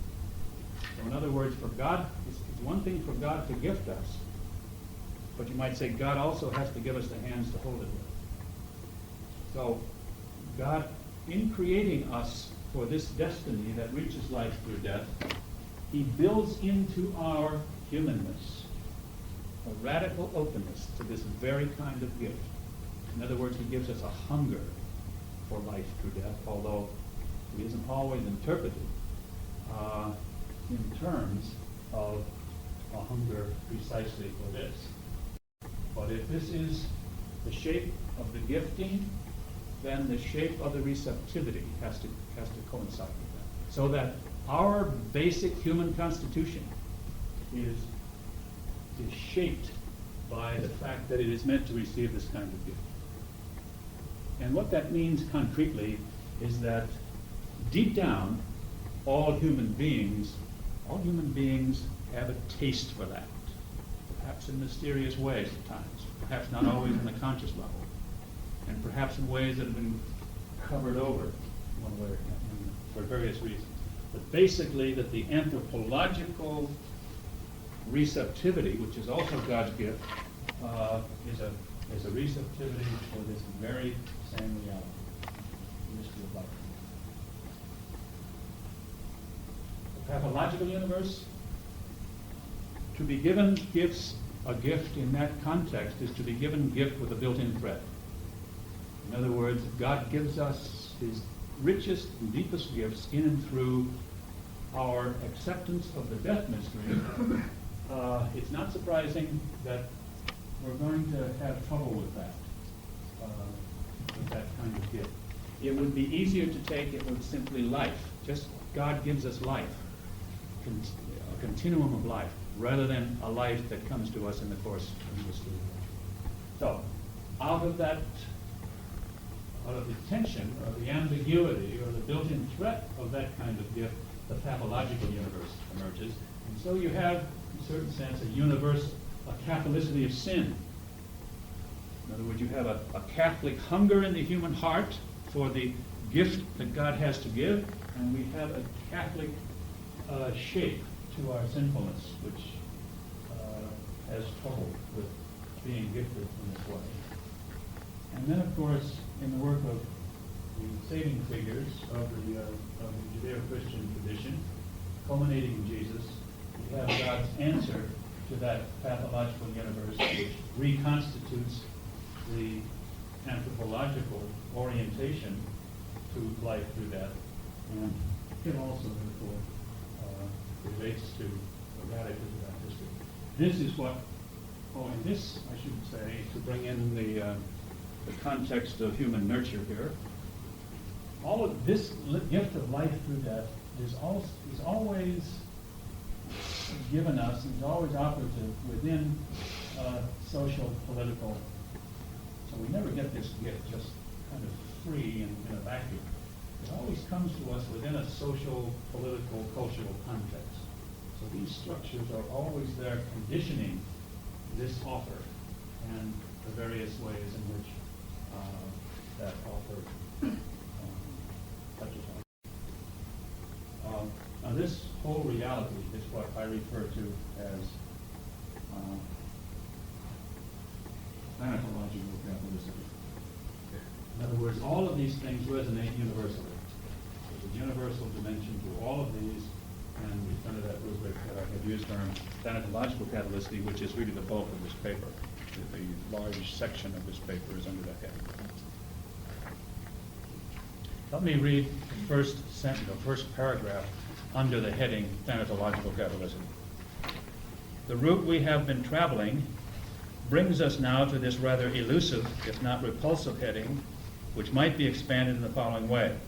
The essentials of Christianity are universal in their focus and appeal, precisely because they embody the saving presence of God in and through the elemental terrors and paradoxical possibilities of human death.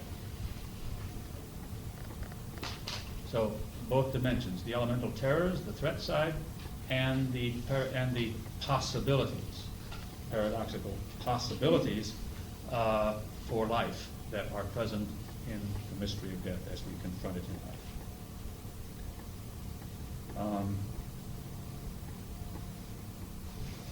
What I've done then in the paper is try to go through the scriptures and see if there is any coordination between thanatology and Catholicism.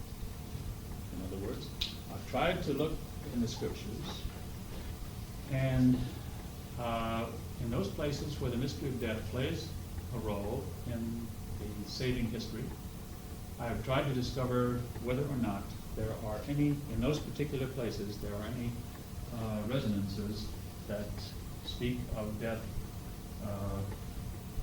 resonating universally. Now, you're familiar with some of that material. We've already had material in class that I have summarized in this particular article. So to raise the first figure that I dealt with, the figure of Abraham. And you know, as we dealt with the Abraham figure, how strongly the death question figures in his history, and how God seems to be, pushing this man deeper and deeper into the mystery of death in order to bring him ultimately to life. And that story begins. The story of Abraham begins. This is what we read. The Lord said to Abram, "Go forth from the land and your kinsfolks and from your father's house to a land I will show you. I will make you a great nation, and I will bless you. I will make your name great, so that you will be a blessing. I will bless those who bless you, and curse those who curse you. All the communities of the earth shall find blessing in you." Now that's one of the prime data that we have regarding Catholicity of the Old Testament. All the communities of the earth shall find blessing in you. In other words, not just the Jewish people. This man is going to be the father of the Jewish people. But all the nations of the earth will be blessed by what you stand for. Now, what I'm suggesting here is that for all of the strong thanatological focus that we find in the Abraham story, there is also this, in some sense, Abraham has a universal impact for some reason. I'm asking myself, what is the nature of the impact? Is it possible that the fact that he is so deeply into this mystery of reaching life through death, that's the very thing that gives him access to the nations, in other words, to the whole world? So you have the basic elements of the foundational Catholicity operative in the figure of Abraham. He isn't just narrowed down. He's not just dealing in terms of the people of Israel, but his impact is very broad. And again, that doesn't seem to be just a minor aspect of Abraham's ministry. Later on in the book of Genesis, we come back to that same kind of focus. That Abraham is somehow meant for the nations. Some mysterious dynamic that orients him toward the nations. Okay, that's the first analysis that occurs here in the paper. The second one has to do with another very strange figure, a figure that we also did some work with, the servant, the suffering servant of Isaiah, in the servant songs of Isaiah 42, 50, 53, several servant songs. Now here again, if you recall this man, he's a man who suffers greatly, a man who is rejected by his own, a man who is frustrated, a man who maintains his faith, however, in Yahweh. And this man, too, for some strange reason, is said to be the one who will bring justice to the nations. In other words, this man is a part of the history of Israel. He's part of the Jewish people, but he's a man who, because of what he seems to stand for, resonates beyond Israel to the broader human sphere, again suggesting that we have both in Abraham and in the servant of Isaiah a very vigorous commentary on the qualitative Catholicity of the gospel, of the Christian, Judeo-Christian message. And again, I don't think it's by accident that in this man the combination of the thanatological focus and the universal focus come together.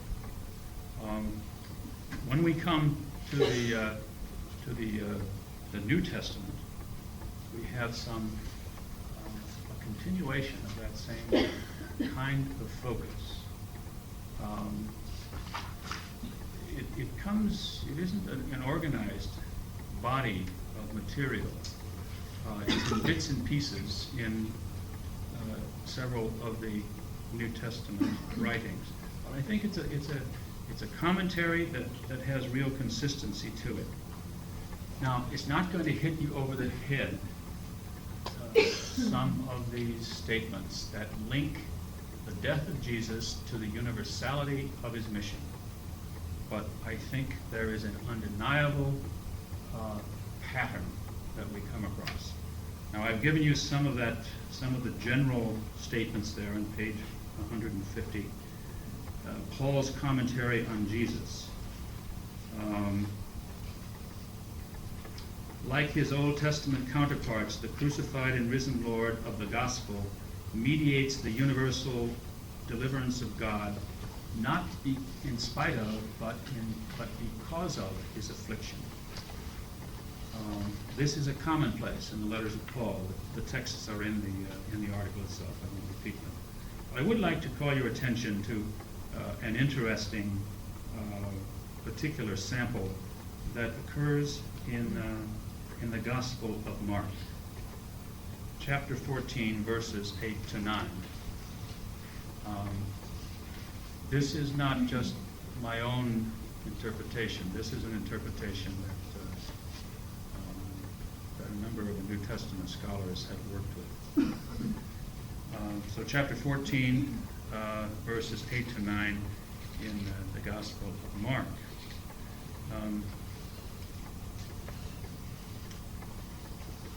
It has to do with the anointing at Bethany, which I have described in my paper as the embalming at Bethany, because that's really what it was. It was a preliminary embalming of Jesus. In other words, an action that pointed to his forthcoming death.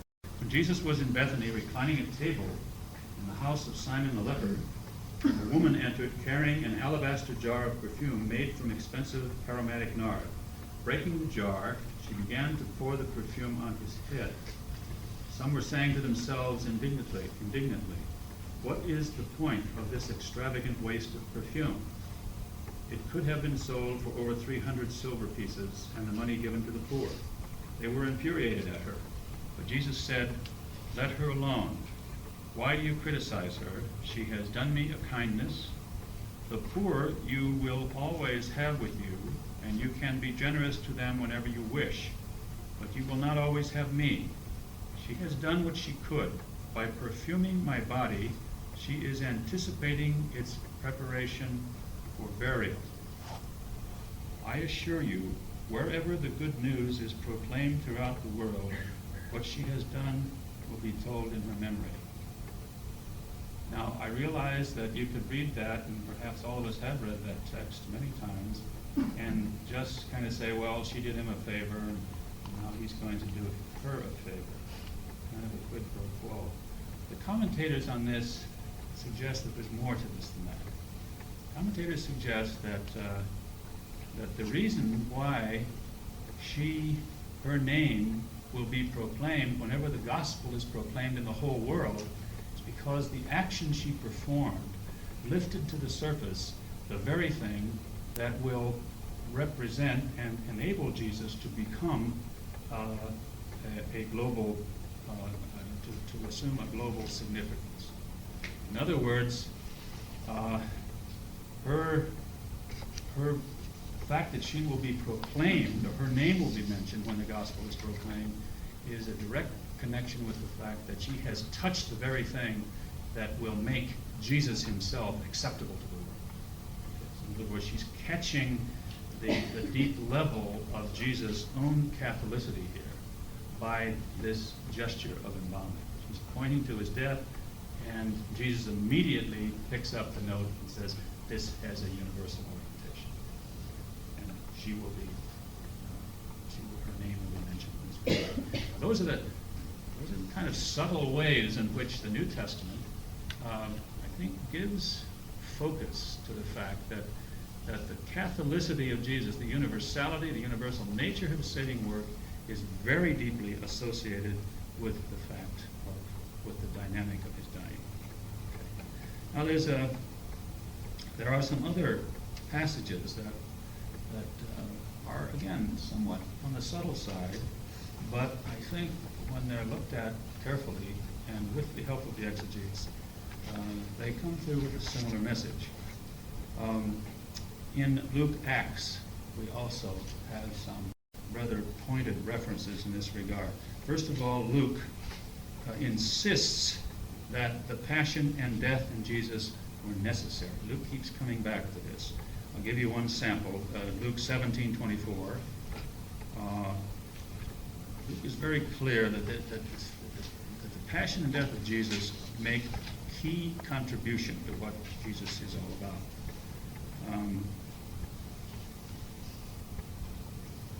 So Luke 17:24, the Son of Man in his day will be like the lightning that flashes from one end of the sky to the other. This is the wrong text.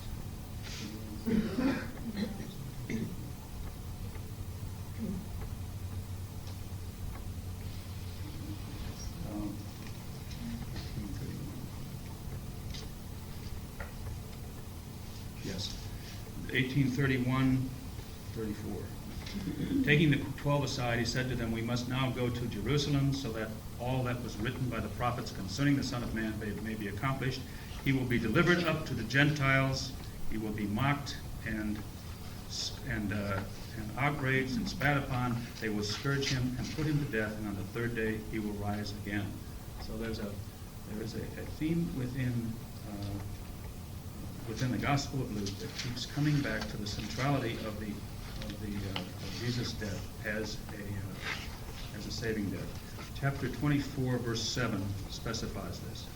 That the Son of Man, remember what he said to you while he was still in Galilee, that the Son of Man must be delivered into the hands of sinful men and be crucified and on the third day rise again.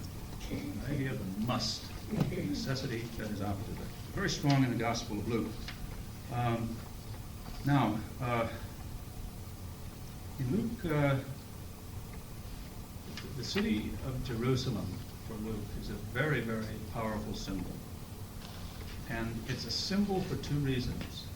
Jerusalem for Luke is the place of Jesus' suffering, but it's also the place out of which the gospel will be proclaimed to the world. And there's a very specific connection there. Luke sees Jerusalem as the place where he will be put to death, and it's also, for Luke, the place where missionary preaching must begin from. So when Luke speaks about beginning to preach the gospel from Jerusalem, he's talking very much in terms of beginning to preach the gospel from the place where death happens, particularly the death of Messiah, and when the disciples themselves enter into the picture, it applies to them in equal fashion.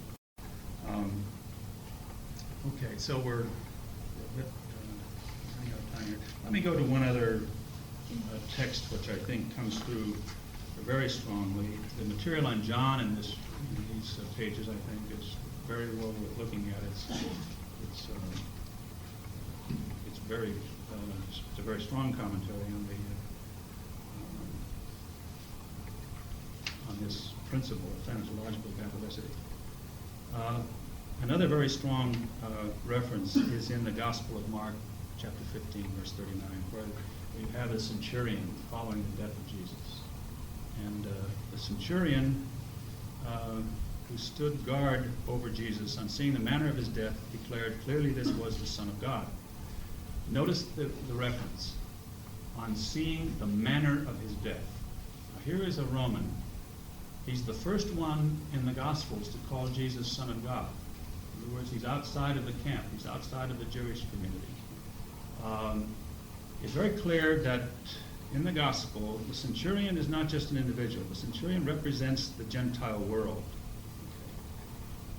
The Gentile world, through the centurion, sees the manner of his death. And out of seeing the manner of his death, recognizes this man for what he is. So the connection again between the experience of the death and the breaking open of faith.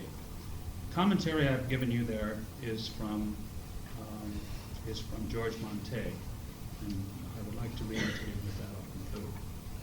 The centurion, representative of Gentile Rome, is the first in the gospel to make the Christian confession that Jesus is the Son of God.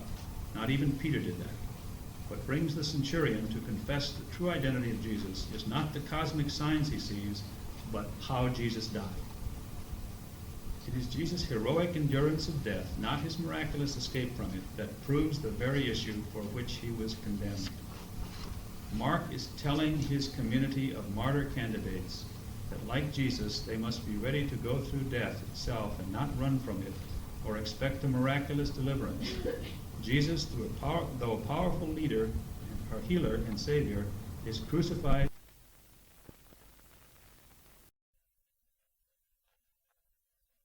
Learn that gradually through its experience.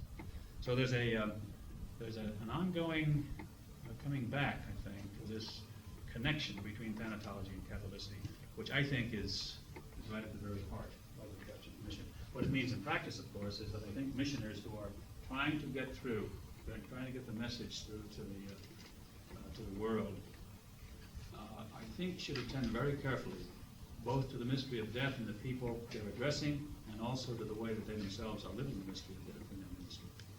It seems to me that's crucial to the success of the mission. Well, again, since you had the article to read, I didn't have to go into everything. But that's the connection, the basic connection to God with you.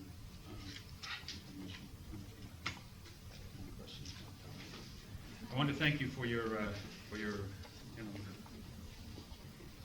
attention, for your work, and of course for the reflection that you've done in your papers. It's been a real pleasure for me to work with you. As I said, I've felt a resonance here that I don't always feel in every group, and so that's been a plus for me. And it's been an incentive to do some further probing in this area during the time that I've spent with you here in Australia. So thank you again, and I hope that you'll be able to make some kind of use of this as you pursue your degree and enter into your own separate ministry. God bless you.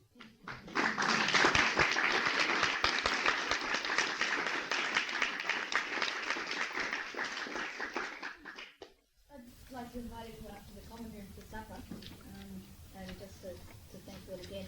But first of all, Valda would like to say something.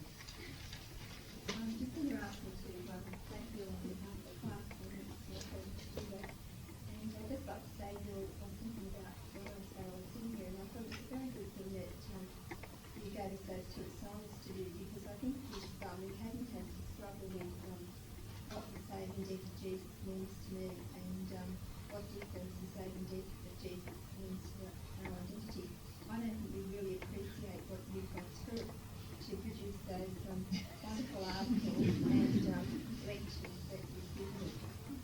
And I was really touched when I was reading that article on nature nurture, because what came through to me was the wonderful gift of someone actually going through the agony of articulating those crises and making them so intelligible. Thanks. And I really thought, this is wonderful that someone has done this. And the other thing I think I thought, one of the big questions, we've all lived life here, and we all know that suffering and death are real. And we've all read the Christian story, we know about the death and resurrection of Christ. And I think one of the big questions